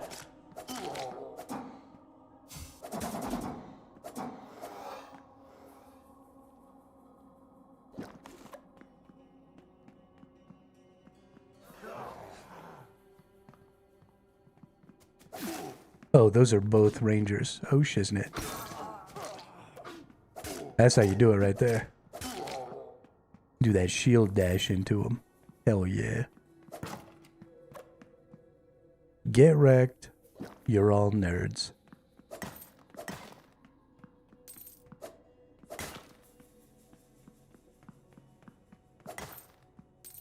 The number of different abilities that have been implemented just with a couple of buttons, right?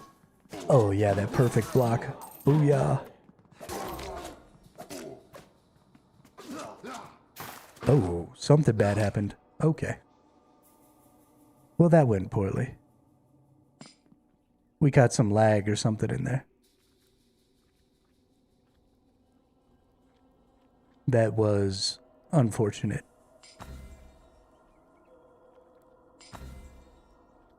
Armor and fire resistance? Nice.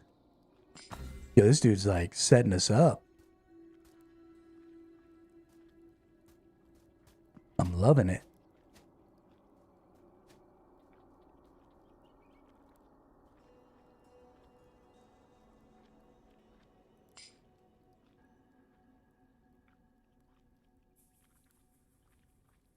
Yeah. Yeah, it definitely looks like there's going to be a lot of more stuff. For sure. I love this stats page. I love being able to see, get a lot of information here about your character. I don't like when gameplay like 5 or 6 hours and full of the skill tree or meta progression.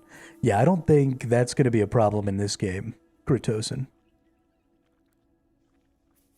I mean, I've still only ever fought the first boss. So I don't think we're going to have a problem. Let's get some antidotes. What do I need? Some strange crab meat, some poison mushrooms, and some empty pots. Let's go down here.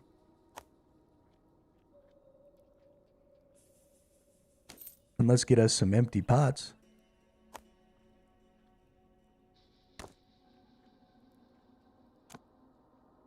That didn't work.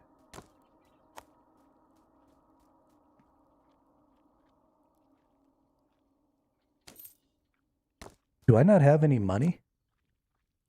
Oh no. Is all of my money? That sucks. I didn't realize you dropped your currency.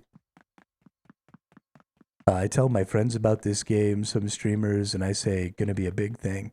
Oh yeah, no, this game's gonna be huge. This game is gonna be massive. I mean, you see all those videos about, like, making civilization in Minecraft and stuff like that. This game is gonna have all of that. If we get any sort of modding support, then this game will have tons of like crazy modded servers and all kinds of cool shit like that. I mean, this game is going to get out of control for sure.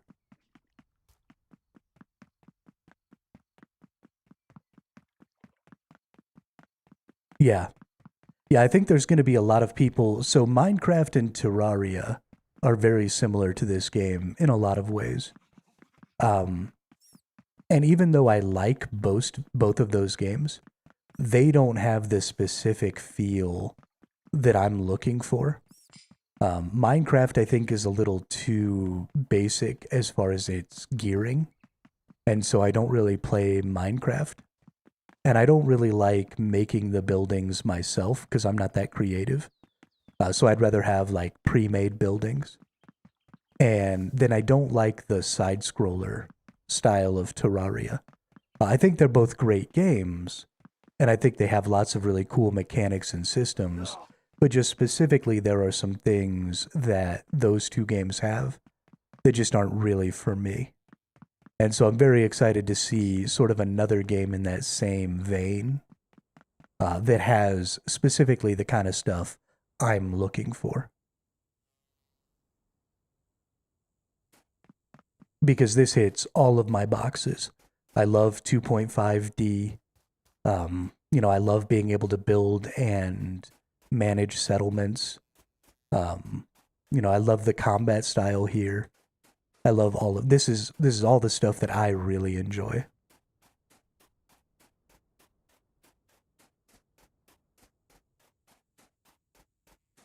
Yeah, I love this scale. Definitely of like the characters versus the rest of the world. For sure. The scale of the characters is really good. It's a throwback to like old JRPGs and stuff like that, where when you were roaming around in the world, your character, this is very much what your character would have looked like.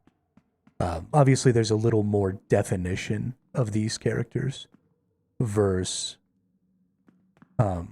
maybe some of those others. But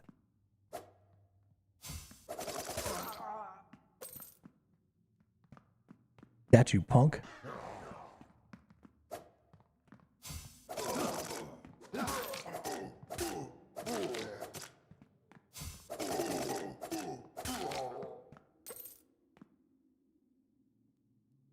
Yeah, pixel art has evolved a lot, for sure.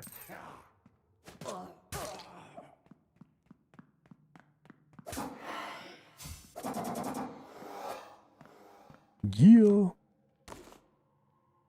Do I have all my money back now? I do. Good.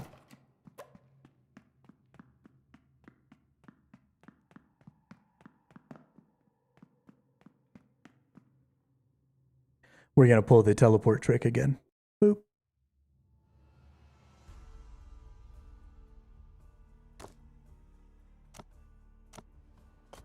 Am I cheating? Maybe. Do I care? Not really.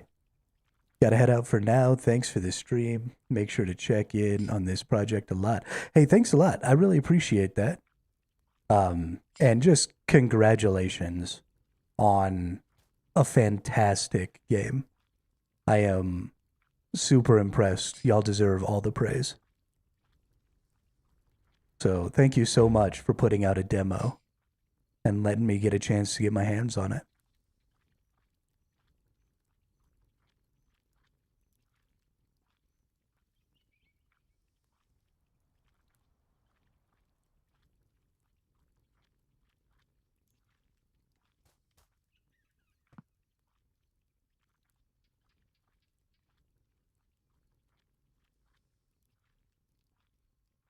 I'm excited to see it. It's going to be the most fun.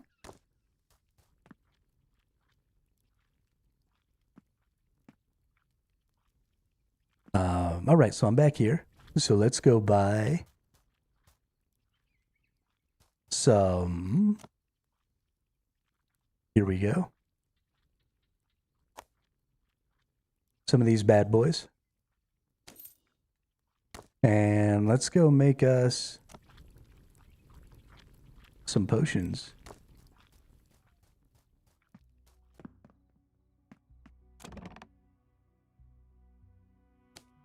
Need the poison mushrooms.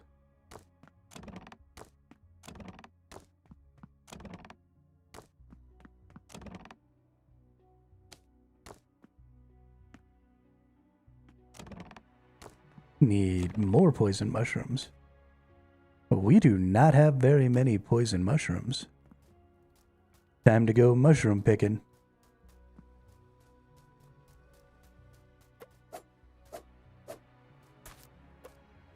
Mushroom.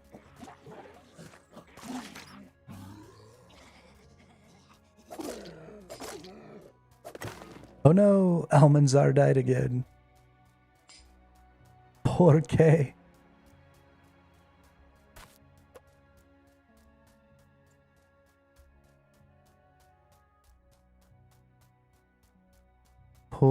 Almanzar.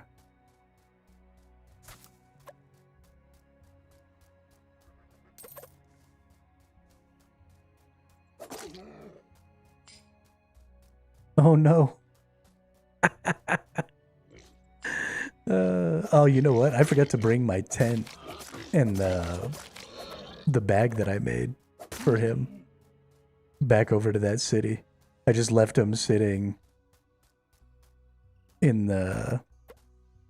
See, this is what happens to me, is I start doing too many things. Especially when you've got to, like, wait for stuff to craft. I'll go, you know, try and fill up the time by doing something else. And then my dumb ass forgets.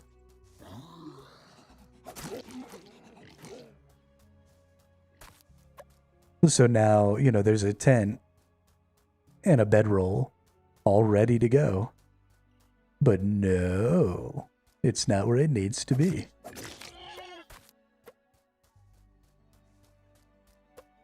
I'll try and remember to bring it after I get my antidotes. I'll try and bring it down there.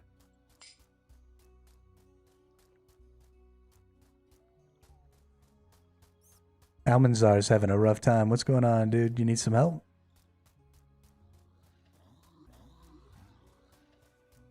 I'll come help you.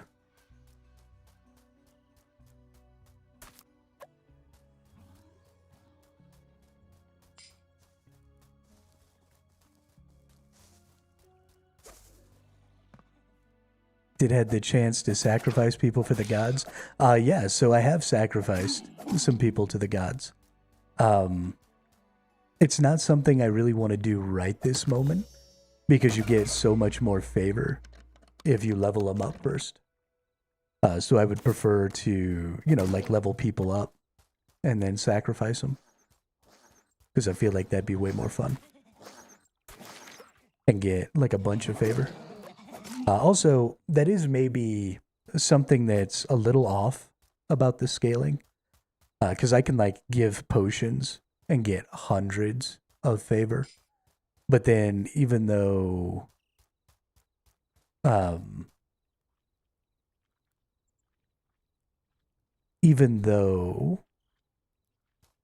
it takes a really long time to level up people, when you sacrifice them, you don't really get a ton of favor. And so it doesn't actually feel very good to consider sacrificing them. Okay, I have poison mushrooms, but it's not... Oh, I accidentally crafted. Okay. I don't know how I ended up doing that, but cool. There's 8 anti-poisons. Let's put those down on number 3 there. And then let's go put away some stuff. Let's go run around and actually kill some things instead of dying.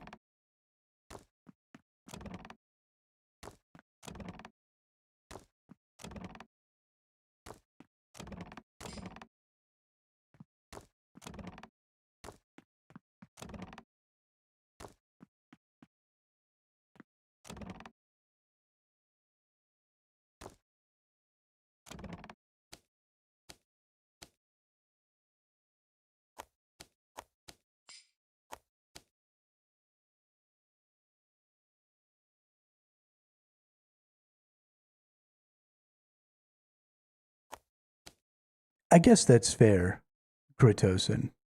I really like the idea of leveling up and then sacrificing people.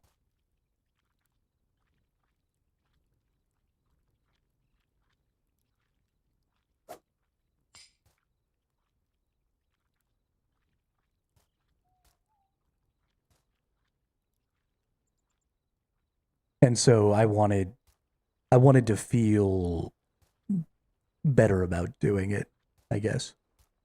Although there may come a point where I'm having trouble leveling up the gods, and then I may need those sacrifices. I mean, I'm super early days, so I only have a very super,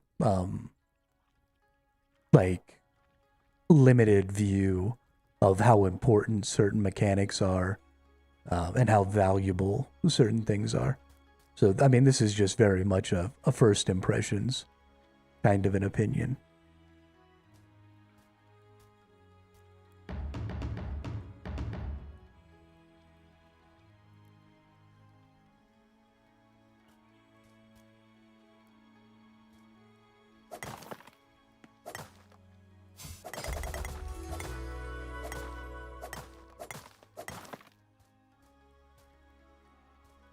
Mining level 30.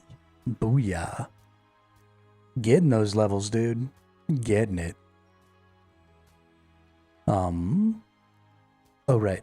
I need to get the tent and bring it down to the other city so that everybody can finally stop respawning here.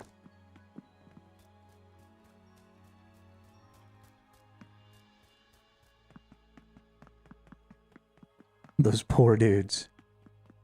Just making that long ass run over and over again. I love that we're about to have 3 cities. I think it's fantastic. Can't wait to get some more people in. I really, really hope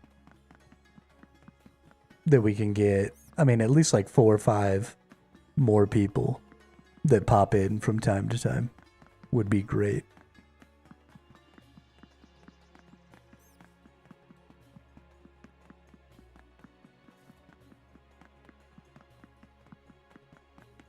On Monday, you're going to join in? Nice. Yeah, shoot my... If you can access your Steam, shoot my account, my Steam account, a friend request. So that way, if I'm for some reason not online, like I'm sleeping or something, when you do get a chance to play, we'll already be friended. So you can just go ahead and jump right in.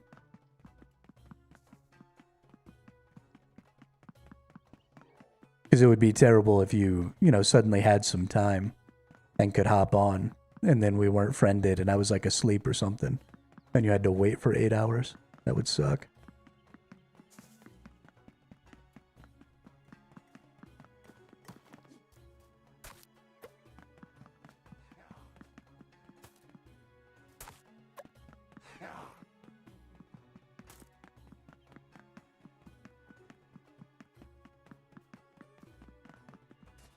All right, let's drop this tent. Or do we have just like a regular house? And I can throw this bedroll in there.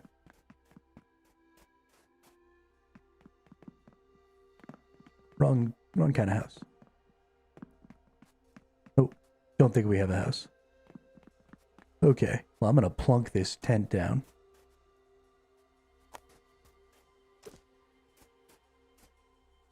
Well, that's not how that works.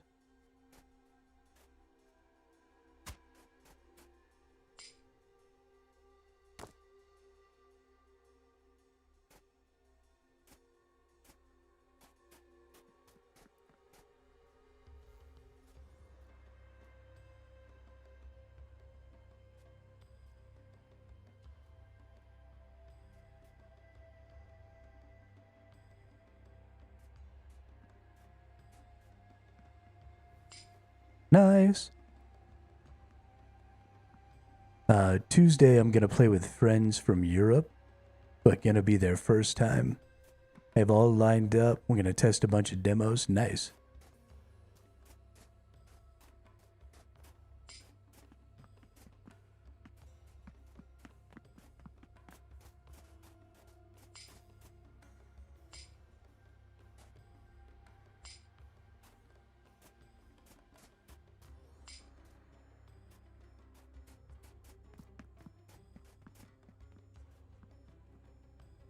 Very, very nice. I love demos.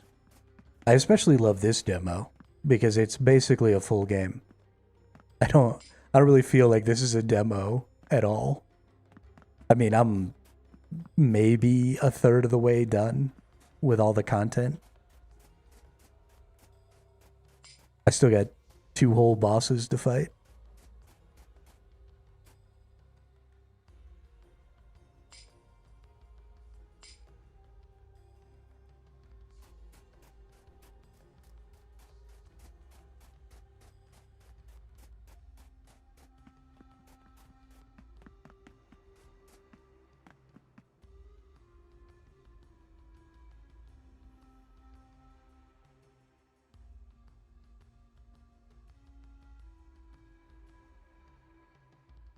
Or can I just upgrade it from here?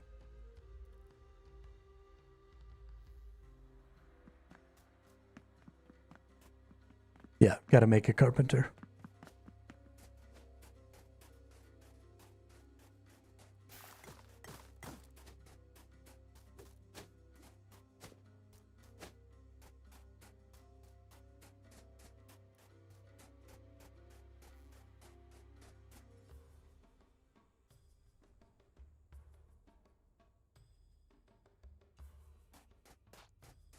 This is so dope. Alright, we're gonna go kill this little dungeon thing. Because I've got anti-poisons.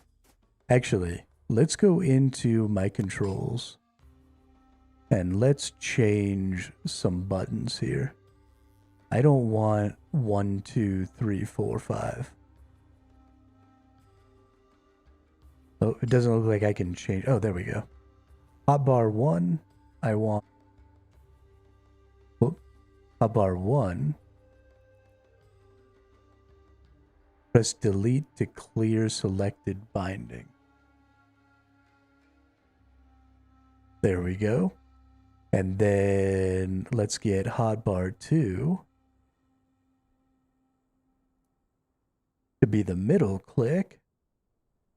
And then that'll probably be fine. So now I can eat. Oh. Well,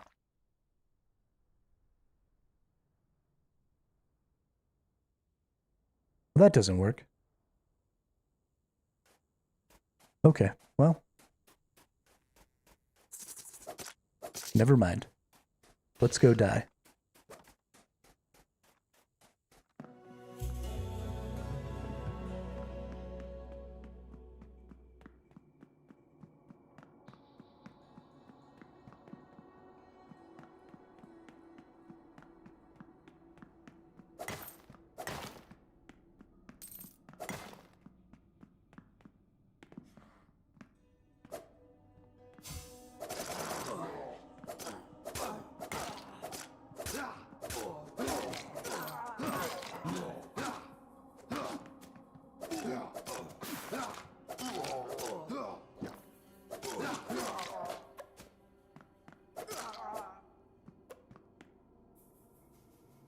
Okay. Oh, this lets me not get poisoned for 5 minutes. I was wondering. So not only did it stop my poison, but it made it so that I won't get poisoned. I really wasn't paying very good attention to that. But we're good now.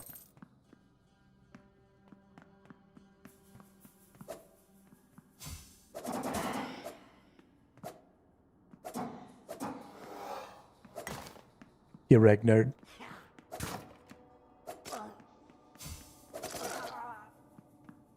I freaking love the spear attack.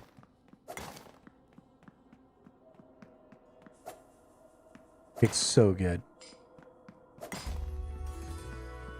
Ooh, spear increased to level 27. Who's balling out of control? I'm balling out of control.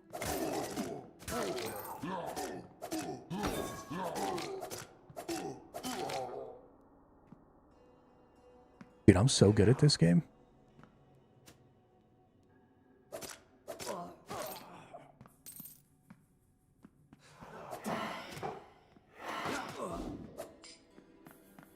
Ah.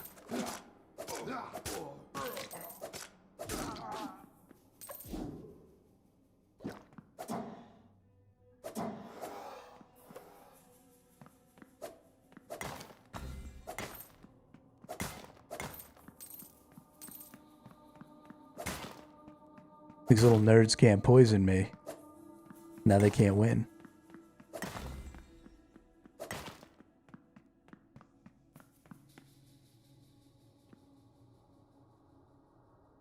Hey, there's the request. And let's go check it out and accept. Nice. And that, I mean, all your friends are welcome. Anybody and everybody is welcome, Kritosin. So I know you guys probably want to like get on your own little world and learn the game and stuff like that, just as a group. But if you get to a point where you feel like you want to come and join the server and they all agree, then they are more than welcome to come as well. Oh no. Oh no.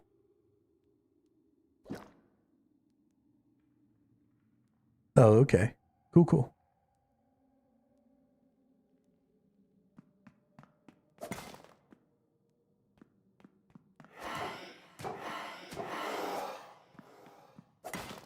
Booyah.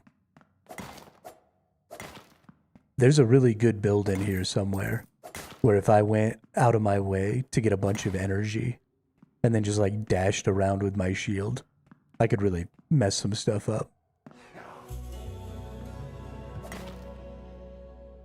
Oh, that'll be fun. Play a bunch of demos.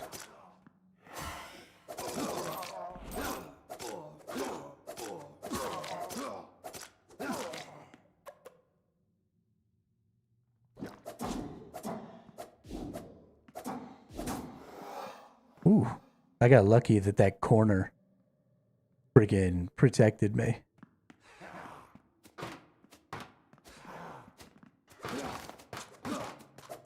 Oh no, oh no. Oh, fuck.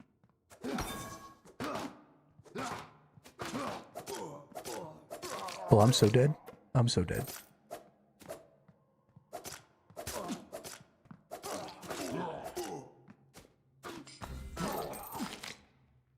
Fudge.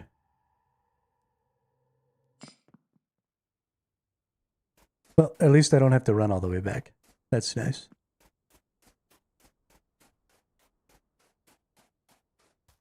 I'm so bad. Why am I so bad?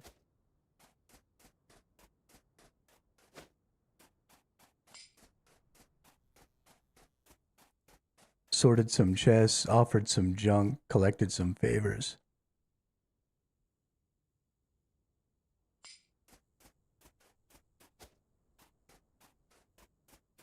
Nice. Gonna spend the day playing demos, checking out. Don't start with this one. If you start with this one, you won't get to any of the other ones. Make this one the last one.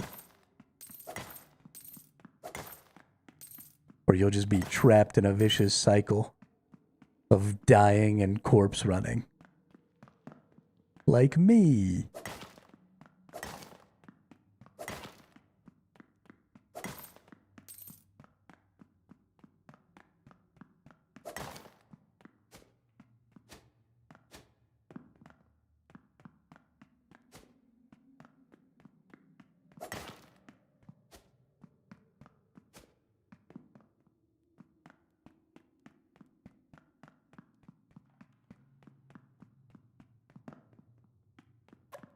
Ooh, cooked meat.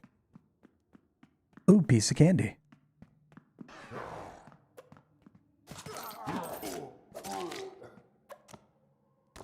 Jerks.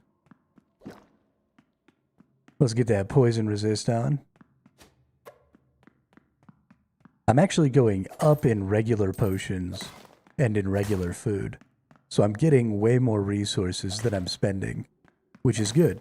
That's what you want to be doing, right? If you're in a zone, you definitely want to be gaining resources, not losing them.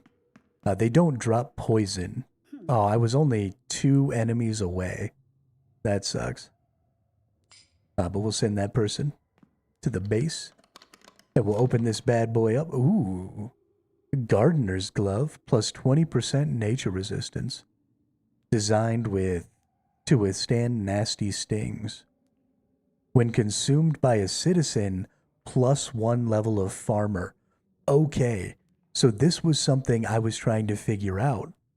I hadn't seen any items or anything like that because you can give them to citizens. So this is the first time I've ever seen this, where giving a piece of gear to a citizen actually does something. So that is really cool. And this is really a system that can get expanded on. I love that. That is, I mean, maybe the neatest thing I've ever seen. I'm super glad that they did that. Um, if there were, I mean, gosh, that's such a cool system. There's so many things that can happen with this system because it's not just about leveling the citizens, right? The citizens have all those little perks and stuff like that. So maybe adding or removing positive and negative perks could be in there as well. Like Cult of the Lamb thing, need to put people in jail. I've actually never I've never played Cult of the Lamb.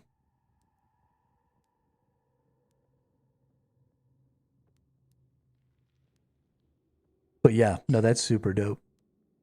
I'm very happy with that. And then we got some tin bars and some sapphires. Nice.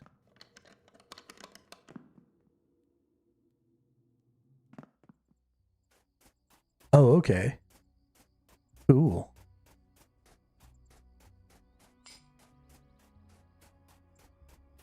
Oh, so you put the cult follower in jail and then they like get deprogrammed.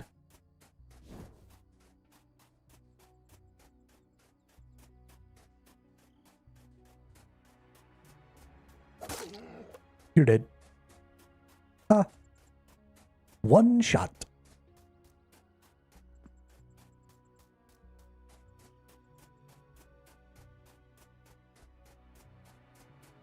We're gonna put these gardener's gloves right in there. And then I'm gonna go sell these sapphires. That's awesome.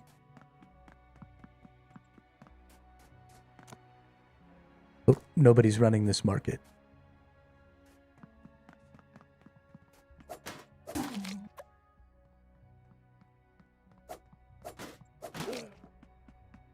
Do we have a place for a carpenter, maybe?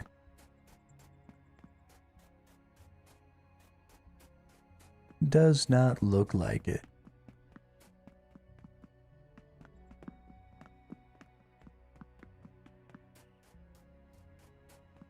Is there even any room to put a place for a carpenter? Where's the building structure? Ruh-roh.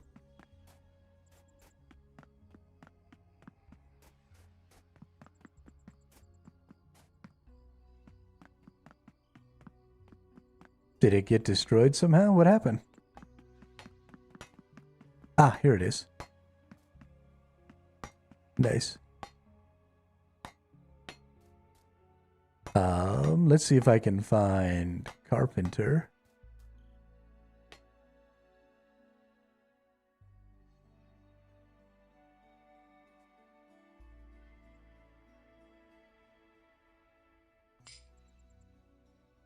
Oh, it has to be close to the material storage. Okay, that's pretty funny.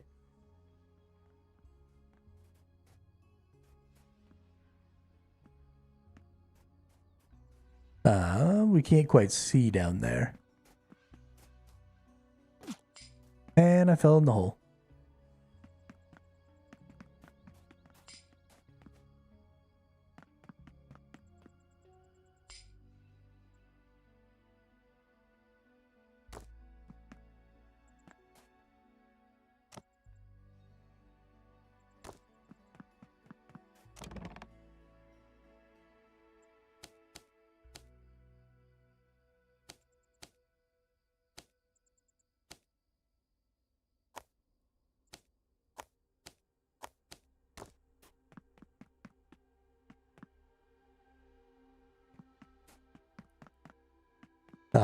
This city definitely needs more people.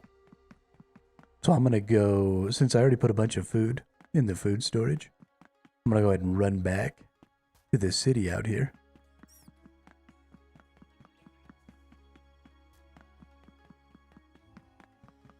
go make some food storage. Or go move some people. So that Almanzar can have some more people.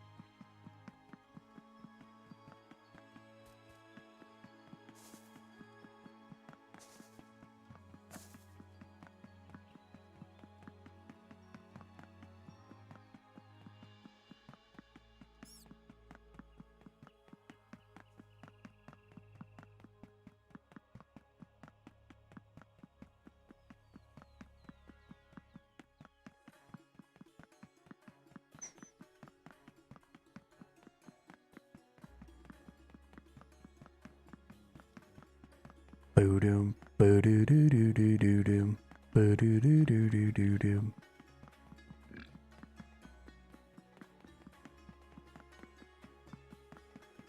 And we made it back. I love that you can just run on roads.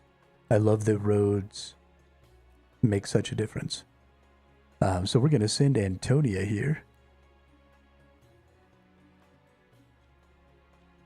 to Old Piltover.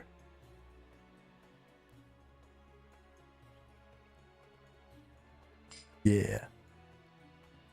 And send, and send, and send. Alright, now you got some duders. Looks like we need a bunch of new people. We're like totally full. Check this out. If we look at our map, I basically haven't gone north at all. I've almost exclusively gone towards the south and the east. There's still so much map. Oh my god. Look at how little I've discovered. I have a carpenter now, but how do I update the shrine?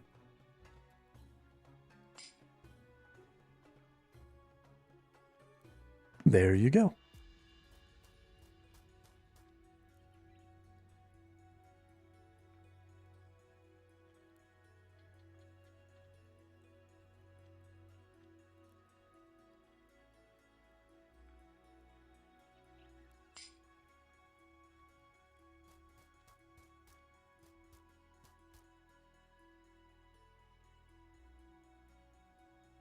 Yeah, so let's go look north and see what we can see. Maybe find some more people so we can fill up our reserves.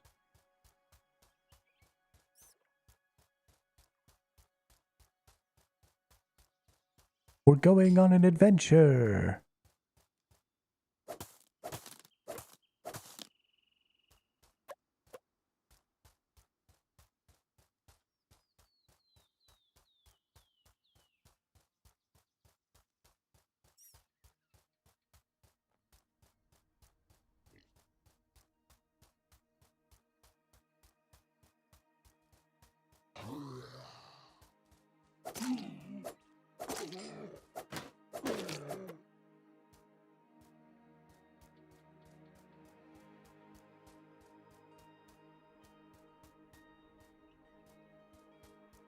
Going on an ooh, a little Deadlands path.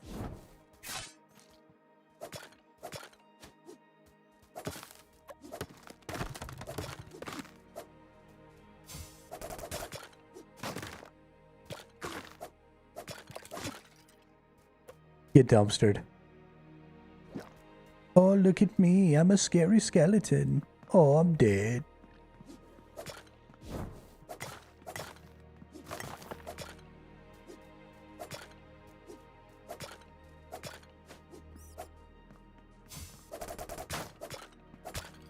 Oh, yeah. Get shitted on.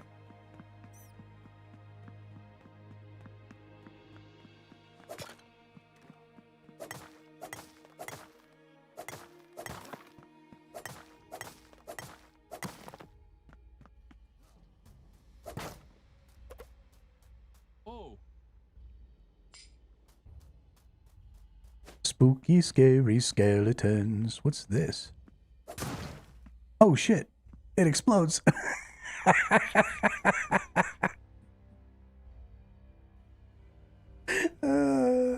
This is why your first reaction to new thing that I've never seen shouldn't be to whack it with a stick. Holy crap. That's awesome.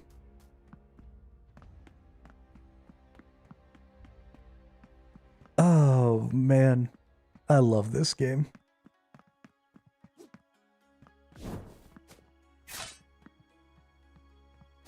Bam, bam, bam.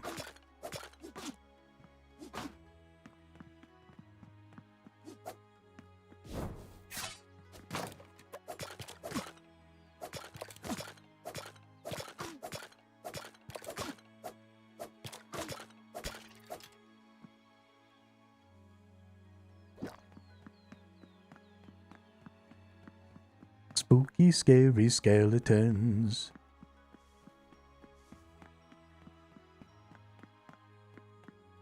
Oh shit. It was like a dude wrapped up in a cocoon. I don't know why I tried to call it a cocoon instead of a cocoon. But whatever. Sometimes my brain doesn't work. Shit happens. There's another little explodey deal.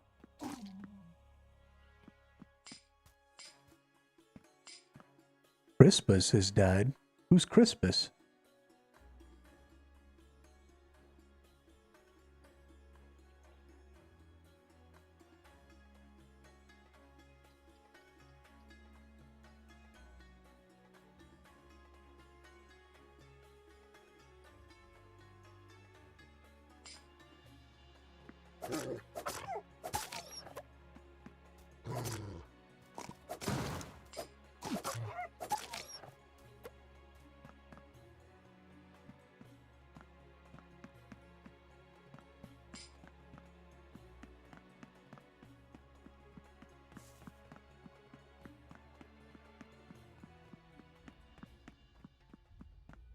Yo, I'm really enjoying following this like dead lava land. This is really cool. Oh shit.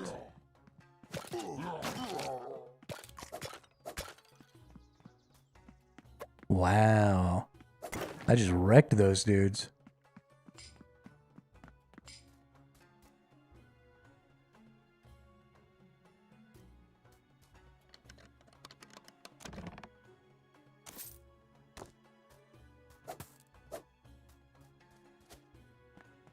My build is too strong. Oh shiznit. This does lead to the volcanic lands. No, I can't go in. Gosh, I can't wait. This is gonna be so epic. Oh my god.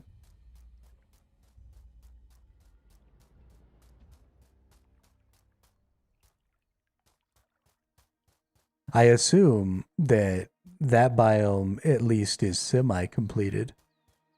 Because, you know, they've already talked about like the bosses and stuff that exist in that part of the game.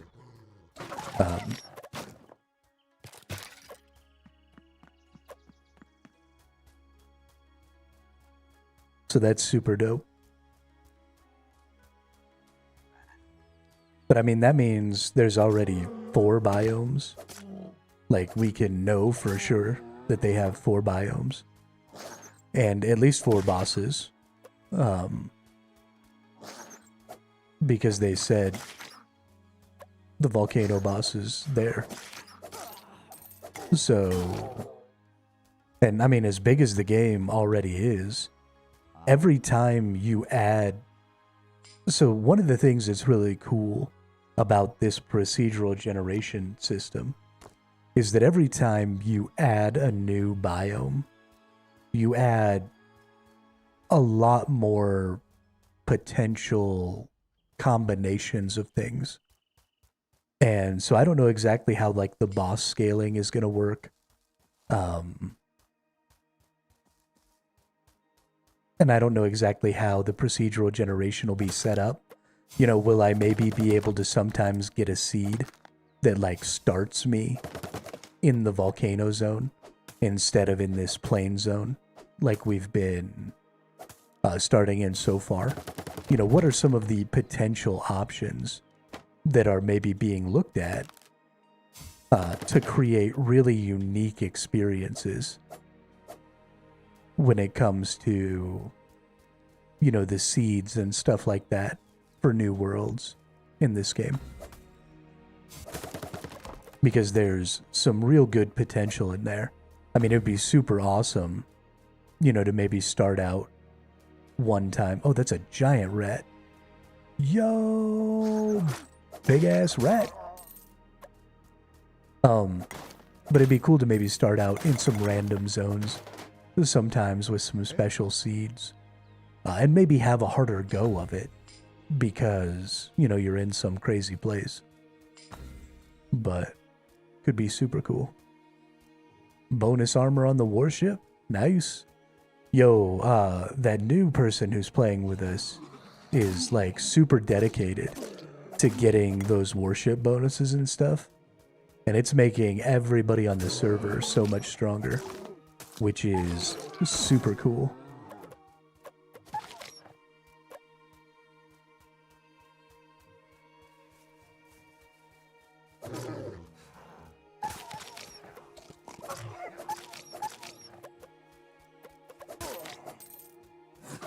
This is why playing with other people, especially random people, is a really good time though. Because different people... Oh, you can name chests?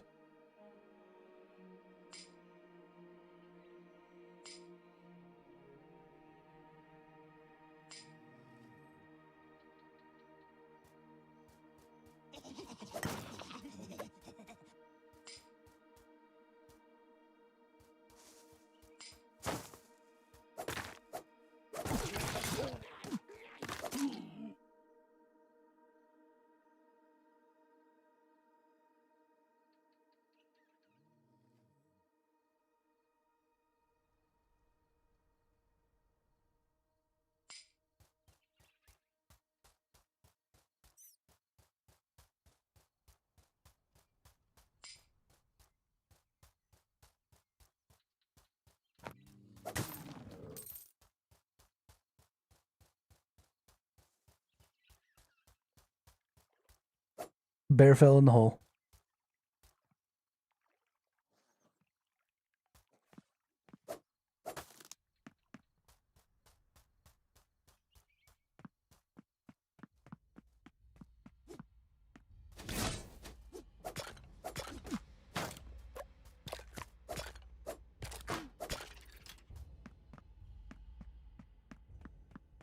Man, I really wish that this allowed me to go into that zone.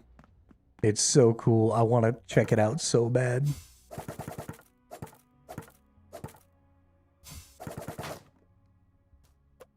Oh, you get coal from these trees? Oh, that's so cool. The burnt trees give coal. Yo, that's so awesome. What a good little, just little tidbit, you know?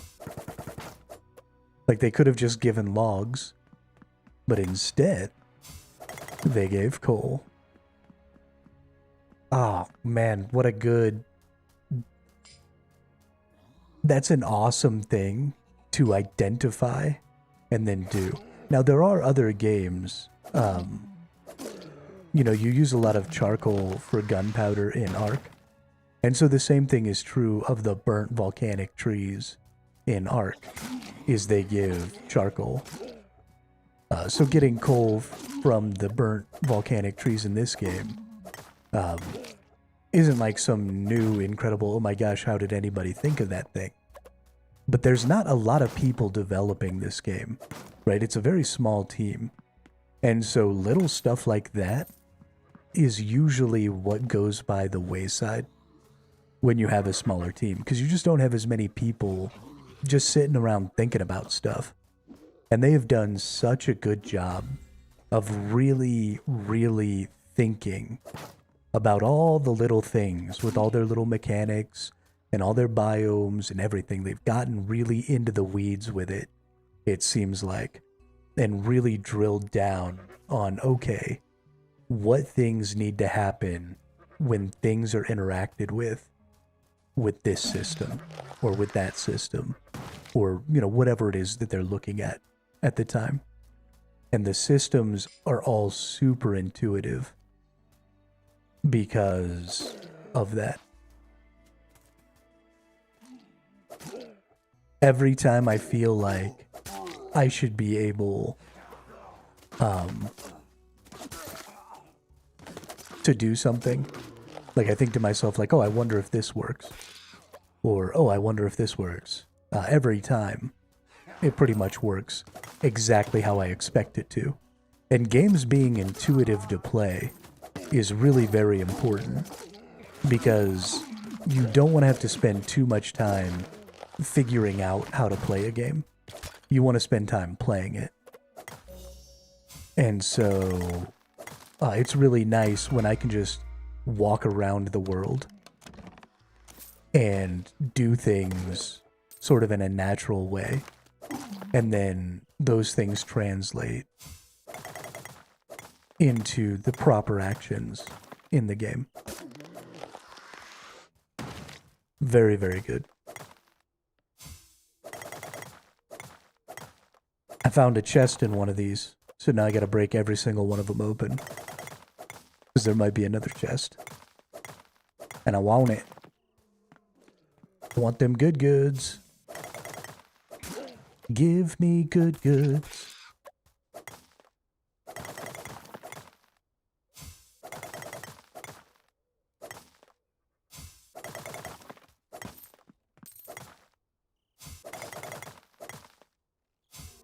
Mining level 31. I mine like a boss, dude.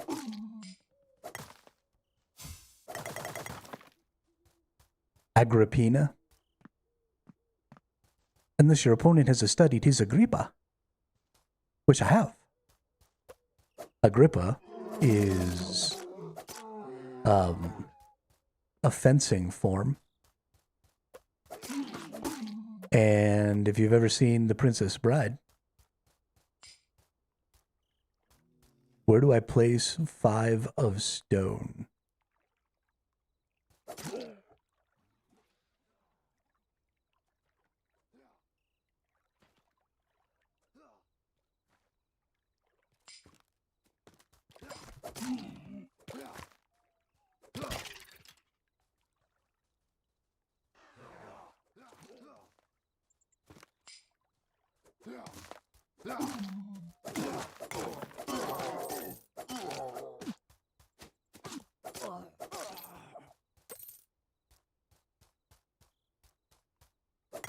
Hey, lots of charcoal here. Gotta get a bunch of that.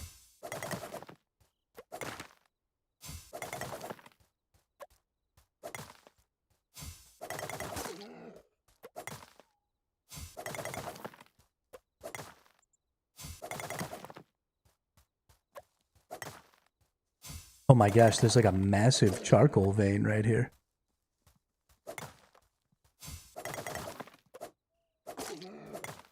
Holy crap, this is awesome.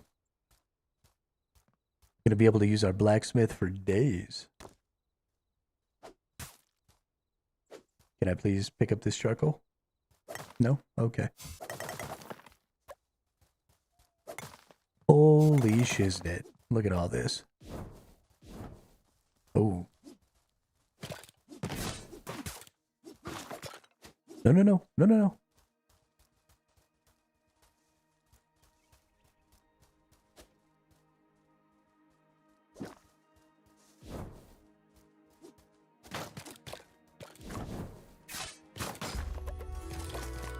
Yeah.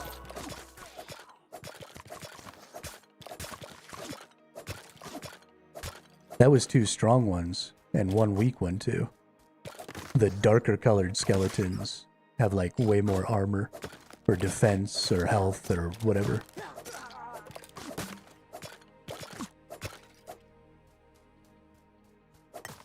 We beat their ass.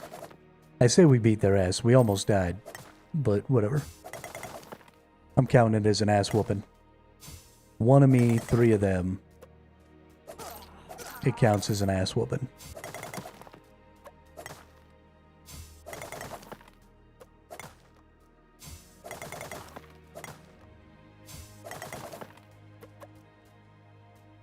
Get over here, you skeleton. Booyah.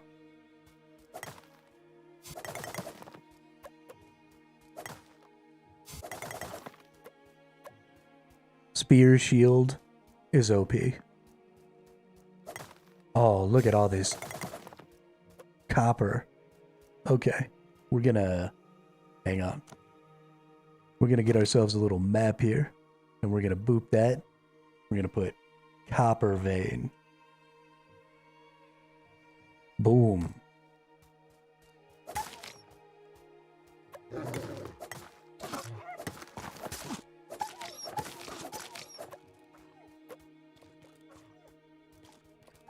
It is definitely much better to come out here just with your gear and scout around and find those spots and then come back with like a bunch of carts.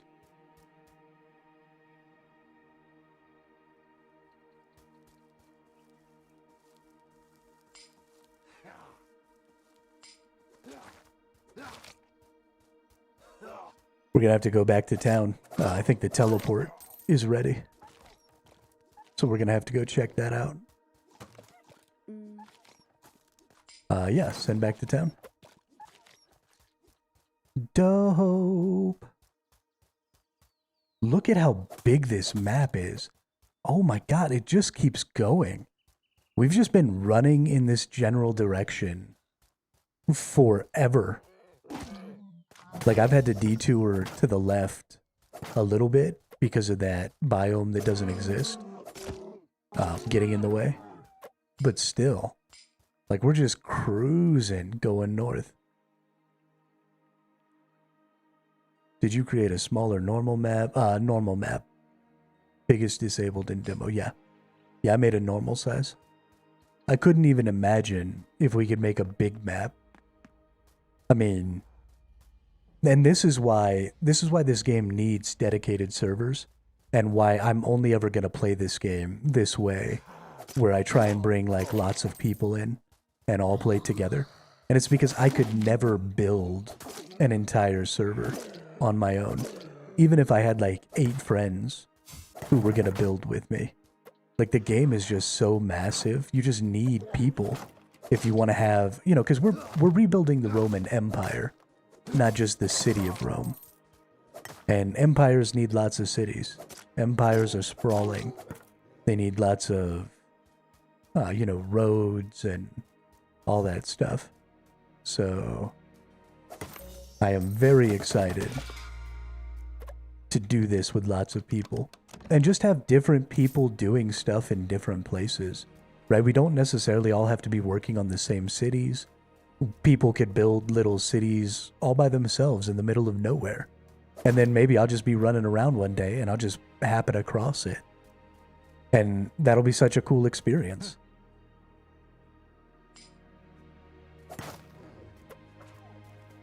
I still haven't been to Facchio's city yet. These things keep like almost saying that they're gonna let me in.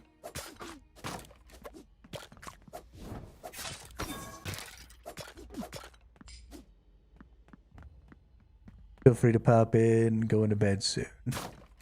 Oh yeah, no, I'll definitely be stopping by at some point. For sure, Facchio.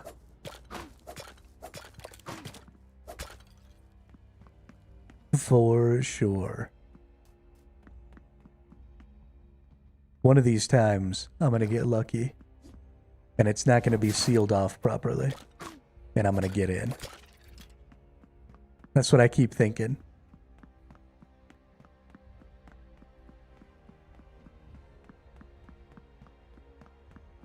No, it's sealed. Porque.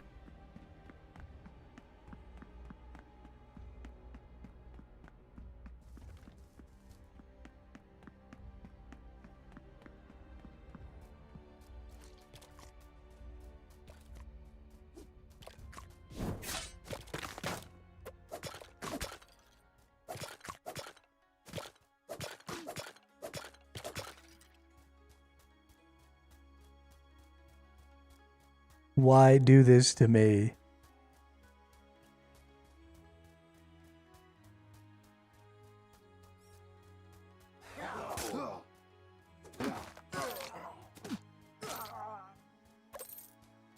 I wonder, this is something I haven't tested. I wonder if these dashes will take me over the lip into the water, or do you stop at the lip? Okay, so there's sort of an opportunity to save yourself. So you go over the lip, but if you press back, you'll actually stop yourself from falling in. But if you don't, then you just fall in. So that's kind of cool. Again, a really small little detail that they've taken some time to consider. And that's a really cool implementation of that.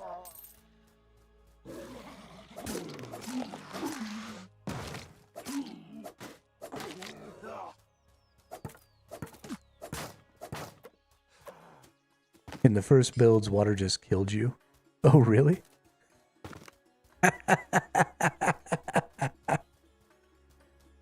That's awesome. Hey, I think I finally found the edge. I think we have come to the edge. It's the end of the world as we know it.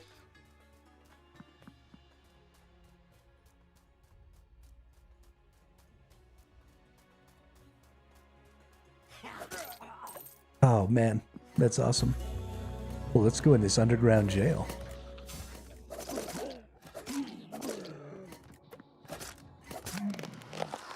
But check this out. I am about as far away from the server source person as I can get. And I'm playing just fine.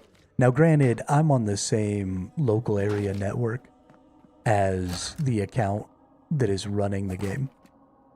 So I'm naturally going to have the best connection out of anybody. But I mean, it's just running so well. I can't even believe how good this is going.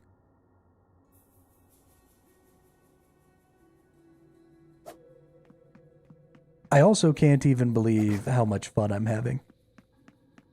I mean, this is just silly.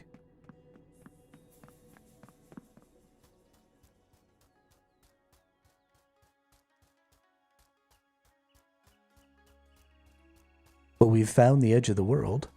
And I think I want to maybe explore the entire outside edge of the world.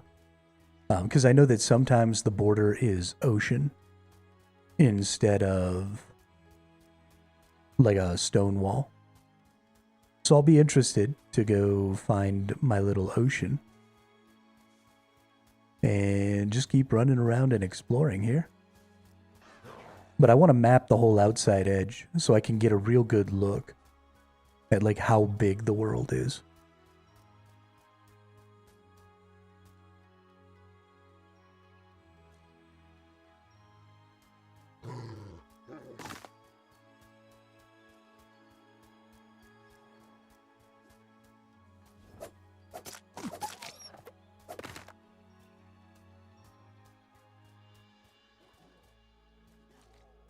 Yeah, I love the wolf packs. They're awesome.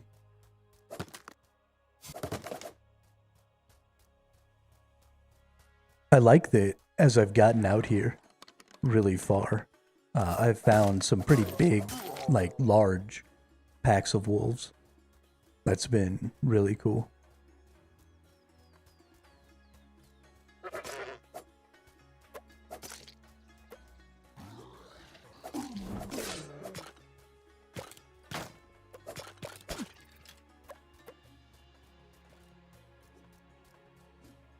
I'm so strong. So mother flippin' strong.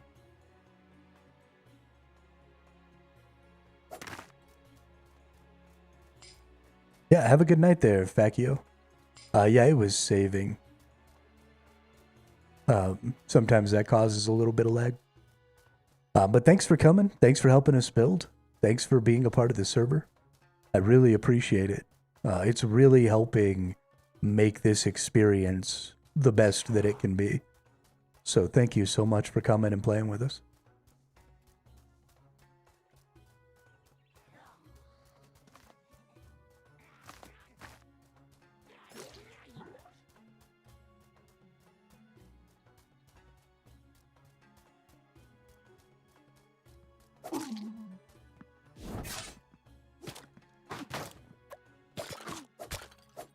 Free to explore my city, build the non-constructed buildings if you feel like. Yeah, absolutely.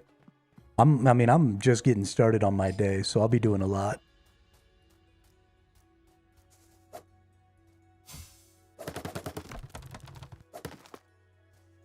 But I'll go get you some resources and stuff. So tomorrow when you get on, you can build it up a little bit. Because I love getting resources.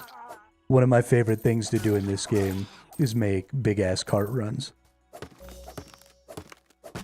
So we'll be getting some resources.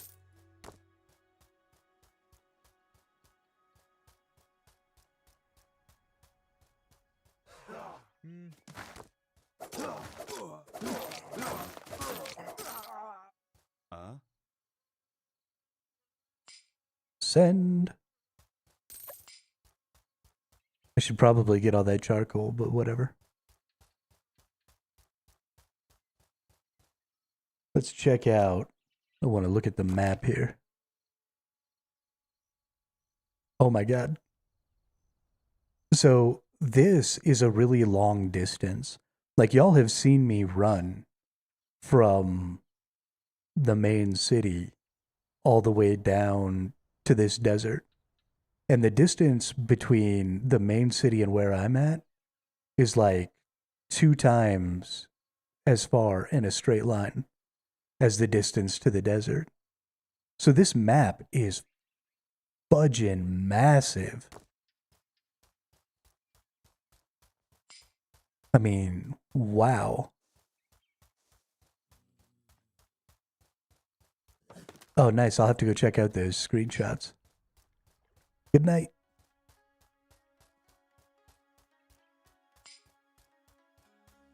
One last question, Survival. How big is your community? Seems like you'll promote Romestead.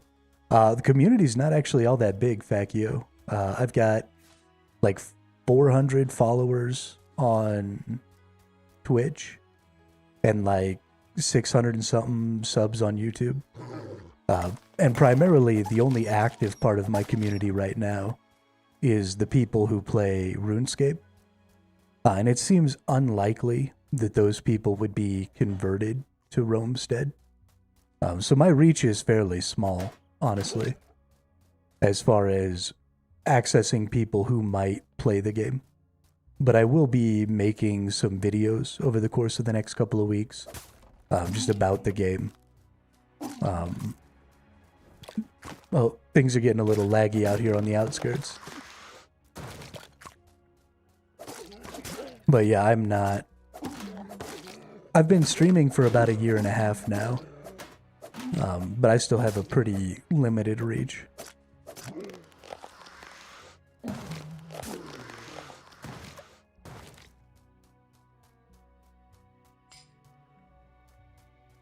I mean, I feel really good about it.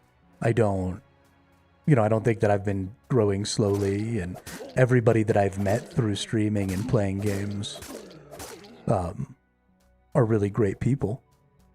I much prefer the quality of my community over, some sort of massive quantity, for sure.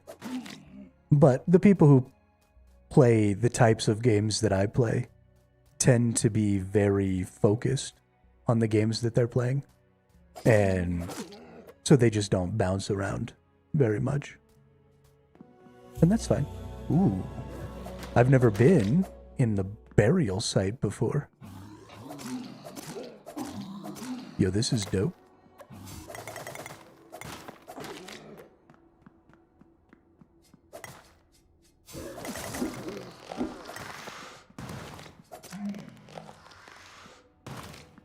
Nice.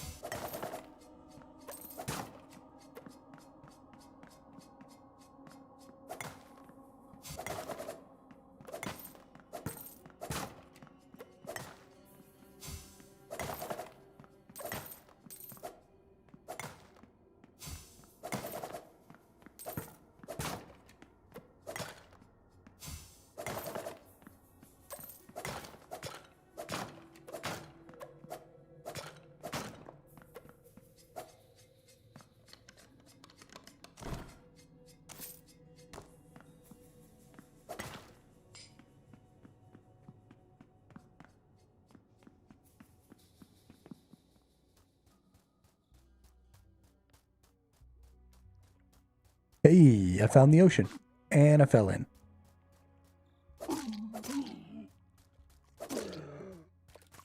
I'm telling y'all, I've got this crazy affinity for water.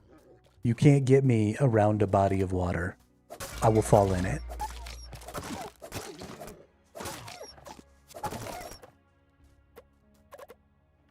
Okay, I accidentally uncovered a chest there that I couldn't even see because I was attacking those wolves.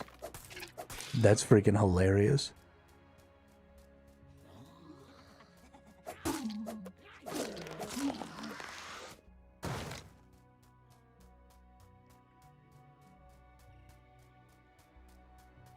Ba-da-pa-pa-pa-dow. Ba-da-pa-pa-pa-da-da-pa-pow.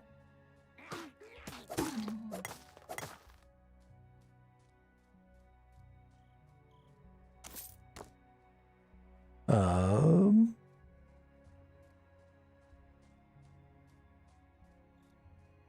I'm getting notifications on Discord. I think it's Fakio.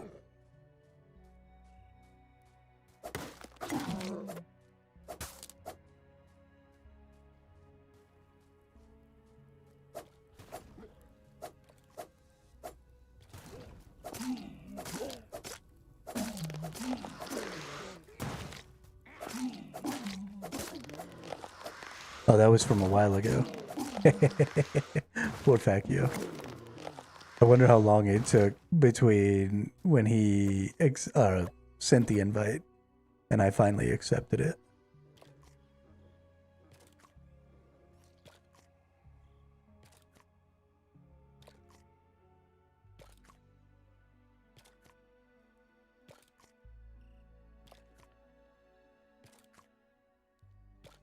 Nice.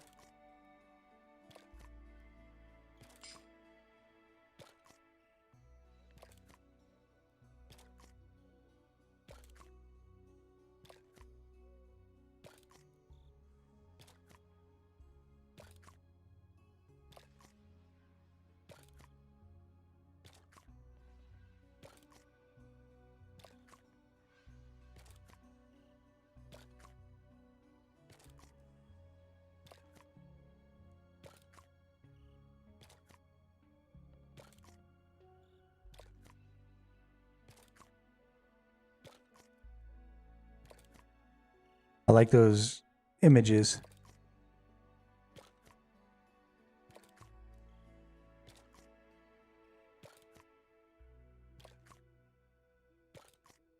This thing's over here trying to eat me.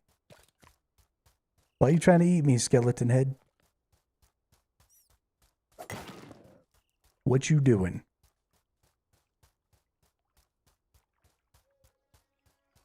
A new daily report. How are my daily reports looking? Nothing to report, nothing to report.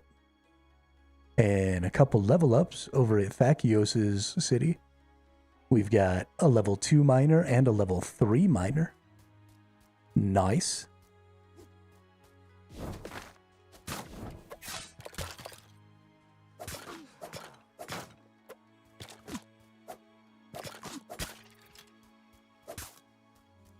Boom. We got a new duder. He's quick and unfocused.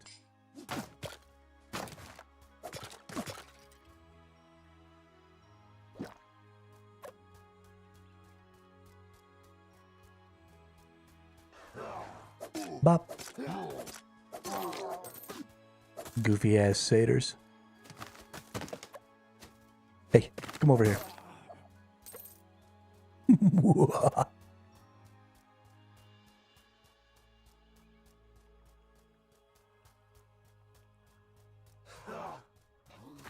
I honestly can't believe this little server has almost been running for 24 hours. And it's still just running great. This game is built really well. This shouldn't be working well. Local host games like this often don't run as servers very well. Because they're just not designed with that type of like always on, lots of people playing all over the place, lots of entities and stuff appearing and destroying and stuff like that all the time. And so the fact that this is running as well as it is very impressive. It makes me very happy.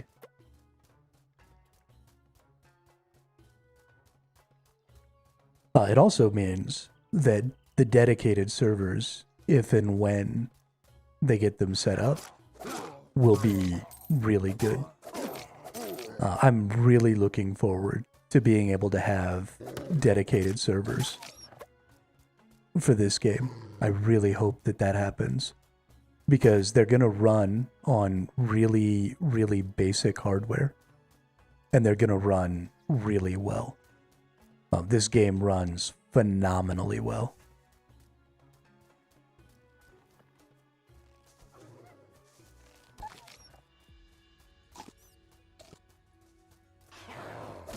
You're going to have, I mean, this is going to be a really good, like, hobbyist game when it comes to servers and stuff like that. You know, you're not going to need cloud services. You're not going to need stuff like that, right? People are going to be able to make servers that they run in their homes on, you know, just old hardware that they've got lying around. Which is, I mean, exactly one of the things that made Minecraft as big as it was you were just hosting servers for your friends on, you know, whatever potato you had at the house.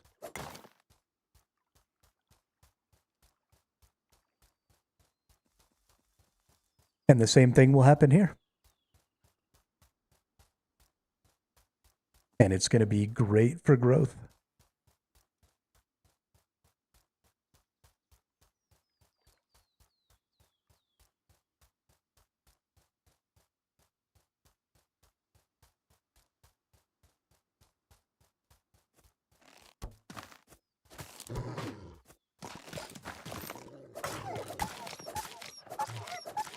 That little shield slam block dash thing that I got going on is so good against those big skellies. Oh shit, there was a big ass rat. So good against those big skellies. Yeah, I told on Discord, tell your favorite streamers. I don't know why didn't reach the big ones. I mean, one of the biggest creators when it comes to indie projects is Splattercat.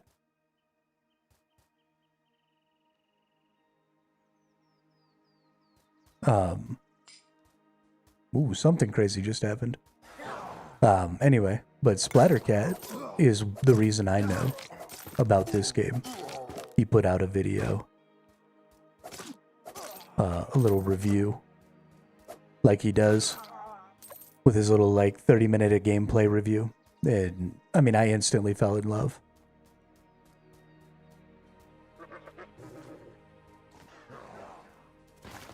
Yeah. Yeah, I mean, that's who That's honestly who you need to reach for a game like this, because he's always putting out stuff about indie games. And so if you want to reach a bunch of people who want to play games like this, I mean, Splattercat's the way you go. Absolutely. And so since he put out that video already, I mean, I don't know that there are even any other content creators that you necessarily need to reach out to or to, you know, have making content for you. Like, you're pretty much good, you know?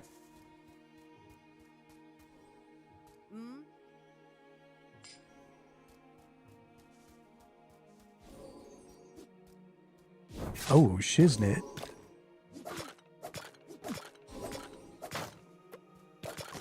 I thought he was gonna, like, turn into a bunch of little ones. It must only be the purple guys. I don't really know how it works. Ooh, big rat.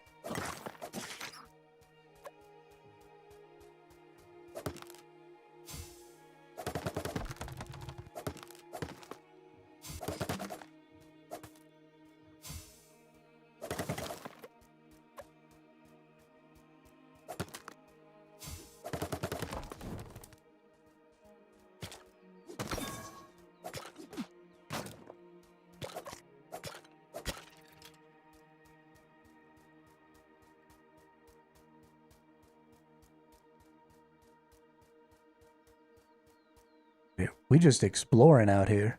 This is great. I'm having the most fun.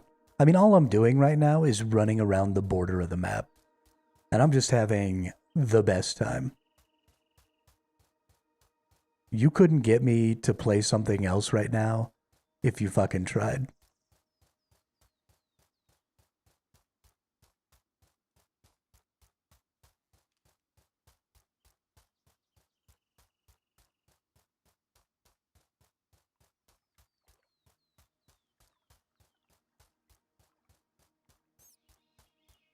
And the art style of this game is so charming.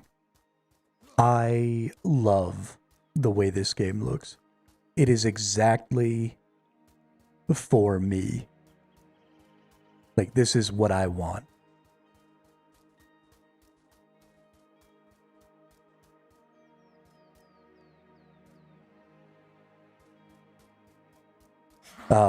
I actually don't watch any of those other creators. Wonderbots, Retromation. I literally only watch Splattercat. But I'm kind of an anomaly, I think, in the creator space.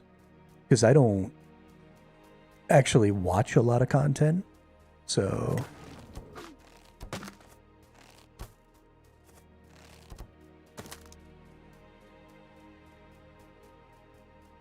I mean, it's the pixel art, but it's also the scale of things. It's the little details. It takes me back. You know, this rain style with these little drips is very like retro Super NES RPG. You know, it's just all, it feels like games from my childhood, I guess. Because just everything about it is very retro RPG. And I'm just in love.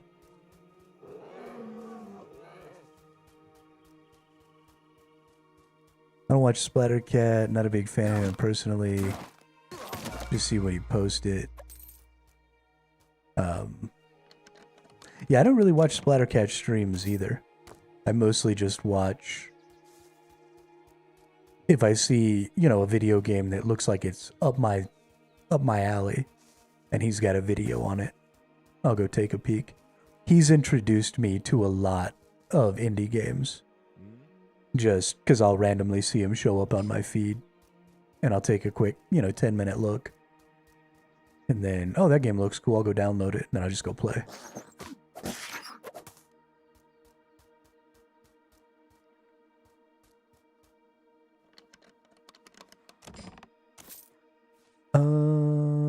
I actually think I prefer this. Let's drop that. Let's get that. Put it on there. All right. Get my meat haunch.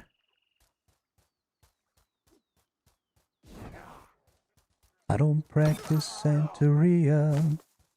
I ain't got no crystal ball.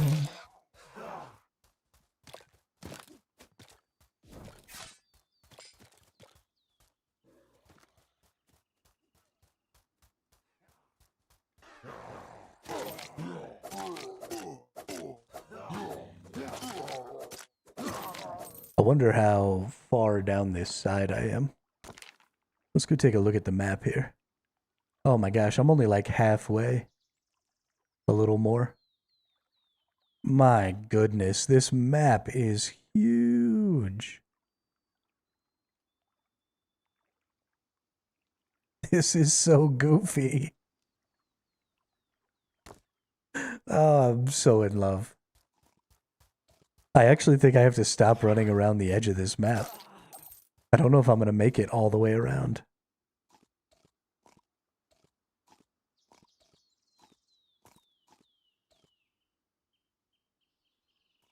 Let's see if we can find our way home. Of course, I guess we can just teleport home. Okay, well, we'll spend a little more time going around the edge. Since we can always just leave and come back. Because we're cheaters. Actually, I want to do that. Because I want to try this teleport out. Back. Join multiplayer. Survival Hermito. Bam. Then we gotta find our level 2 altar.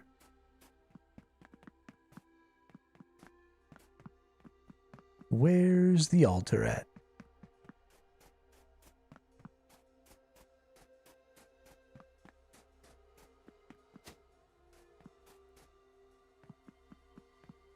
Did you move? There it is. Hey, so now I should be able to... I definitely want that.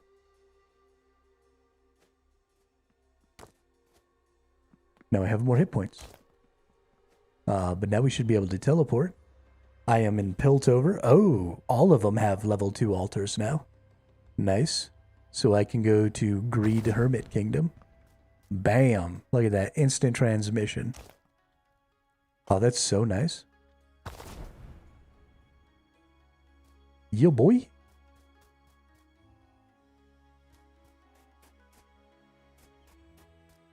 Oh, this is going to make, like, managing the cities and going around,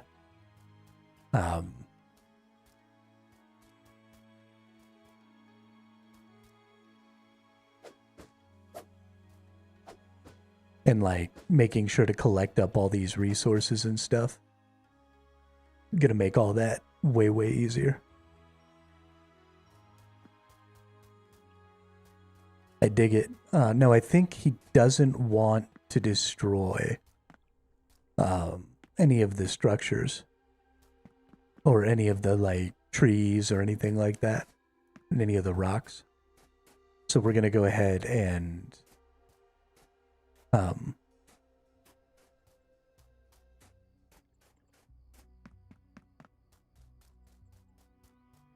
honor that. But what we can do is just kind of look around here and see what do we got going on. Actually, let's go into the middle here and let's go to our construction site. And let's just take a little look at the city. Ooh, this looks really nice. So we're building a wall all the way around here. And we got some wall right here. We haven't put any wall down on the bottom side here. But let's just see about. We got some carts, some wood carts. Probably need to make some bronze carts and bring them over here. I actually need to make a lot of bronze carts, just in general. But we can bring them over here. So the bronze carts are structures in your inventory, or items in your inventory. So I can build them here. and then bring them over there without any real problems. So let's see. Bronze cart. We've only got 3 bronze. But let's go ahead. Oh, why are these weak? That's interesting. I didn't know that they could come out with bad stats. Does that mean we can also get strong versions of the items? That'd be cool. But let's make 3 of those. And let's see what's going on. We'll go into our storage here.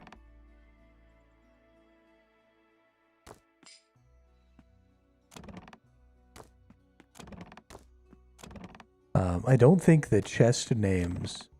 Oh, there we go.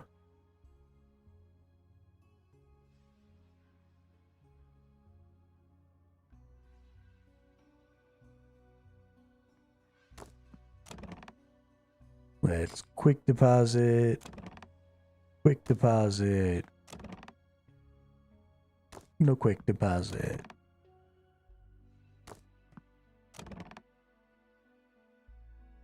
Okay.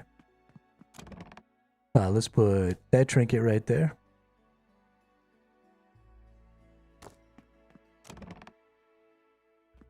I think there are 2 of these in here. There are. But let's go ahead and quick deposit those. Let's cook up any food. Looks like I need to make a fire. But let's make sure we grill out here.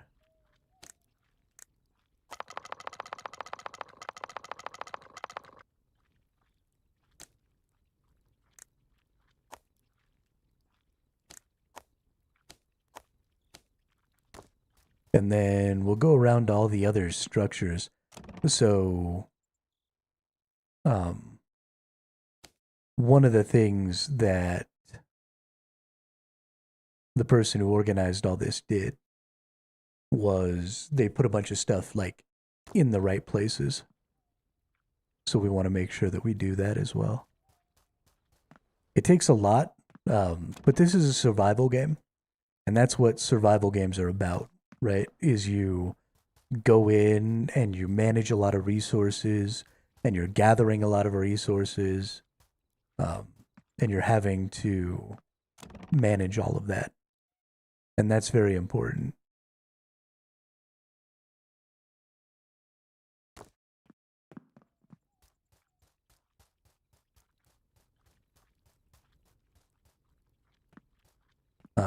Let's see. This one. Ooh, Camelus headpiece. Where did this come from? Armor, magic damage, health. Nice.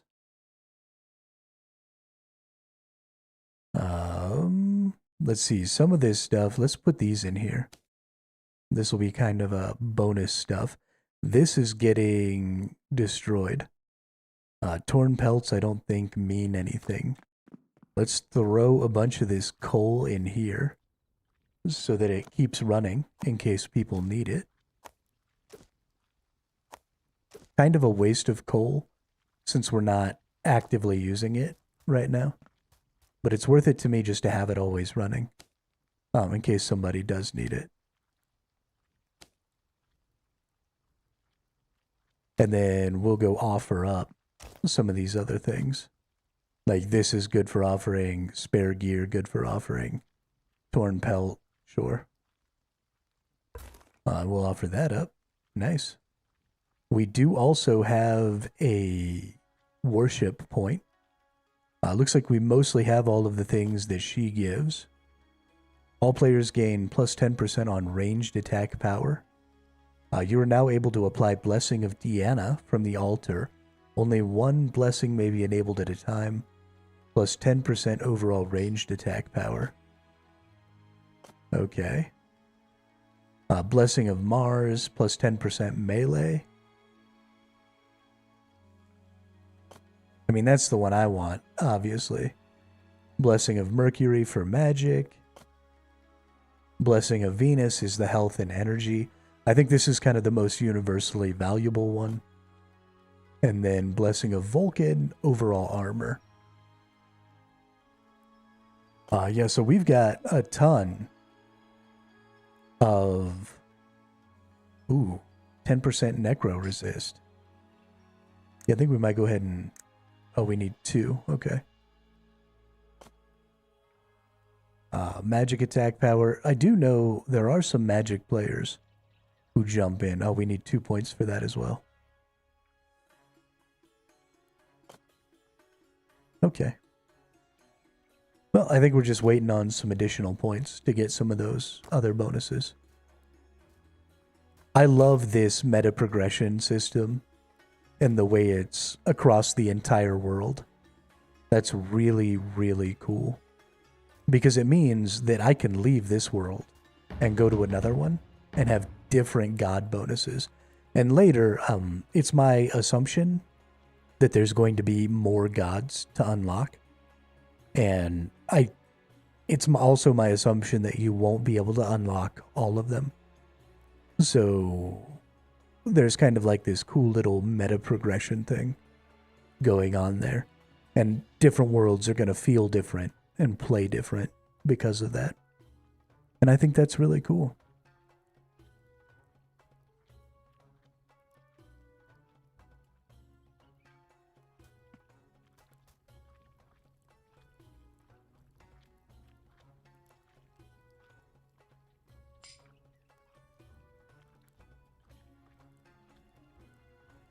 Let's see.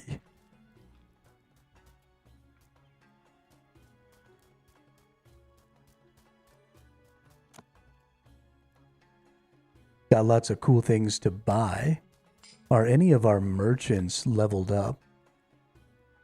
I think we need to buy and sell things with the merchants to level up their XP and stuff, right? Because it doesn't look like these guys are even gaining XP. So I wonder how... Do I need to get a Logi tent in order to level these up? Or... wonder what the deal is. Let's, I mean, buy that. Yeah, see, no XP.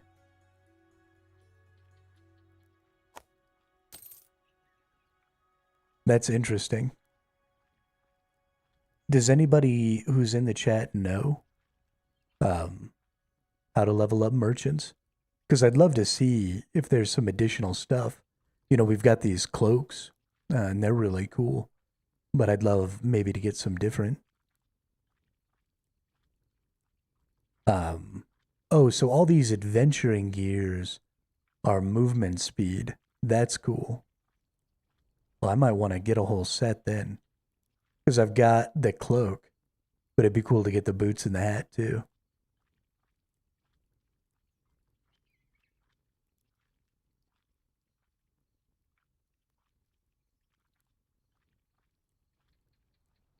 Let's see. Let's go hit up the Discord real quick. And let's ask in the Romestead chat, or Romestead.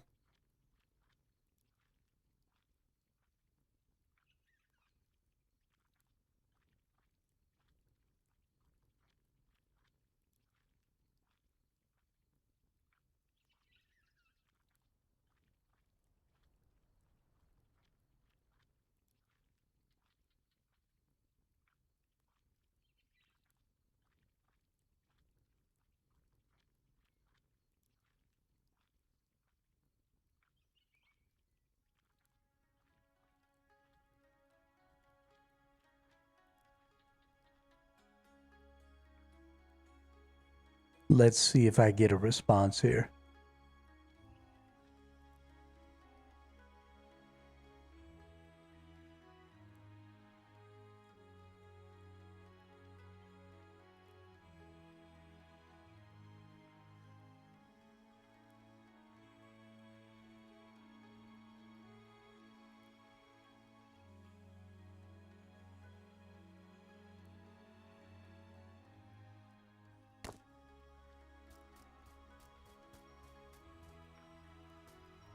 I'm so fond of this town.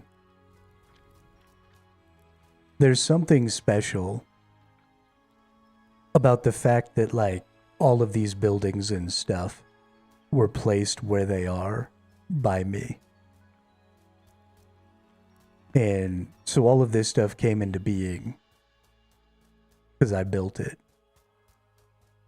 And it really, really feels good. And it really grounds me to this particular world. And to this city specifically, right? Like, this city is my home city. So even though there are people building cities at other places in this world, like, those places are always going to be places that I'm going to go visit. But they're not necessarily going to feel like my home, like this world does. Something I do need to do real quick. I think I left the bedroll in the other city over here in Piltover. So let's go see if I can find the bedroll. I think I put it down here, actually. And let's go put it in a house, because we've got the tent here.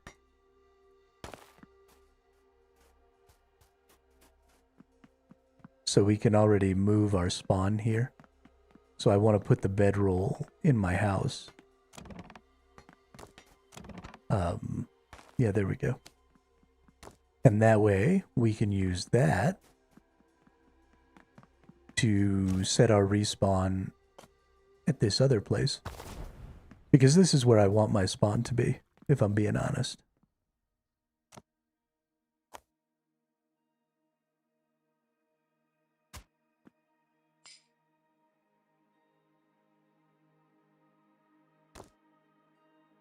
Nice.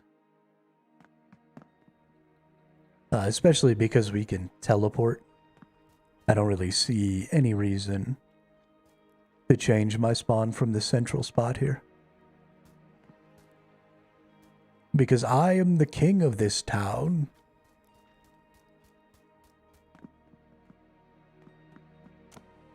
Alright, so we get our carts, and because those go in our inventory, it's super easy to go ahead and take carts to the other cities. So we're going to go over here to Thakios. We're going to get our carts out. And we're going to drop these bad boys off.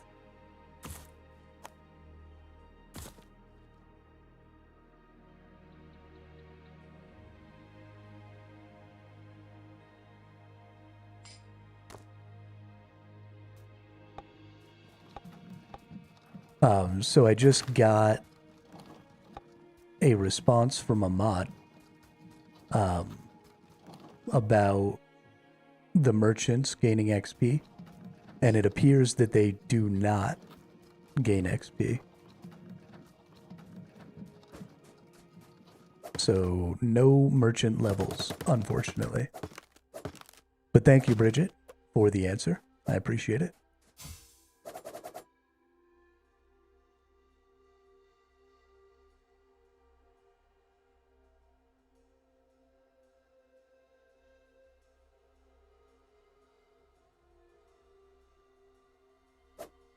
All right.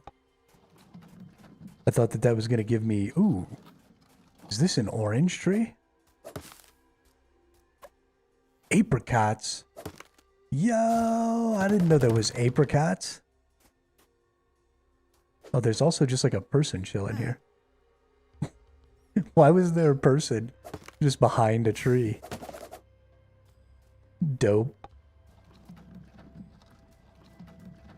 Let's make sure we get out far enough.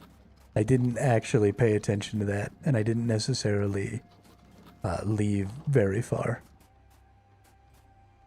to go get resources. Ooh, got some lag there. Oh, no. Because you don't get... We're going to have a hard time getting wood out here. We might have to go out the other way.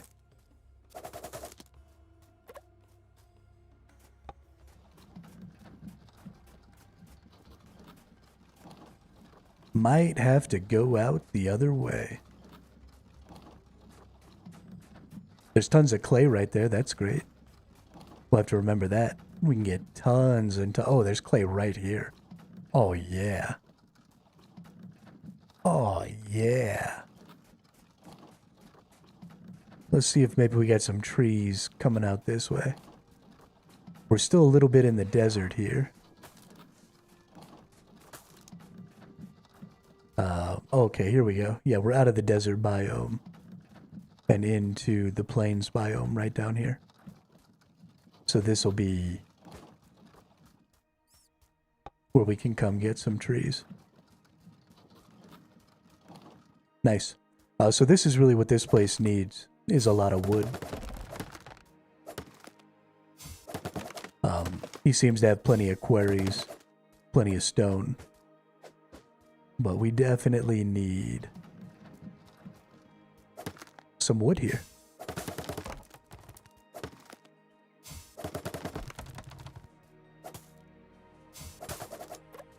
But this is what it's all about right here. This is the gather loop. Is you come out here, you get yourself a couple of carts, and you drag them around, you train them around, and then, you know, you're breaking down trees. We're also getting saplings, so I guess we could grow some trees inside of that city if we needed to be able to get more resources. There's a little thing to fight out there. Nice.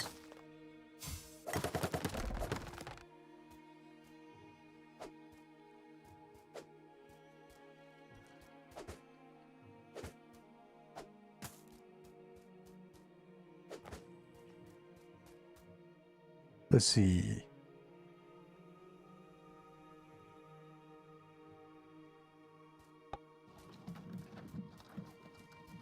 I think those might be full.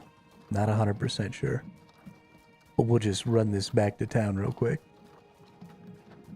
Hey, there's another apricot tree.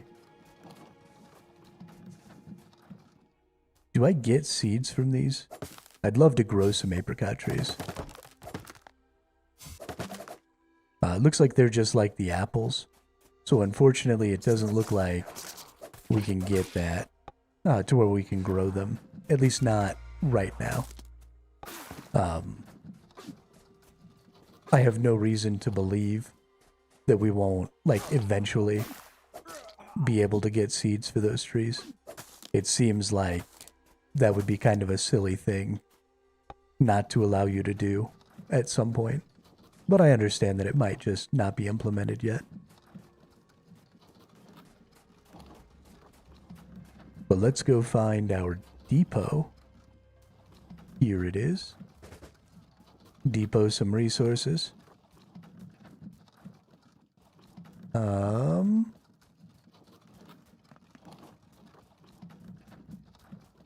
think that might have been the only depot.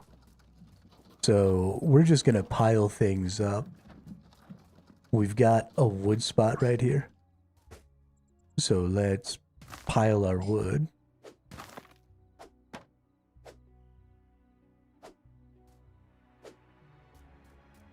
Well, that'll be fine, I guess. We'll use that wood to make things.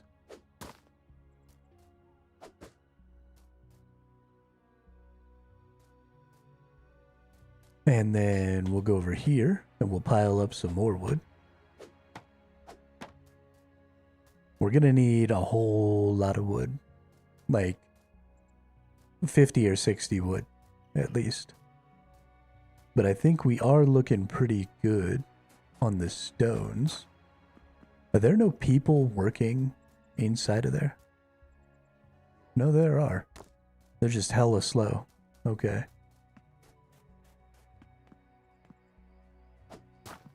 Oh, shiznit. We got zombies, ladies and gentlemen.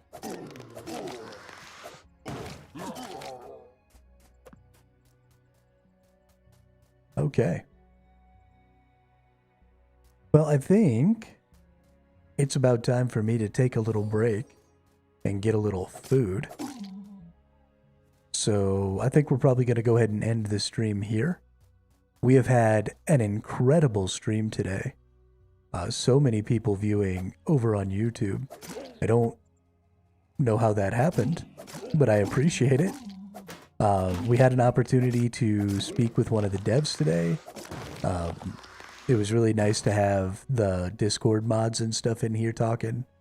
So, really big shout out to the dev team and the mod team for Romestead. They're doing a fantastic job reaching out to the community, being a part of the community and not just isolating themselves while they work, and still simultaneously being able to put out just a banger of a game. I cannot express how impressed I am with this game. So, yeah, I hope everybody has a great rest of their day. I will be continuing to play on the server throughout the rest of the day. So if you're looking for somewhere to play and you want to come hang out with us, my friend code is on the Discord. So just friend up that account and you can come hang out with us and help us build our Roman Empire here. But, yeah, I will see you all on the next one tomorrow at about the same time.